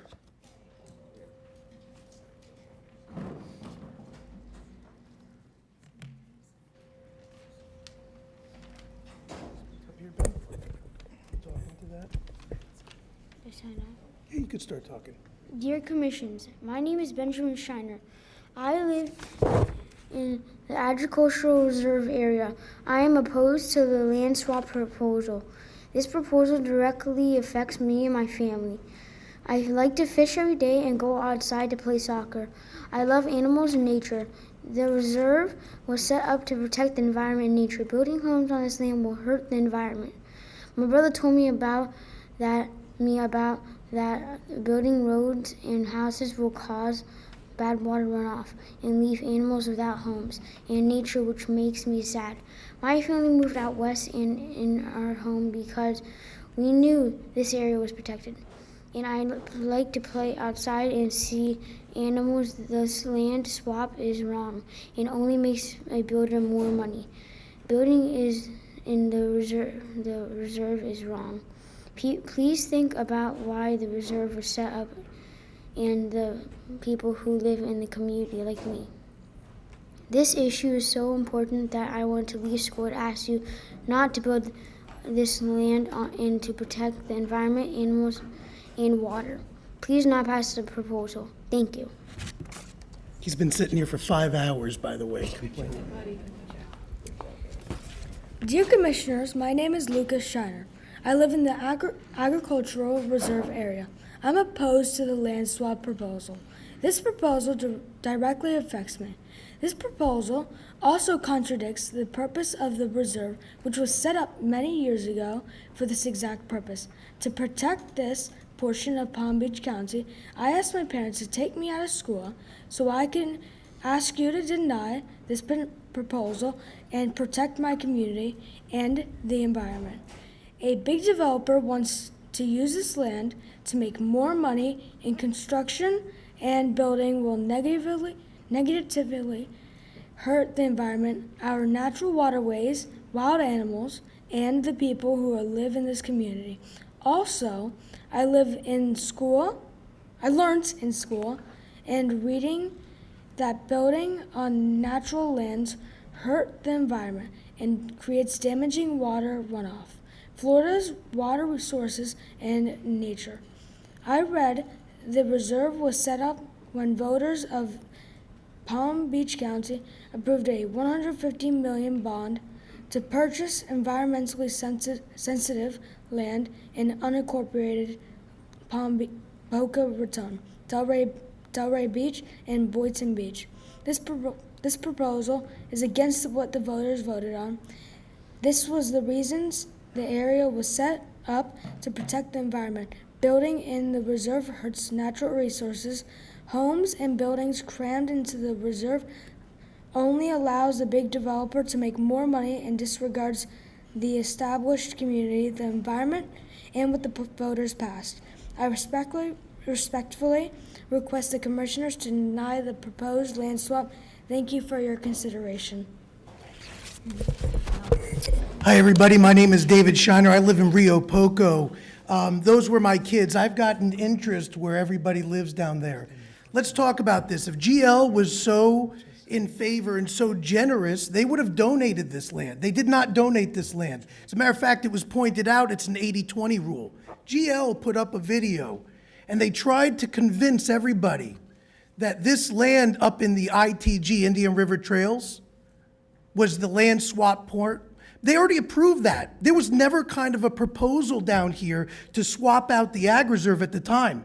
As a matter of fact, don't you think GL calculated with their billions of dollars, thought about buying this land in the agricultural reserve years ago with the same intention? They're calculated, they're billionaires. By putting these properties in, why don't they come here and say, we'll build 1 acre home sites? Because they can't make enough money.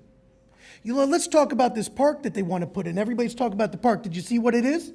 They're digging up a hole, taking that fill, and using it to build on. They're not doing something generous. Come on. And it's a square hole with a walking trail around it. That's not a park. That's not where my kids can play. I mean, really, they're going to put a tax collector's office outside of your homes. Don't kid yourself. I'm all for religious and civic institutions being put in our community. Mark my words, that's absolutely okay. But by the way, 20,000 workforce homes are needed in Palm Beach County. They're so generous, they're putting 277 in. By the way, they're making money on it. That's 1%. 1%. Folks, 1% that they're going to try to fix. Really, sit here and think about what GL is doing and what they're coming here to ask you to do. They're taking away our community. Please, preserve the ag reserve. Thank you. Paula Mora, Levin Feinstein, Rabbi Vossi Shapiro, Amanda Weiner, Joseph Lemmy, and Aubrey Arrington, if you're still here or came back. Sir. Sure. Good afternoon. My name is Levan Feinstein. I'm here to in support of GL proposal. I like to speak from the perspective of workforce, housing development. I relocated to Delray Beach for my job. My job is sort of important for the community. I'm a phlebotomy technician. I make house visits to homebound handicapped people. I reside in Delray Beach with my brother and his family at his house. However, I need to obtain my own home, especially to live close to my family. This fact is important for me. Therefore, for past year, I've been actively looking for a house in the vicinity. I cannot find a house in Delray Beach within my income budget. The GL proposal will provide solution, not just for me, but also for others who are in similar or same situation. I absolutely support GL project. Thank you. Good afternoon. My name is Amanda Weiner, and I live at 9252 Estelago Way in Boca Raton. And I've been a resident at the Oaks in Boca Raton for 15 years, down the street from the Hyder West property. I am so excited for this area to grow with the incentives GL is proposing. Living along 441, I've noticed that the area north of Clintmore needs to be more modernized and to be consistent with the surrounding communities that are very aesthetically pleasing.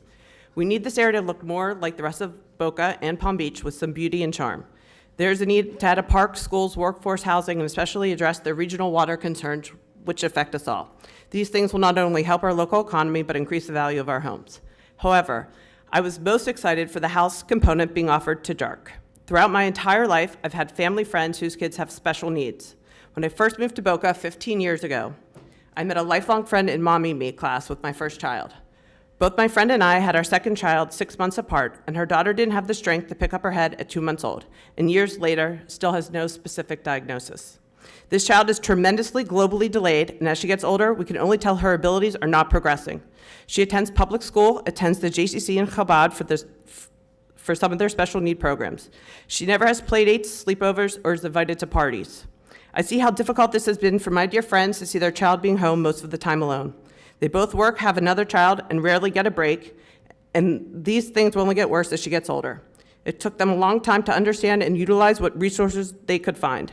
They worry every second of every day what her life will look like as she gets older.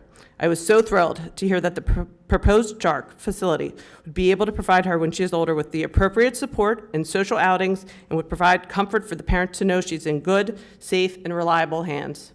Please consider this proposal to provide some comfort for my friends and others like them. Thank you.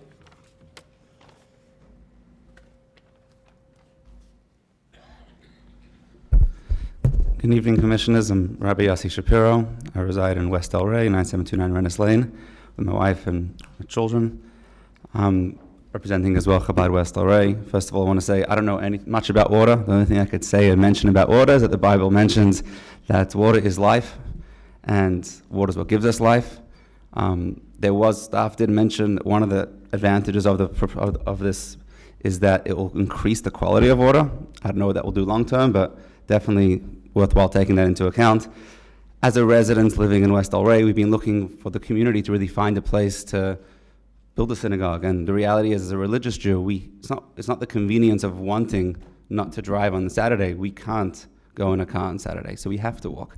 And I've been looking for the past 4 or 5 years for a piece of land to build a temple or something in the area, and it just physically, it's owned by individuals, and it's very expensive. They're asking $1 million an acre, and it's this proposal for us and for the community could provide a lot of value. And we obviously are in support of this. Additionally, there's been many homes that have been built in the area, and we feel that the infrastructure gap is really high. And these homes have been built, but now there's a critical infrastructure gap which this will support. And there are many, for what I hear, obviously with the bias of individuals that want it, but many, many residents living locally that do support this, that do see value in this. And I ask respectfully today to vote in favor of it. And we thank GL for their generosity in helping us be able to reach that goal. And hopefully this could be a generational impact for many years to come for the Palm Beach County as a whole. And we can look back driving down 441, 5, 6 years from now and say, we had a part in this because it really will provide a lot of good. I have 3 last cards. Paula Mora is in support. Joseph LeMay is in support. Aubrey Arrington in support. And in non-speaking cards, we have another 10 in support.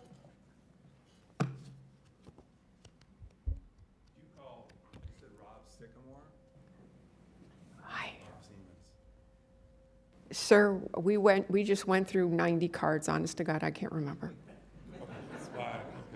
But you know what? You've been waiting patiently. Fill out a card and. I already Oh, did. Mayor, I'm sorry. Is that okay? Did I call your name? No, but I filled out a card. Go right ahead. Okay. If it's okay with the mayor. Thank you, sir. Okay. My name is Rob Siemens, and I live at 6796 Giralda Circle in Boca Raton. My father, Richard Siemens, of blessed memory, and our family have developed numerous lifestyle communities in the area, including the Polo Club in Boca Raton and Glen Eagles Country Club, amongst others. Research shows that lifestyle communities that are heavily amenitized, of which people exercise and socialize together, lead to a healthier, more productive, and longer life. We have witnessed this firsthand in the communities that we have built, and nobody does it better than GL Homes. Siemens Group has had a very good relationship with GL Homes over the years, and before my father passed, he had discussions with them about donating land to Torah Academy when the right opportunity arose. Torah Academy is one of the fastest growing schools of its kind in South Florida, and they keep outgrowing their space. My family and I were very moved when we received the news that GL Homes will be donating land to the Torah Academy so they could extend their reach out west. We need more parks, and we need more affordable housing. I think everyone can agree on that. I can't tell you how many people have approached me over the last few years to build a community just like this, including a house of worship and a unique organization like JARC and Jewish Family Services, which provide its residents with an environment where they can have independence and quality of life that can only enhance the community. People living in this community will have more options to volunteer and give back, and we definitely need more of that. I'm hoping you will make your decision based on the merit of this project and help share the vision of my father had for helping Torah Academy grow and continue to educate these beautiful children and provide our community with the leaders of tomorrow. I hope you will vote yes.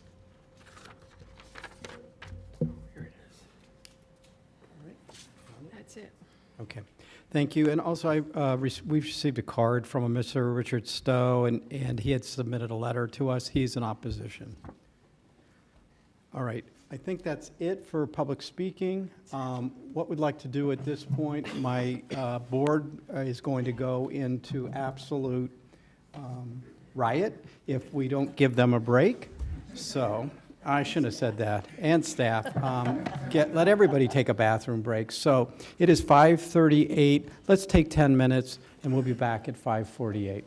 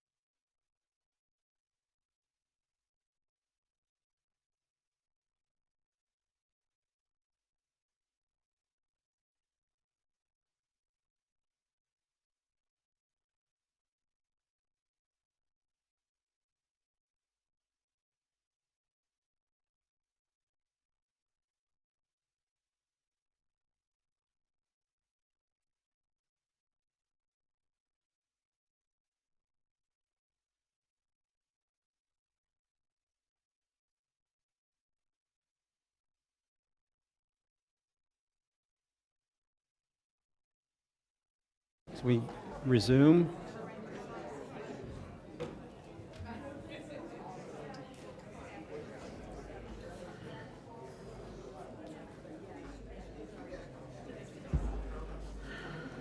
Okay. That was a good break. Yeah, it was. Needed. Staff needed it too. Excuse me, if I could ask you to please, it's wonderful you're all getting along so well and talking to each other. It is, it's heartwarming to see that. But if I could ask you to please take your seats, appreciate it. Thank you very much. So what we're going to do now is we will, I want to bring the applicant, Mr. Rattery, back up, and then we'll bring it back to our board. But before you start, Kevin, just a second, I just take a moment of personal privilege here. I want to thank our staff for doing a phenomenal job in putting this all together. I want to yeah, they deserve a round of applause. We can do it now. I want to thank the applicant as well for putting together a very thorough application for us to review. But I want to really thank the people who came out today, not only for taking your time and to, with your opinions as diverse as they were, but the way you all conducted yourself today is a testament to democracy. It's a testament to our community, regardless of how this all goes. I can't tell you how proud I am to be able to serve this community and to see how you all have been able to conduct yourself this afternoon. So I want to say thank you on behalf of myself, and I believe the whole board probably as well. But so thank you all. And with that, I'll turn it over to you, Mr. Rattery. Thank you, Mr. Mayor. I'm going to be very brief, which I'm sure everybody here would appreciate. I just want to address one issue that kept kind of popping up through the course of the meeting, and that was this continued reference to South Florida doesn't want it. To be clear, what was done in 2019 was because the county did not want the approved project being put forth by the Army Corps in South Florida. The Army Corps in South Florida have a project. That project is using the Mecca property as a major impoundment with 20-foot high berms. And Palm Beach County wanted to explore other alternatives. It was the county that wanted to look at ways to provide water storage and water treatment so as to avoid Mecca being potentially built as a major impoundment. Just wanted to clarify that point so the record's clear. Thank you. Thank you very much. All right, we'll bring it back to the board, and if there are questions, go ahead and no one has questions? All right. Commissioner Baxter, were you? Thank you, Mayor. I guess I will go first.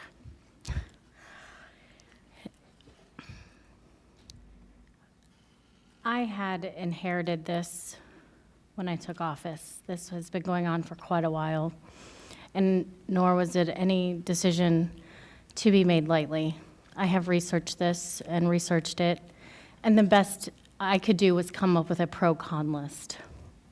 The best I could do was weigh out what was going on and some of the things that I had taken into consideration were active farmland acres. How many acres of active farmland? Because we're not deciding whether these units get built. We're deciding where. And the active farmland acres would be, we would be able to save more of them in the Loxahatchee area than we would be saving in the ag reserve area. That was huge for me. The second part that I had to consider was the infrastructure, the roads. We don't have it in the acreage. We have dirt roads, we have milled roads, we have very, very few actually paved roads. And so when I compared infrastructure to roads that we're in versus roads that just can't support these units. That was another factor for me. The workforce housing, we keep hearing over and over and over is needed. And yes, it's a few hundred, but that's a few hundred more than we have now. So when I started weighing these pros and cons, and I realized that there was a lot of public benefits, and today we've heard from the community, and I heard an overwhelming majority of people in favor of this. And I was elected to represent District 6, and in District 6, these units would be detrimental to our area. So I don't really see how I could go along with anything but what is being presented today. It just doesn't happen.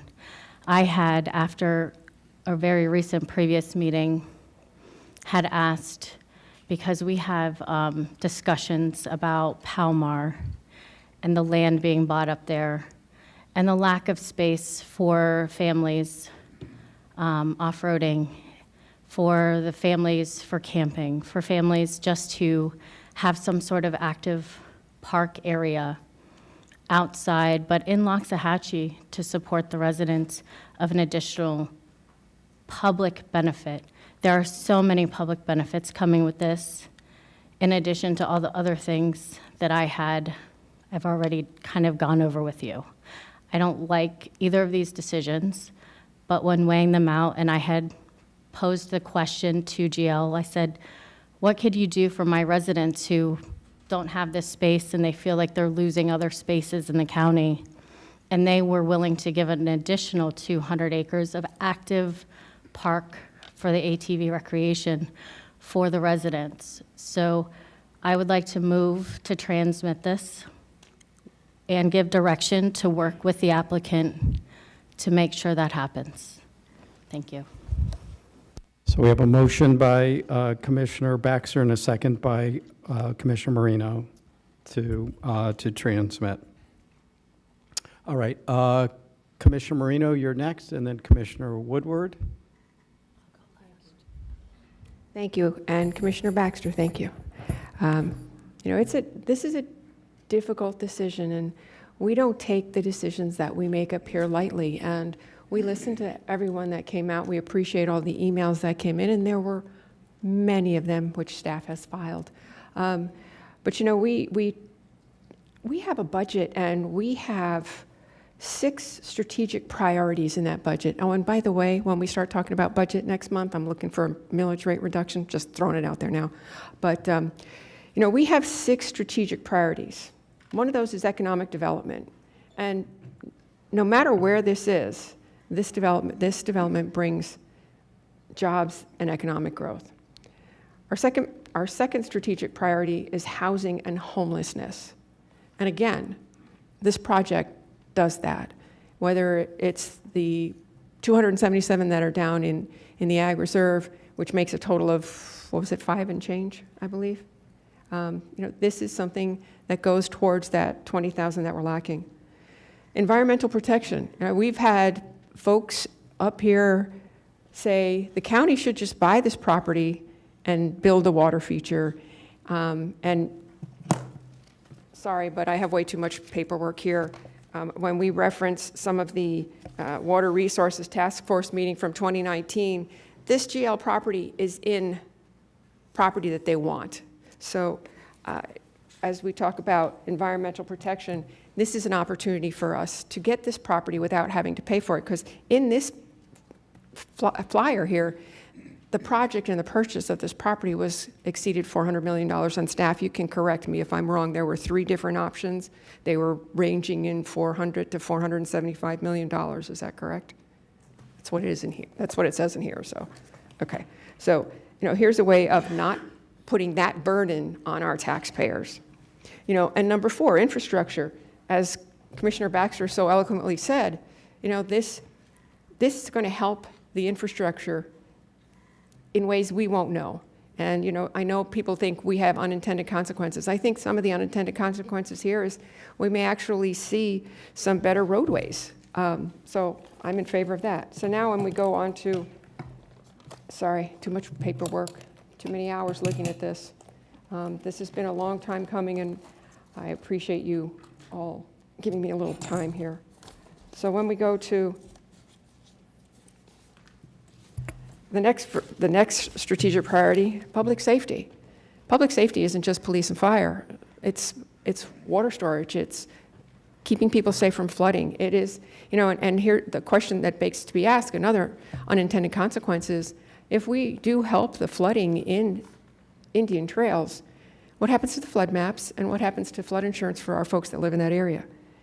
And then finally, substance use and behavior disorder. We heard yesterday how important it was to have outside facilities and whatnot for our families and children. And day one, when I took office, and actually sat where Sarah's sitting right now, I said, one of the most important things to me is recreation and the health of our kids. Since I wasn't able to have children, I've always volunteered for agencies that had to do with children and families. I always said we need more recreation. UNICEF says that out of 38 nations, we are 38th in the health of our children. So I applaud anything that you do with active parks, passive parks, active parks, good with that. But I think this project hits all 6 of our strategic priorities at no cost to our taxpayers. So I, again, applaud Commissioner Baxter for making the motion, and I'm seconding it, and I'm sure there'll be more questions, and I'll reserve more time. Thank you. Thank you. Commissioner Woodward, do you recognize? Thank you, Mayor. I'm just might as well let you know, I probably look pretty haggard right now. I've lost a lot of sleep over this. I'm sure I have a few new gray hairs from this project. As a relatively new commissioner, it's spent the better part of the last few months being brought up to speed on this project. I have not made a secret to GL or anyone who's talked to me that I don't like this project, specifically because it is unpreserving the ag reserve, and it's doing it in a way that we're not necessarily making a policy change. We are making a policy change, but we're making it in a way where we're allowing 1,000 units to be moved into this area and 277 workforce house, a whole design that's coming here. If we are going to make the decision to make changes in the ag reserve, I think that we should make the policy changes not based on what's being presented to us in this way. I don't like it. I do support civic uses. I have talked to the rabbis and told them that I would love to find a place for them to have the Torah Academy, to have their synagogue, to have some of this. I don't like having to do it in this way. I would like to find a better way to do it, a way that at the end of this I can look at myself in the mirror and still like what I see. And I can't support this just because of that. It comes down to my gut. I've had, I don't know, numerous amounts of meetings. I've had meetings with every party that I could come up with. Anyone who wanted to meet with me, I took the meetings multiple times even. I wanted to find a way to like this and to support it. I've learned more about water than I ever thought I would. Workforce housing, of course, is an important issue. It's something that I want to work on in all parts of the county, but I don't want to do it in this way. And I've lost most of my sleep because I did not know how my fellow commissioners felt about this. As many of you may know or you may not know, we have sunshine laws in this state, and we're not allowed to talk to each other until it comes to this point in time. So I may stand alone in this, I don't know. Either way, if we are going to break the ag reserve, I think that we should do it in a more deliberate way. We should have discussions on what that means. Breaking it in this way is just, I don't believe, the correct way to do it. The comprehensive plan that was put forth years ago worked. We are now at 60% preservation, so it was successful. And I think that we could find a way to allow civic uses. I would like to be able to give staff direction even to allow these uses on preserved land, and we could, again, go to our planners. I'm not an expert planner. I rely on you guys to do that. But to find a way to allow these uses where they're not having to necessarily pay millions and millions of dollars to get property, I would like for them to be able to get it. If it's in conservation easement, we could still allow some of these uses because they are going to want to have outdoor green spaces on these properties. They're going to want to have parks at their academy. So I think that we could find a way to do it. I don't like this. I don't like feeling pressured into doing it in this way. So with that being said, I would be opposed to this. Thank you. Commissioner Bernard, you're recognized.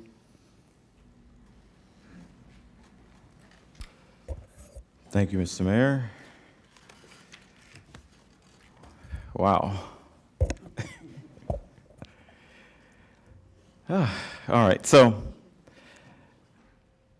I started here in November of 2016, and pretty much the biggest project that I had to vote on was a project by the name of Iota Carroll. And, that was in that area, and it was transmitted by the previous commissioners. And when I came in, and I had some concerns regarding District 6 in that western area, just to see can we put that project there, and I voted against the Iota Carroll project there. The Indian Trail Groves was approved in 2016 before I came on board with the Board of County Commissioners, so I'm not sure how would I voted on it, but I've had concerns regarding the traffic, the infrastructure in that area. I've driven there, and I just believe that it's not there. Since 2017, since I've been here, there's been a discussion regarding the swap. There's been different reiterations of the swap. When there was a time where we had to vote to initiate this item, I voted no on the initiation. And then when we had to hear it on August 31st, I voted no to postpone the item. So now we're here today to make a decision. I guess let me get my other piece of paper. Hold on, just give me a second. And I believe there was a gentleman by the name of John Steinberg. He said that we have to make a fundamental policy decision. And he stated, who do you believe on the water issue? So I've been struggling on this water issue, and I believe one of the rabbi, he said, water is life. And I represent the city of West Palm Beach. And 2 years ago, the city of West Palm Beach faced a water crisis where we had contaminated water, and I was there for about a week providing bottles of waters to the residents of West Palm Beach.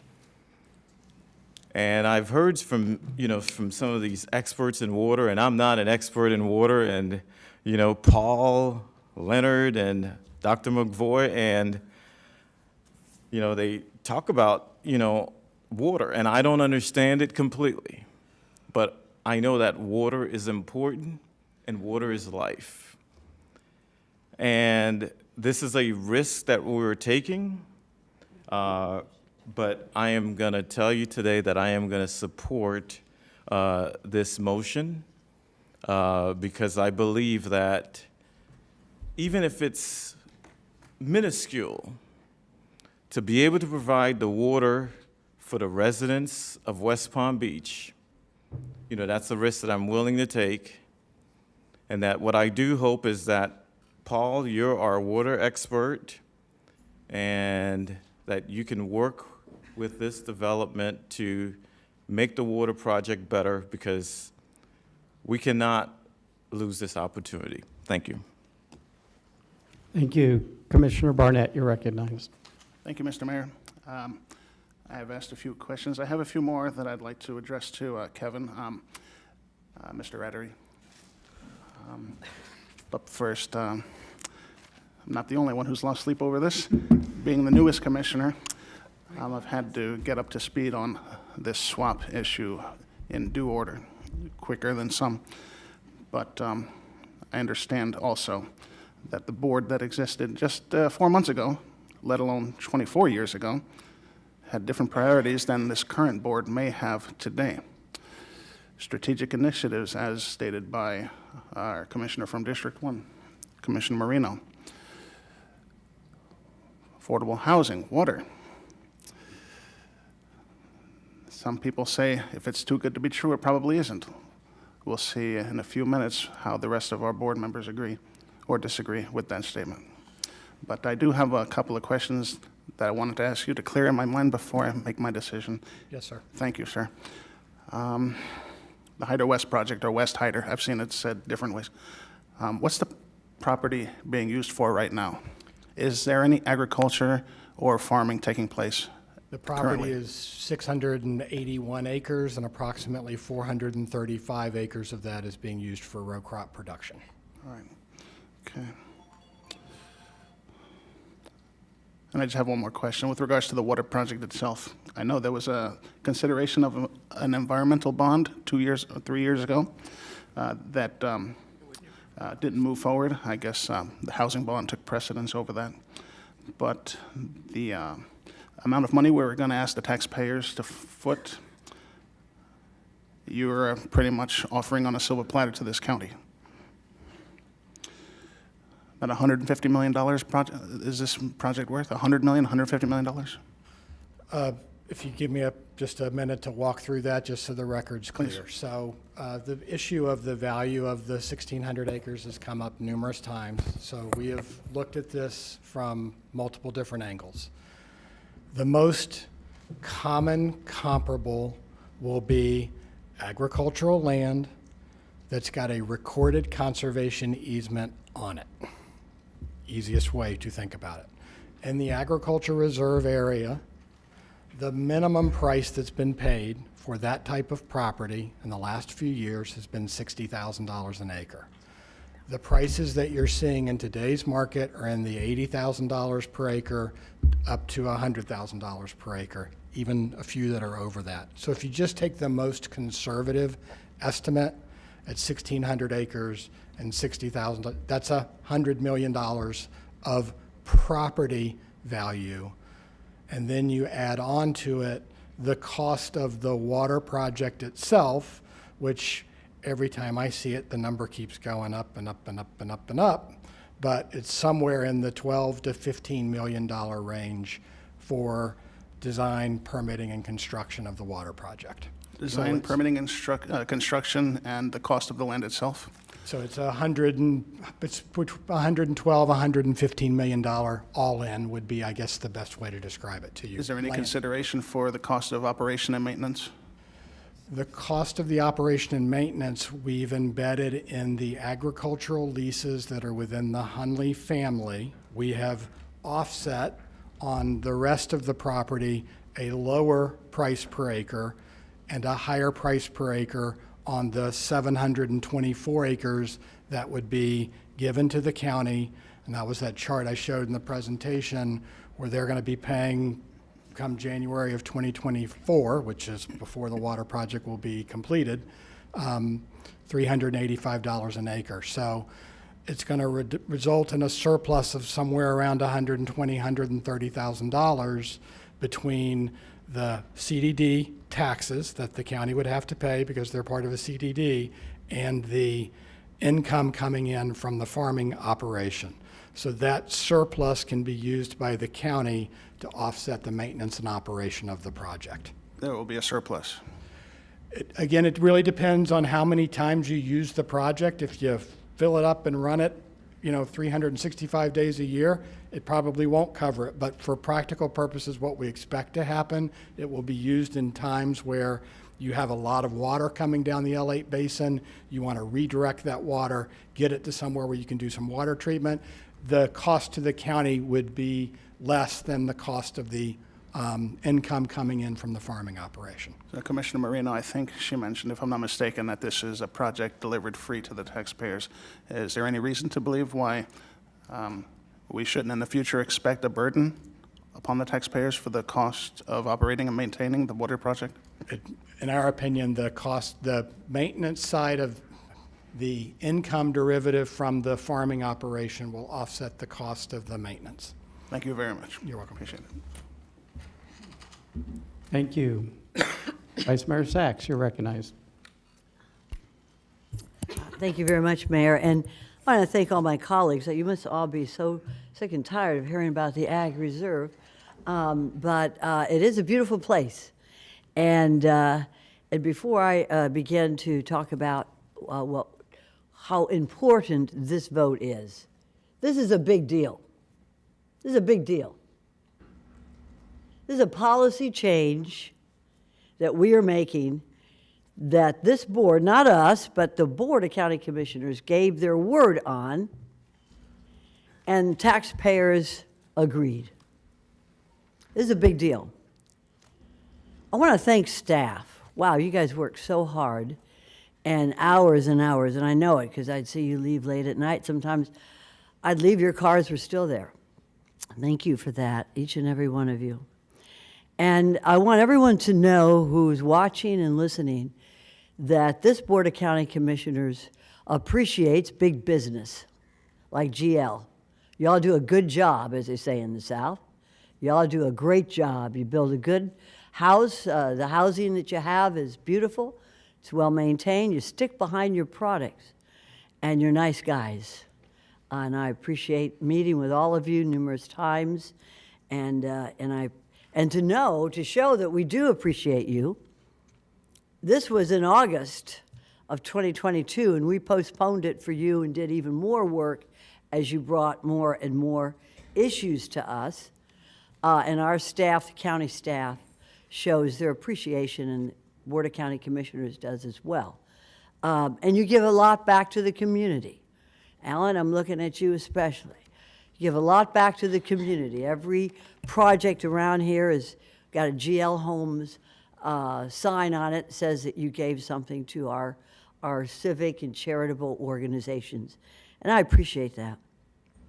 I appreciate the environmentalists that came out today. It's been a long day. And you all were here. And thank you. And you've met with just about everybody here, at least a couple of times.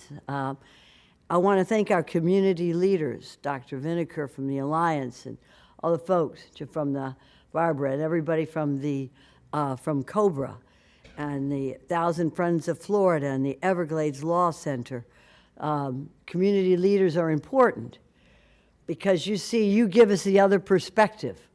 It's kind of interesting how one group sits on one side and the other group sits on the other.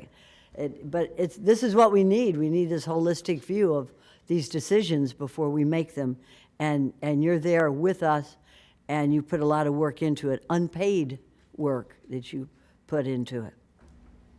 And I want to thank our equestrian community, Sunshine Meadows.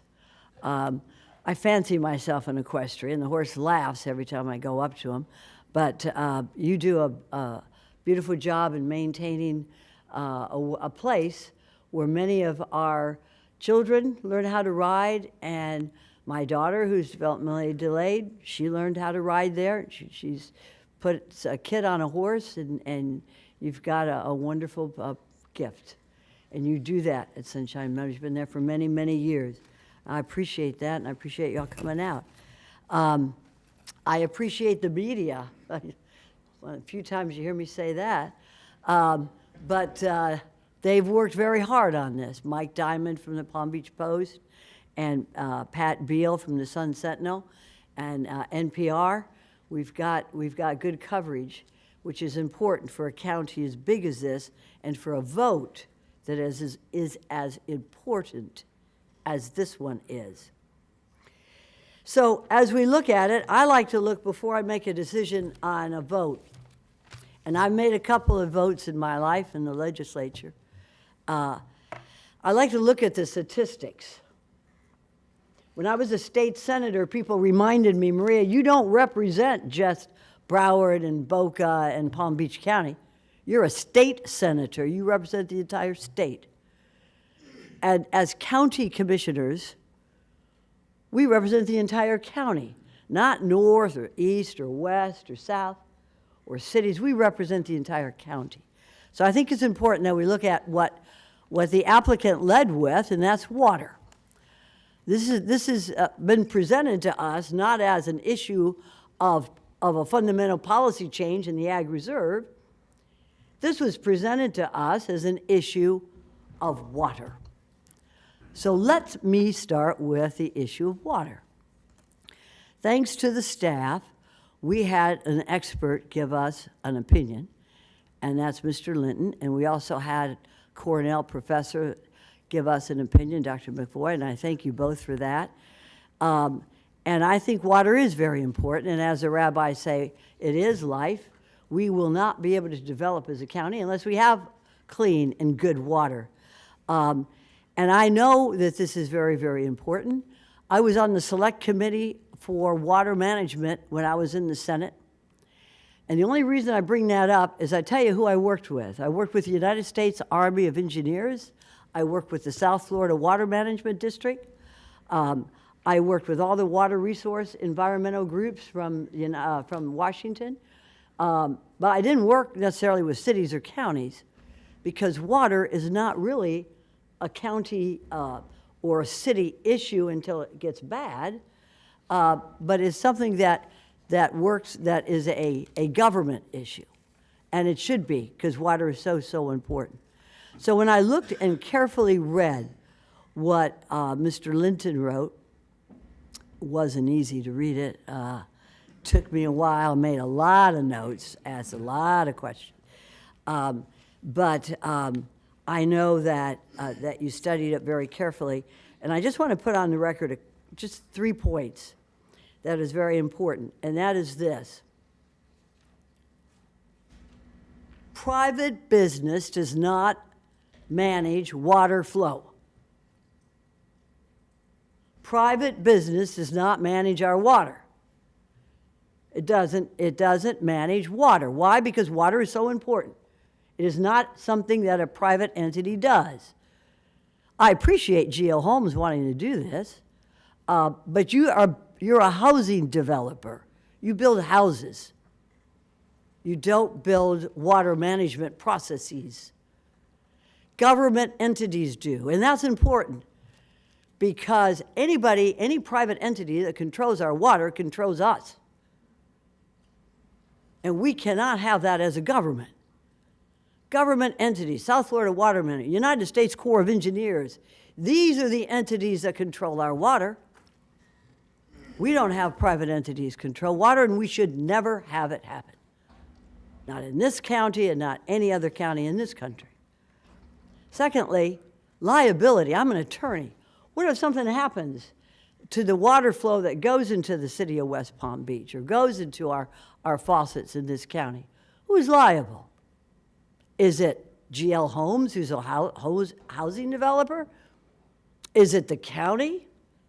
We don't do water. We pick up trash. We build roads. We manage the entities of the county, the facilities. But the county doesn't do water flow and management like is involved in this project. And Mr. Linton brings this out in every one of his documents on this proposed reservoir. I worked on that management district Senate committee, and we looked at the Caloosahatchee and the St. Louis estuaries, because that's where all the dirty water comes out of the Lake Okeechobee. Those are the entities. This is a huge project. I'm not going to give it to a housing developer, no matter how much I like you guys, or how much good you do with housing. You don't do water, and I don't want you to touch our water. Leave it up to the government entities. And that's exactly what the staff said in Mr. Linton's report. How much is it going to cost us to maintain it? Where is the United States Corps of Engineers? Are they here today?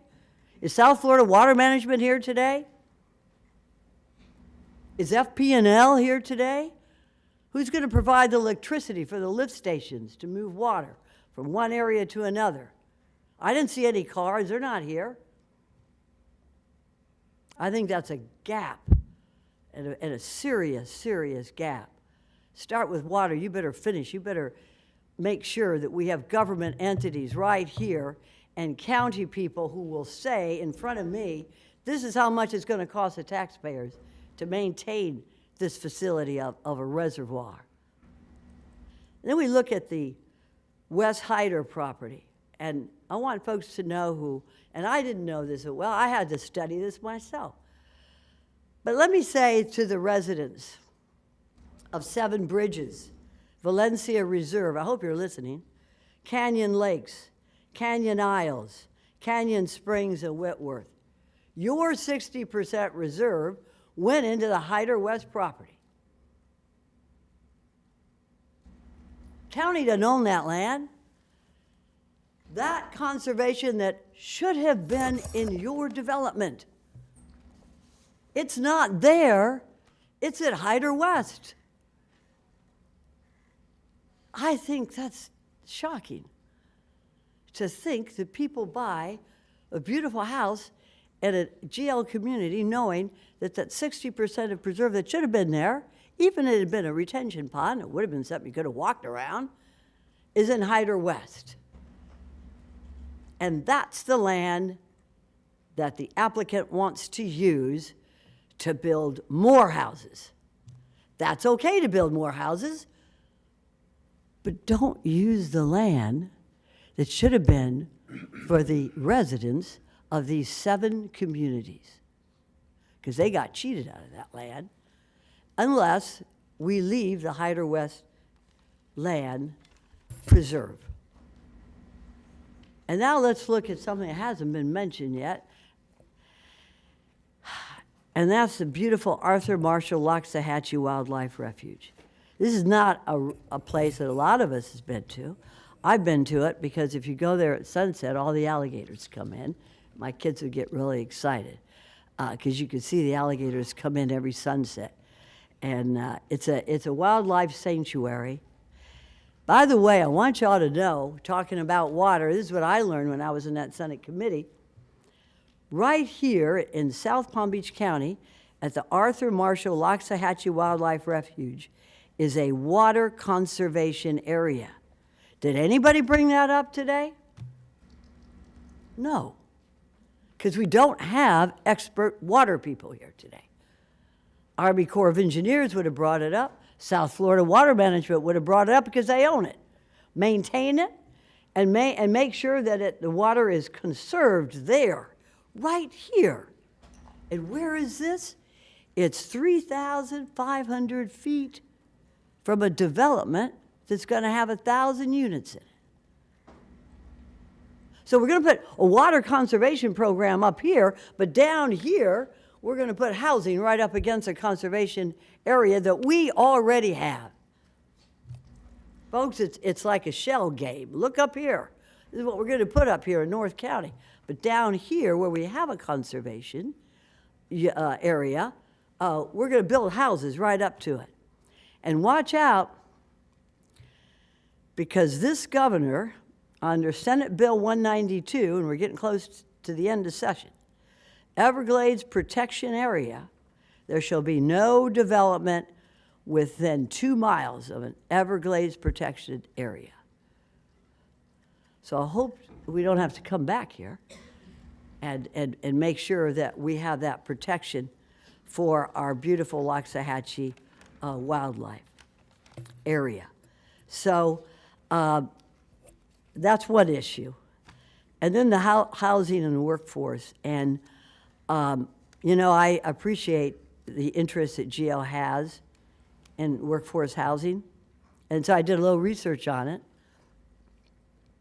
To date, only one GL Homes project, one, has resulted in workforce housing projects that were built on site. Only one. And there's no larger developer of housing in this county than GL. You do a good job. But now we're going to put workforce housing in after all thousands of houses that you've built. It's a little disingenuous here. 7,000 homes you've built here. And now we're going to put workforce housing. And I just want to mention something because I had many meetings with GL and they're very professional people. I appreciate it. But I want you to look one day when you see where they're putting the workforce housing, and I've brought this up to them and they haven't changed. The workforce housing, folks, is right up against the horse stables.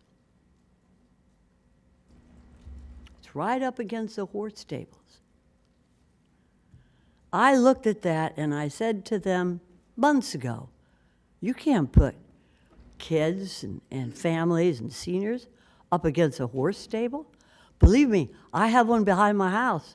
And if I don't muck that stable every day, the wind is there. I can smell it. Is this where we put workforce housing?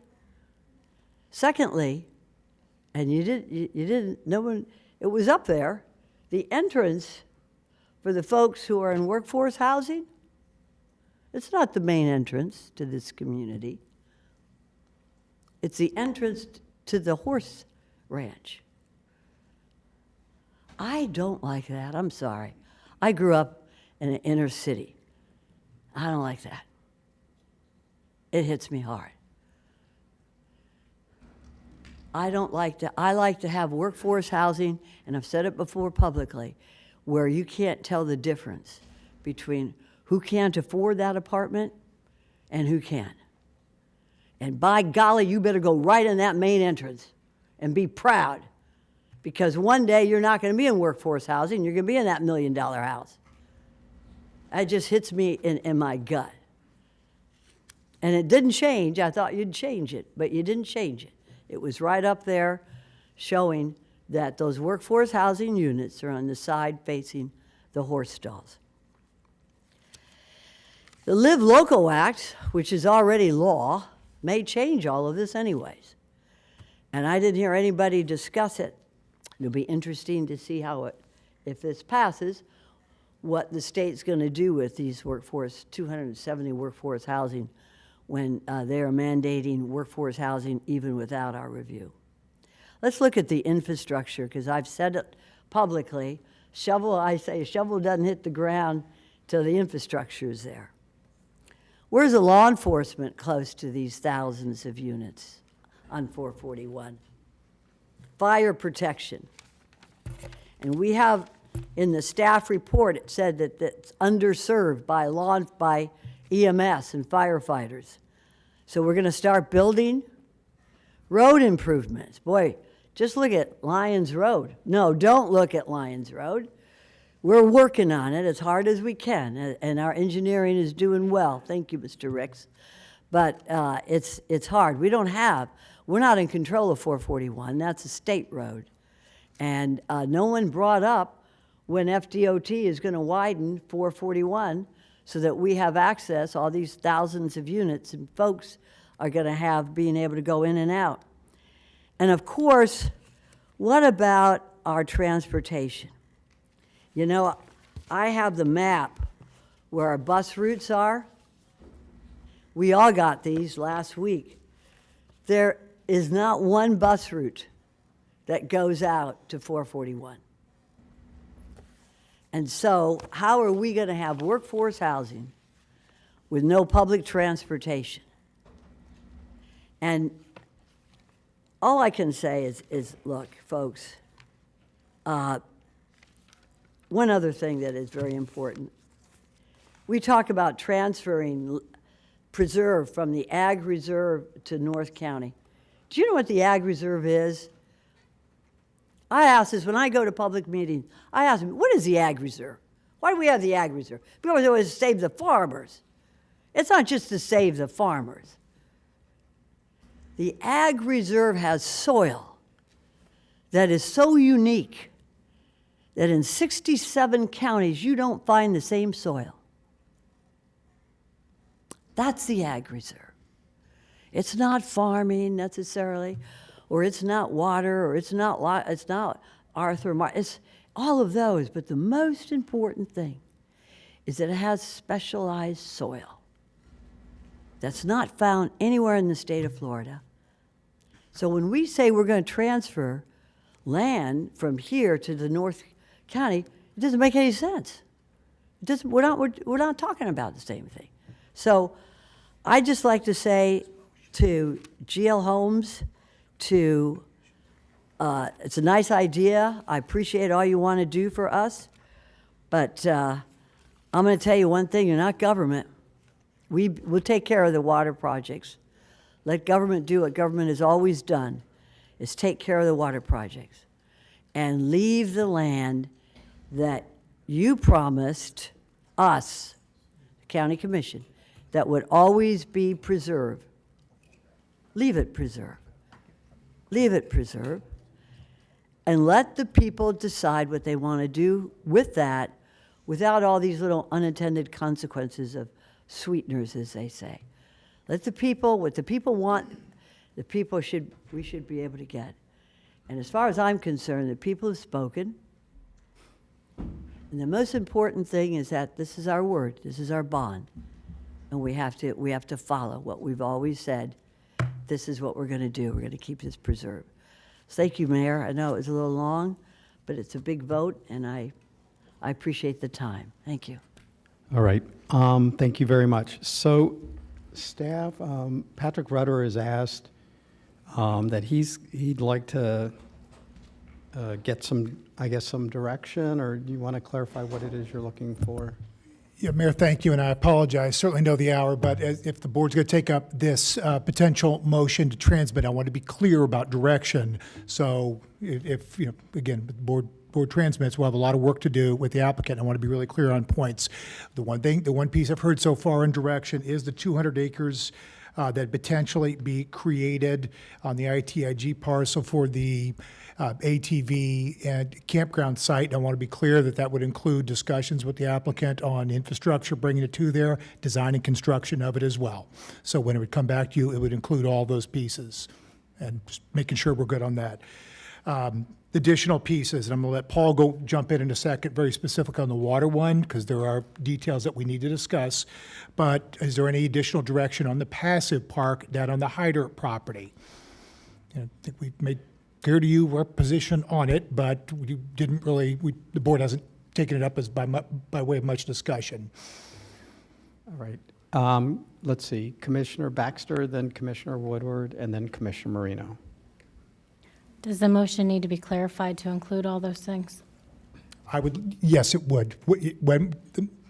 If you're to transmit, as we have this discussion, I would say to include that as part of the motion for the transmittal vote. Mayor, if I may? Please do. I would like to amend the motion to include all the things that Mr. Rudder has just mentioned, please. And also, he had asked about the passive park, and I had forgotten that question that was kind of brought up repeatedly about the 100 acres being an active park versus a passive park. So could you just clarify, please, for us, Mr. Rudder? The initial submittal by the applicant, it included all of it as passive park. It's the lake that's out there. Certainly not anything that staff had asked for. We've expressed concerns about it in a long-term maintenance and potential liability issue, quite frankly, in the long term, as well as the pathways that would be created and our requirement then to maintain them and oversee them. So just, we hadn't dove into that area by way of discussion, and it's a question for the board whether they would want to include that as part of what we would be accepting from the applicant should we transmit and subsequently adopt. So I would, may I, Mayor, include that as well, that I believe a lot of our constituents that came up here and spoke, that we include it as an active park, whether that's pickleball or fields or whatnot. Is that what you're asking? No, the active park, we've got a good asking? understanding on it. It's the Okay. passive park. It's the other piece of it, the So lake that's there, and then the resulting trails that the applicant has offered to construct. So picture, if you will, and I don't know, Stephanie, if you could pull up the map. It's the property, I'll call it 2/3 on the west side of the Hyder property. That's the passive park area. Stephanie will have it up. Are you in talking just about a the trail around the water? trail around the water? There you go. And are you asking, because I had asked the question about it being equestrian versus a walking trail? And we heard walking trail earlier, but the board has no obligation to accept it, quite frankly. You know, it's an offer that's out there. We're to express some of our concerns about it, again, on the maintenance side of it in long term, but that's up to the board. I just want to make sure that that point was made clear, and the board, if they had any subsequent direction, we're here to take it. Can we leave that until, let's see if this transmits and leave that as for a later? Okay, can do. Other points would then include, so we touched on that one. There was no additional direction on the workforce housing. I only have one other point before I hand it over to Paul, and I'm seeing none. Last piece would be on the direction board had previously given on the third party, independent analysis by a third party. I think we indicated to you, began that work. It was always intended to occur should the board transmit, but prior to adoption. And we're just confirming that that is still the board's direction to pursue that work. Again, we'd reached out to some consultant. That's going to be about $60,000, $70,000 to perform it. Okay, Commissioner Marino. Thank you. Kevin Rattery, sir? I know it's a long day. The passive park that goes around the lake, is there, and I know that there's been discussions about the horses being on there, and we've had discussions in the north end of the county, Reynolds Ranch being one of them, where who takes care of the maintenance, if it's horses and if there's horses on it. So I guess what I'm asking is there another area or another trail that the riders from the Sunshine Meadows can go on to get to a bigger run? Did I ask that properly? I apologize. You did, but can I ask to put up a graphic, because I think the graphic will show what you're asking? Is that okay? That one right there? Thank you. Wow. That was impressive right there. I don't have a pointer, so I can do that. Of course, we look over there, though. I know, we got to get it better. So there's two concepts being discussed. The first concept is obviously the westerly 75 acres we're proposing to utilize and build as a passive park. The question on the table is equestrian or pedestrian, because the equestrian and the pedestrian don't mix very well together. Correct. So on the west side, which this doesn't point, so I'm still doing that. Is there another pointer?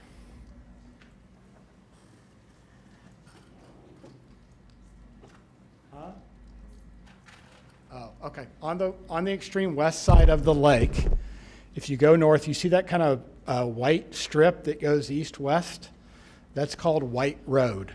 And so the idea would be, if the board does not want to do the equestrian trail around the lake and prefers pedestrian, we could have a equestrian connection that goes along the west side of the 10-acre open space track on our plan, which we're willing to provide, that goes on the west side of the lake and connects up to White Road.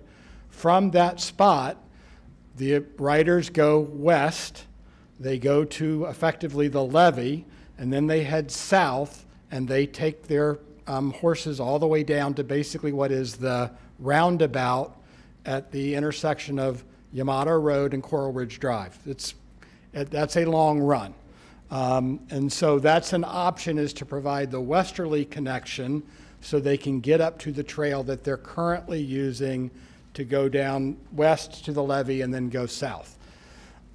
So that's an option. If you wanted to do pedestrian on the lakeside for the communities and still provide the equestrian trail on the west side, that would be part of our design. And then to clarify, the easterly 25 acres, where you see the green area, is where we would fill that, build the parking area for the passive park, since we're doing those improvements, do the bathrooms for the passive park, and then fill that so that that site is ready for the county should the county choose to put in active facilities. The land's there for the county, and to be clear, it's contiguous to that civic site to the south, so the county has other land that they can do active facilities on as well. The key is in the language, that when the property is conveyed to Palm Beach County, active parks become an allowable use on that property, and that's in the language that's before you. I hope that answered your question. I'm sorry for being so long. No, I would be in favor of not making that a horse trail around the water, but giving them the ability to exit and go south. I'd be more comfortable with that because there is a lot of, there are a lot of questions about safety with horses and people or bikers or whatever. So, and I think from a maintenance standpoint, since this would be something that the county would be taking on, from a maintenance standpoint, I would not want to see horses on it.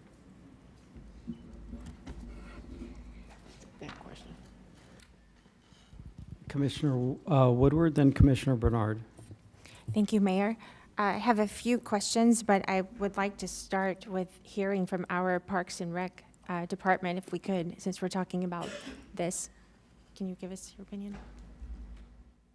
Thank you, Mayor, Commissioner.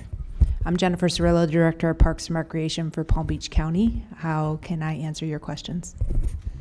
Well, when I asked questions about this before on us taking over the park, and if we're going to be discussing if this is a passive park, an active park, what would Parks and Rec have planned for this? What would you want to see? And if this moves forward, do you have a vision for this? So Mr. Davis included in his presentation, the original proposal was a 100-acre passive park. And so we're talking terminology. Passive is basically any recreation that doesn't disturb the natural land, whether it's recreated or naturally there.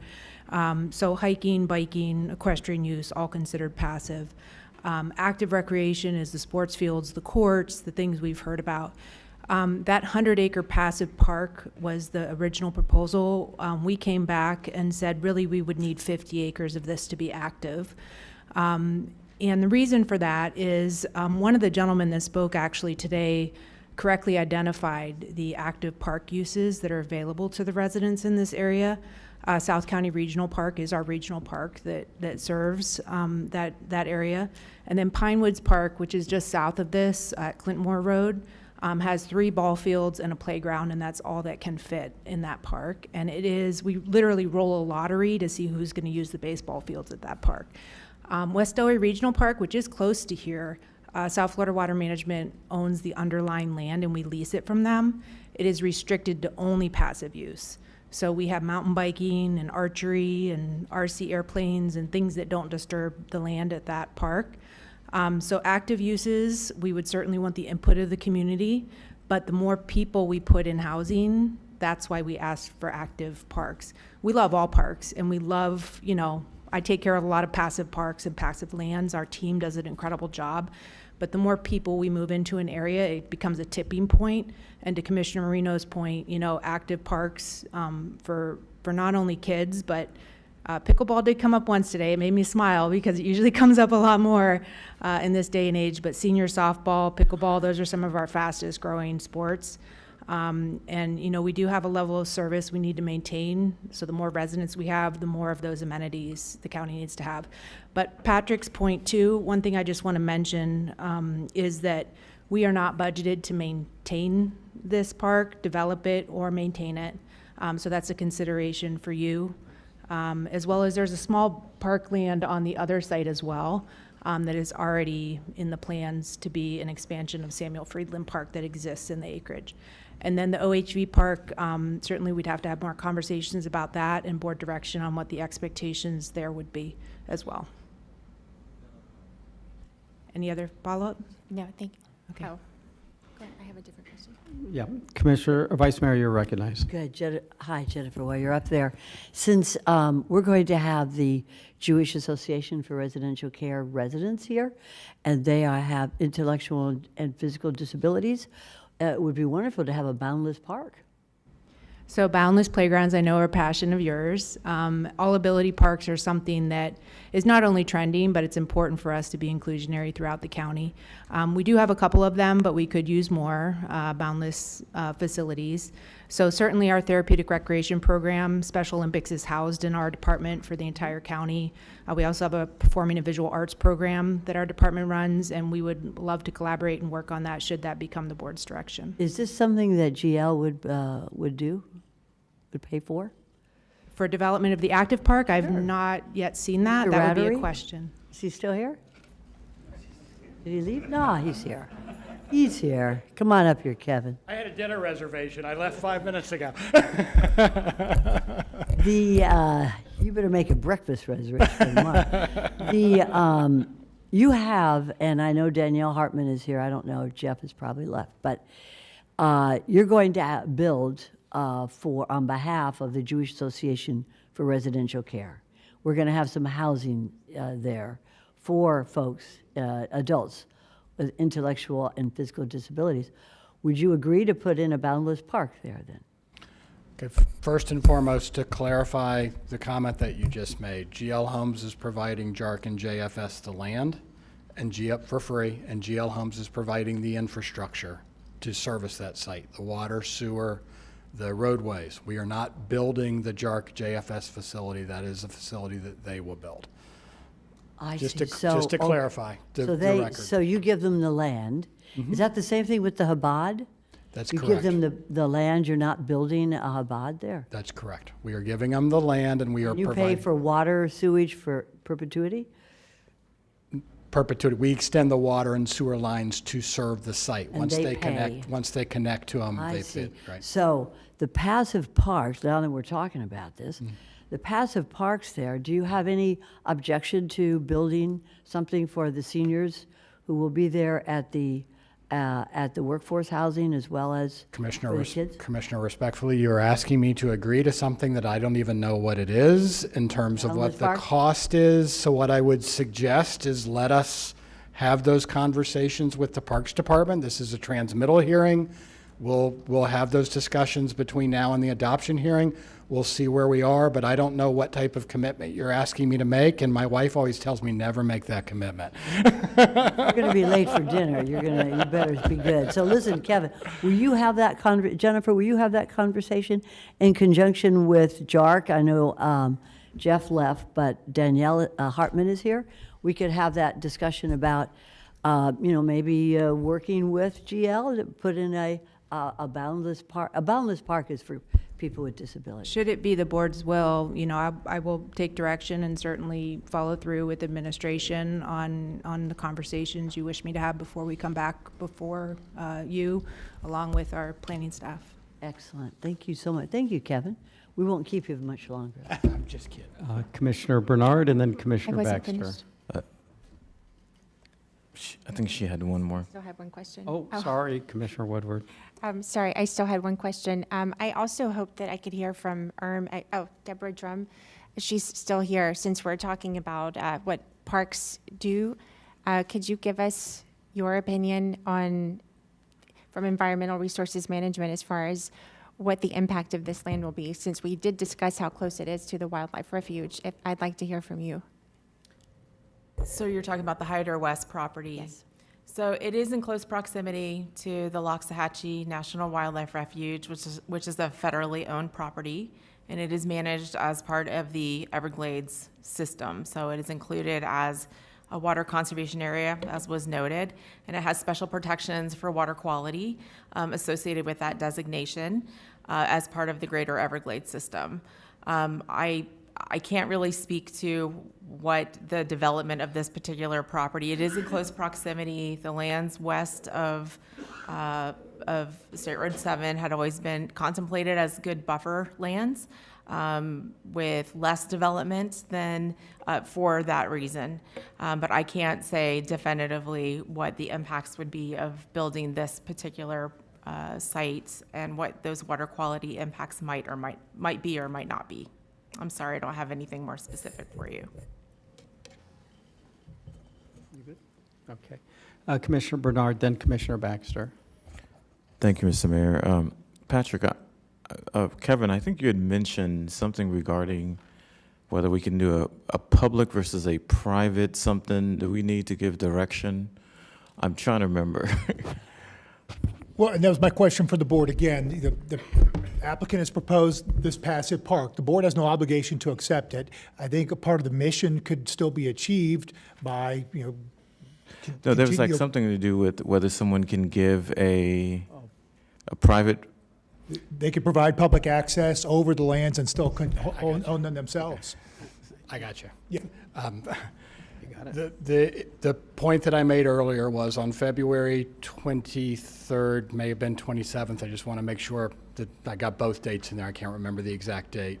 The board gave direction to staff to amend the comprehensive plan and amend the Unified Land Development Code to allow, and I'm going to quote here, affordable, workforce and special needs housing in public civic sites. And that direction, end quote, that direction was for staff to come back and provide recommendations to the board about how to derive density for those uses, because the density has already been used up in the development. How to derive density, is it bonus density? How does the county go about doing that? My suggestion was that to give direction to staff to include private civic sites in that direction, so that it's both public and private civic sites are eligible for affordable, workforce and special needs housing. Patrick, if you can explain that to me, because The board, we came to you previously when facilities might come to you with the potential for a buyout of civic sites.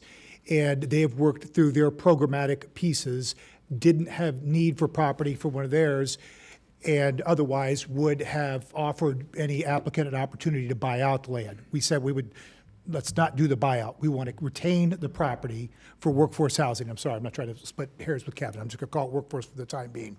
So we wanted to keep the property ourselves. So that was the direction the board gave. We haven't come back to you yet with the code words and the pieces that need to be formalized, but the main thrust of it initially was to not release the lands by way of buyout.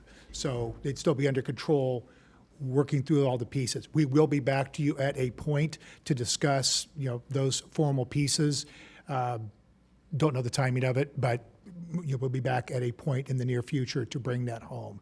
But it would be to keep the property. So what Kevin's referring to then is property on there for the mission on the special needs housing. I hope I'm using the right term, where there's no density attributed to it that allows for that sort of function to happen right now. It would need that civic space by potentially the board making code changes to create the density that would create the beds. That is not in place right now. so do we have to give directions to at least take a look at that?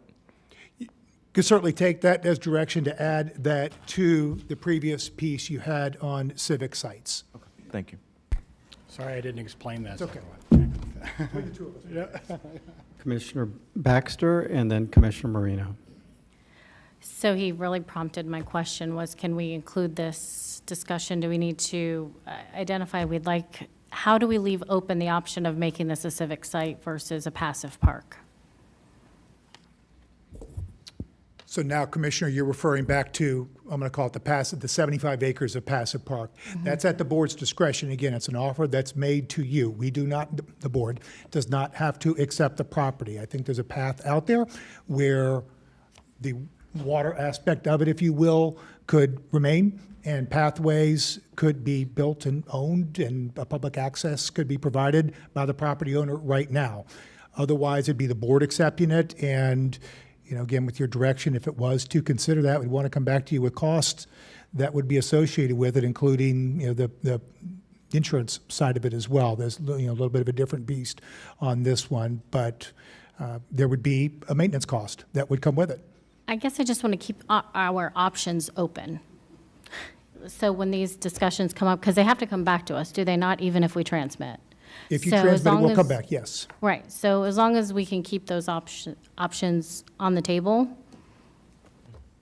We could do that. My question would then be, would it also include discussing with the applicant their ability to keep the property and keep it open, and they own it and maintain it, but have it publicly accessible? yeah, Okay. exactly. So, so amended. You're gonna roll into a big, and Mayor, if I may, while I'm on a roll. Did not hear any change on the third-party analysis to still conduct that work. Okay, just clarifying. And then we're going to hand it over to Paul, but I'm going to start it out with, on the water feature, there was the issue that, Brian touched on it in his presentation, the timing mechanism of it. And the timing was initiated by development on the northern piece of property, not when the Hyder property evolved. So would certainly take any changes or input from the board on that, and I would ask Paul to touch on some of the points. He's been working on this for over a year, and there's still a whole lot of detail that's out there, and there'll be a lot of work that needs to be done, but I want to make sure he gets his points to the board and gets his direction from you should the board transmit.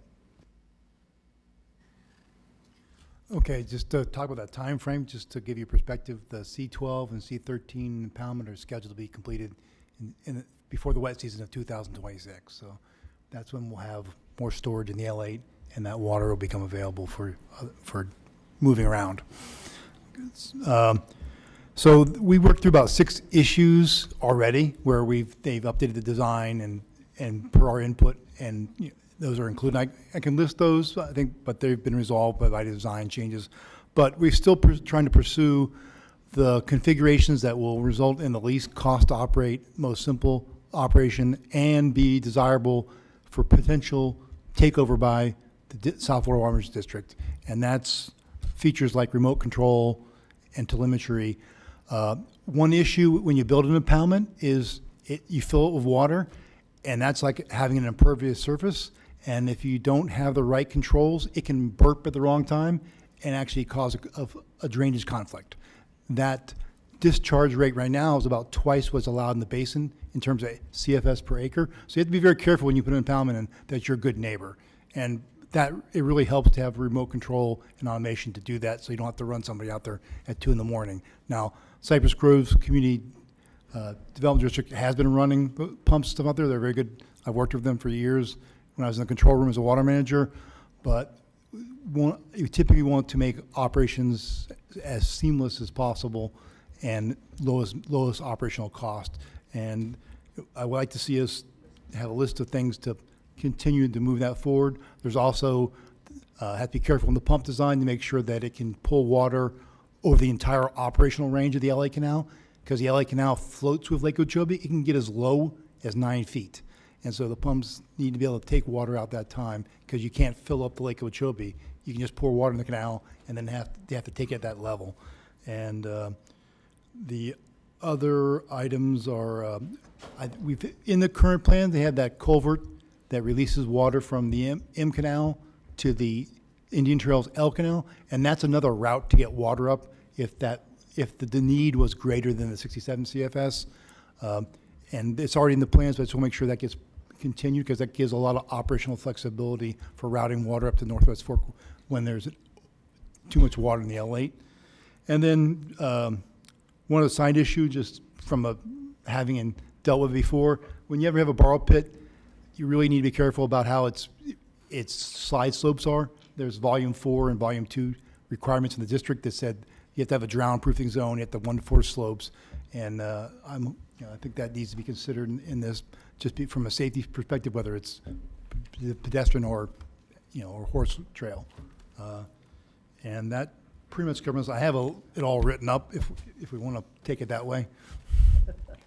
I think we'd be comfortable if the board gave us direction to work as effectively as possible to forward the board's mission. Again, if we're transmitting to make this happen in the best form fashionable in a state that best serves the county's interests as well, I'm going to bring you back to the timing mechanism. And again, what's proposed was construction of this when Indian Trail Grove began, not when construction on the south piece began. So we'd be happy to take some direction from the board if they sought a change in that area.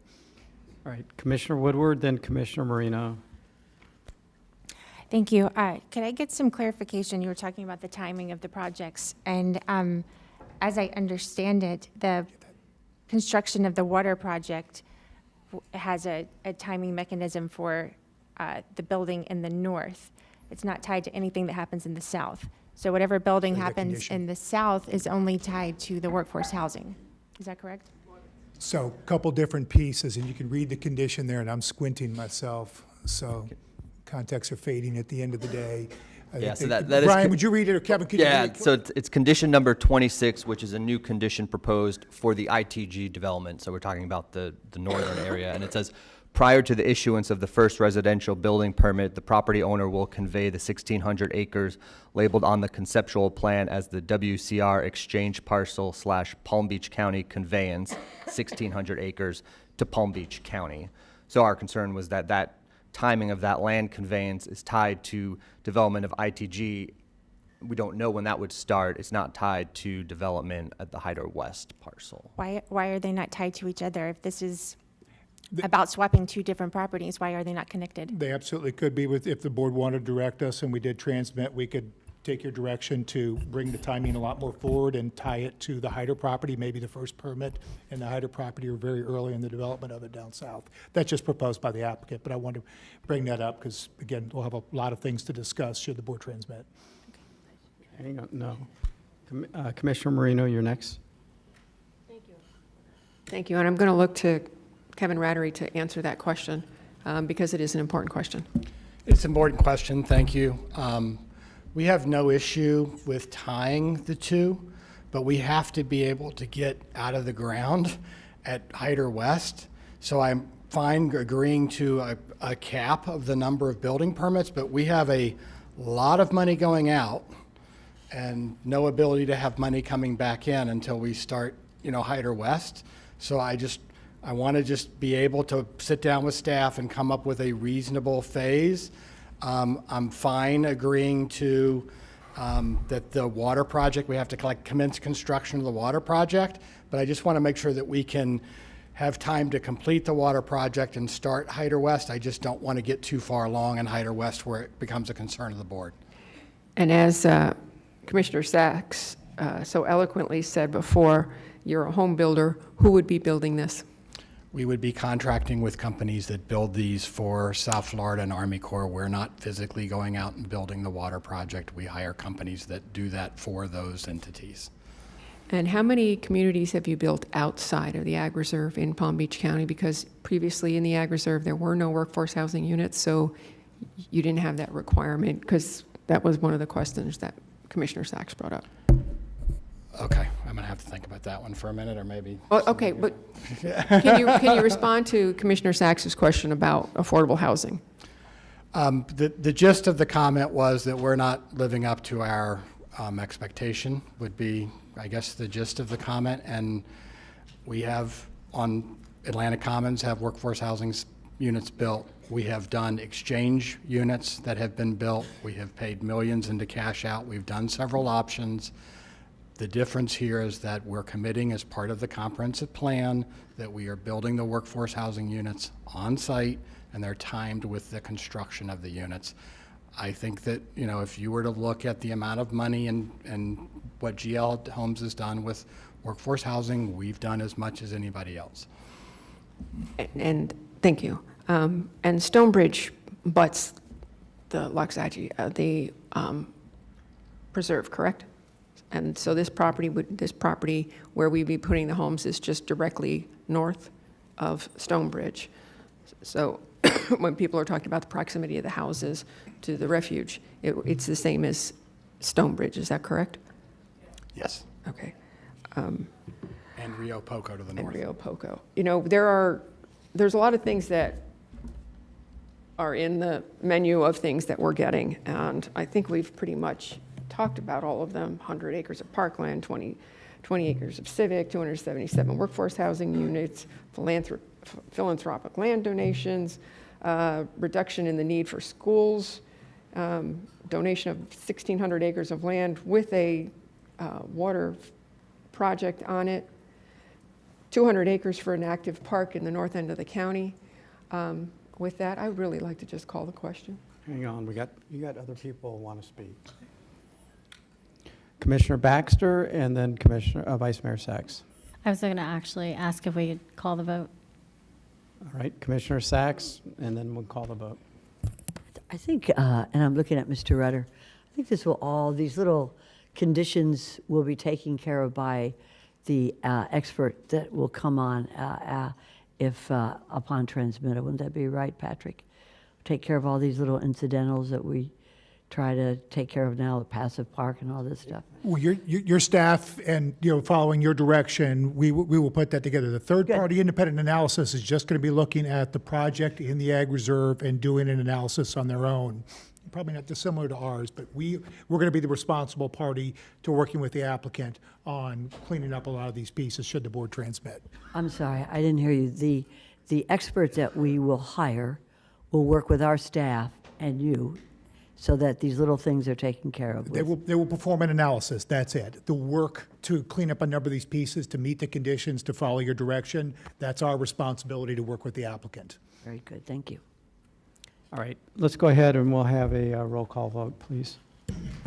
Mayor, can I clarify that the motion on the table incorporates all of the direction that Mr. Rutter was discussing? Okay, we'll clarify that with the maker of the motion and the second. How would you like to clarify? Just say yes? Okay, yes. I'll Thank second you. the yes. Are we clear As as mud. mud? Commissioner Barnett, Yes. Commissioner Baxter, Yes. Commissioner Bernard, Yes. Commissioner Marino, Yes. Commissioner Woodward, No. Vice Mayor Sacks, No. Mayor Weiss. Yes. That's 5-2.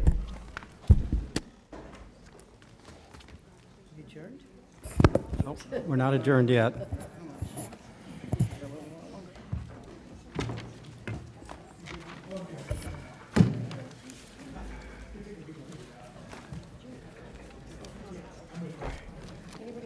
Can we all sleep now?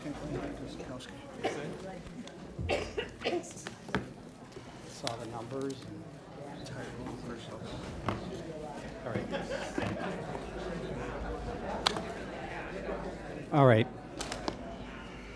We have comments now. I appreciate if everybody can take, excuse me, we still have a meeting we're conducting. Thank you. We should be done soon, though. Assistant County Attorney, comments? No comments. Planning Director, No comments. Zoning Director, we don't have. Executive Director, Assistant County Administrator, None. Commissioners, does any commissioner wish to have a comment? I think we've said enough, but thank you to staff. Commissioner Sacks, you're recognized. No, I think, I want to thank the county staff. You guys I thought maybe you could take a day off or something after this, but looks like we're going to put you back to work. So, but I want to just think you've been a great job, each and every one of you, and I want to thank you so much. This has been a long bridge, so to speak. So, thank you so much for all the work you do to help make this county a better place. Thank you. All right, well, seeing that, we're on to item number 7, an adjournment. So this meeting is adjourned. Thank you all. That's my favorite one.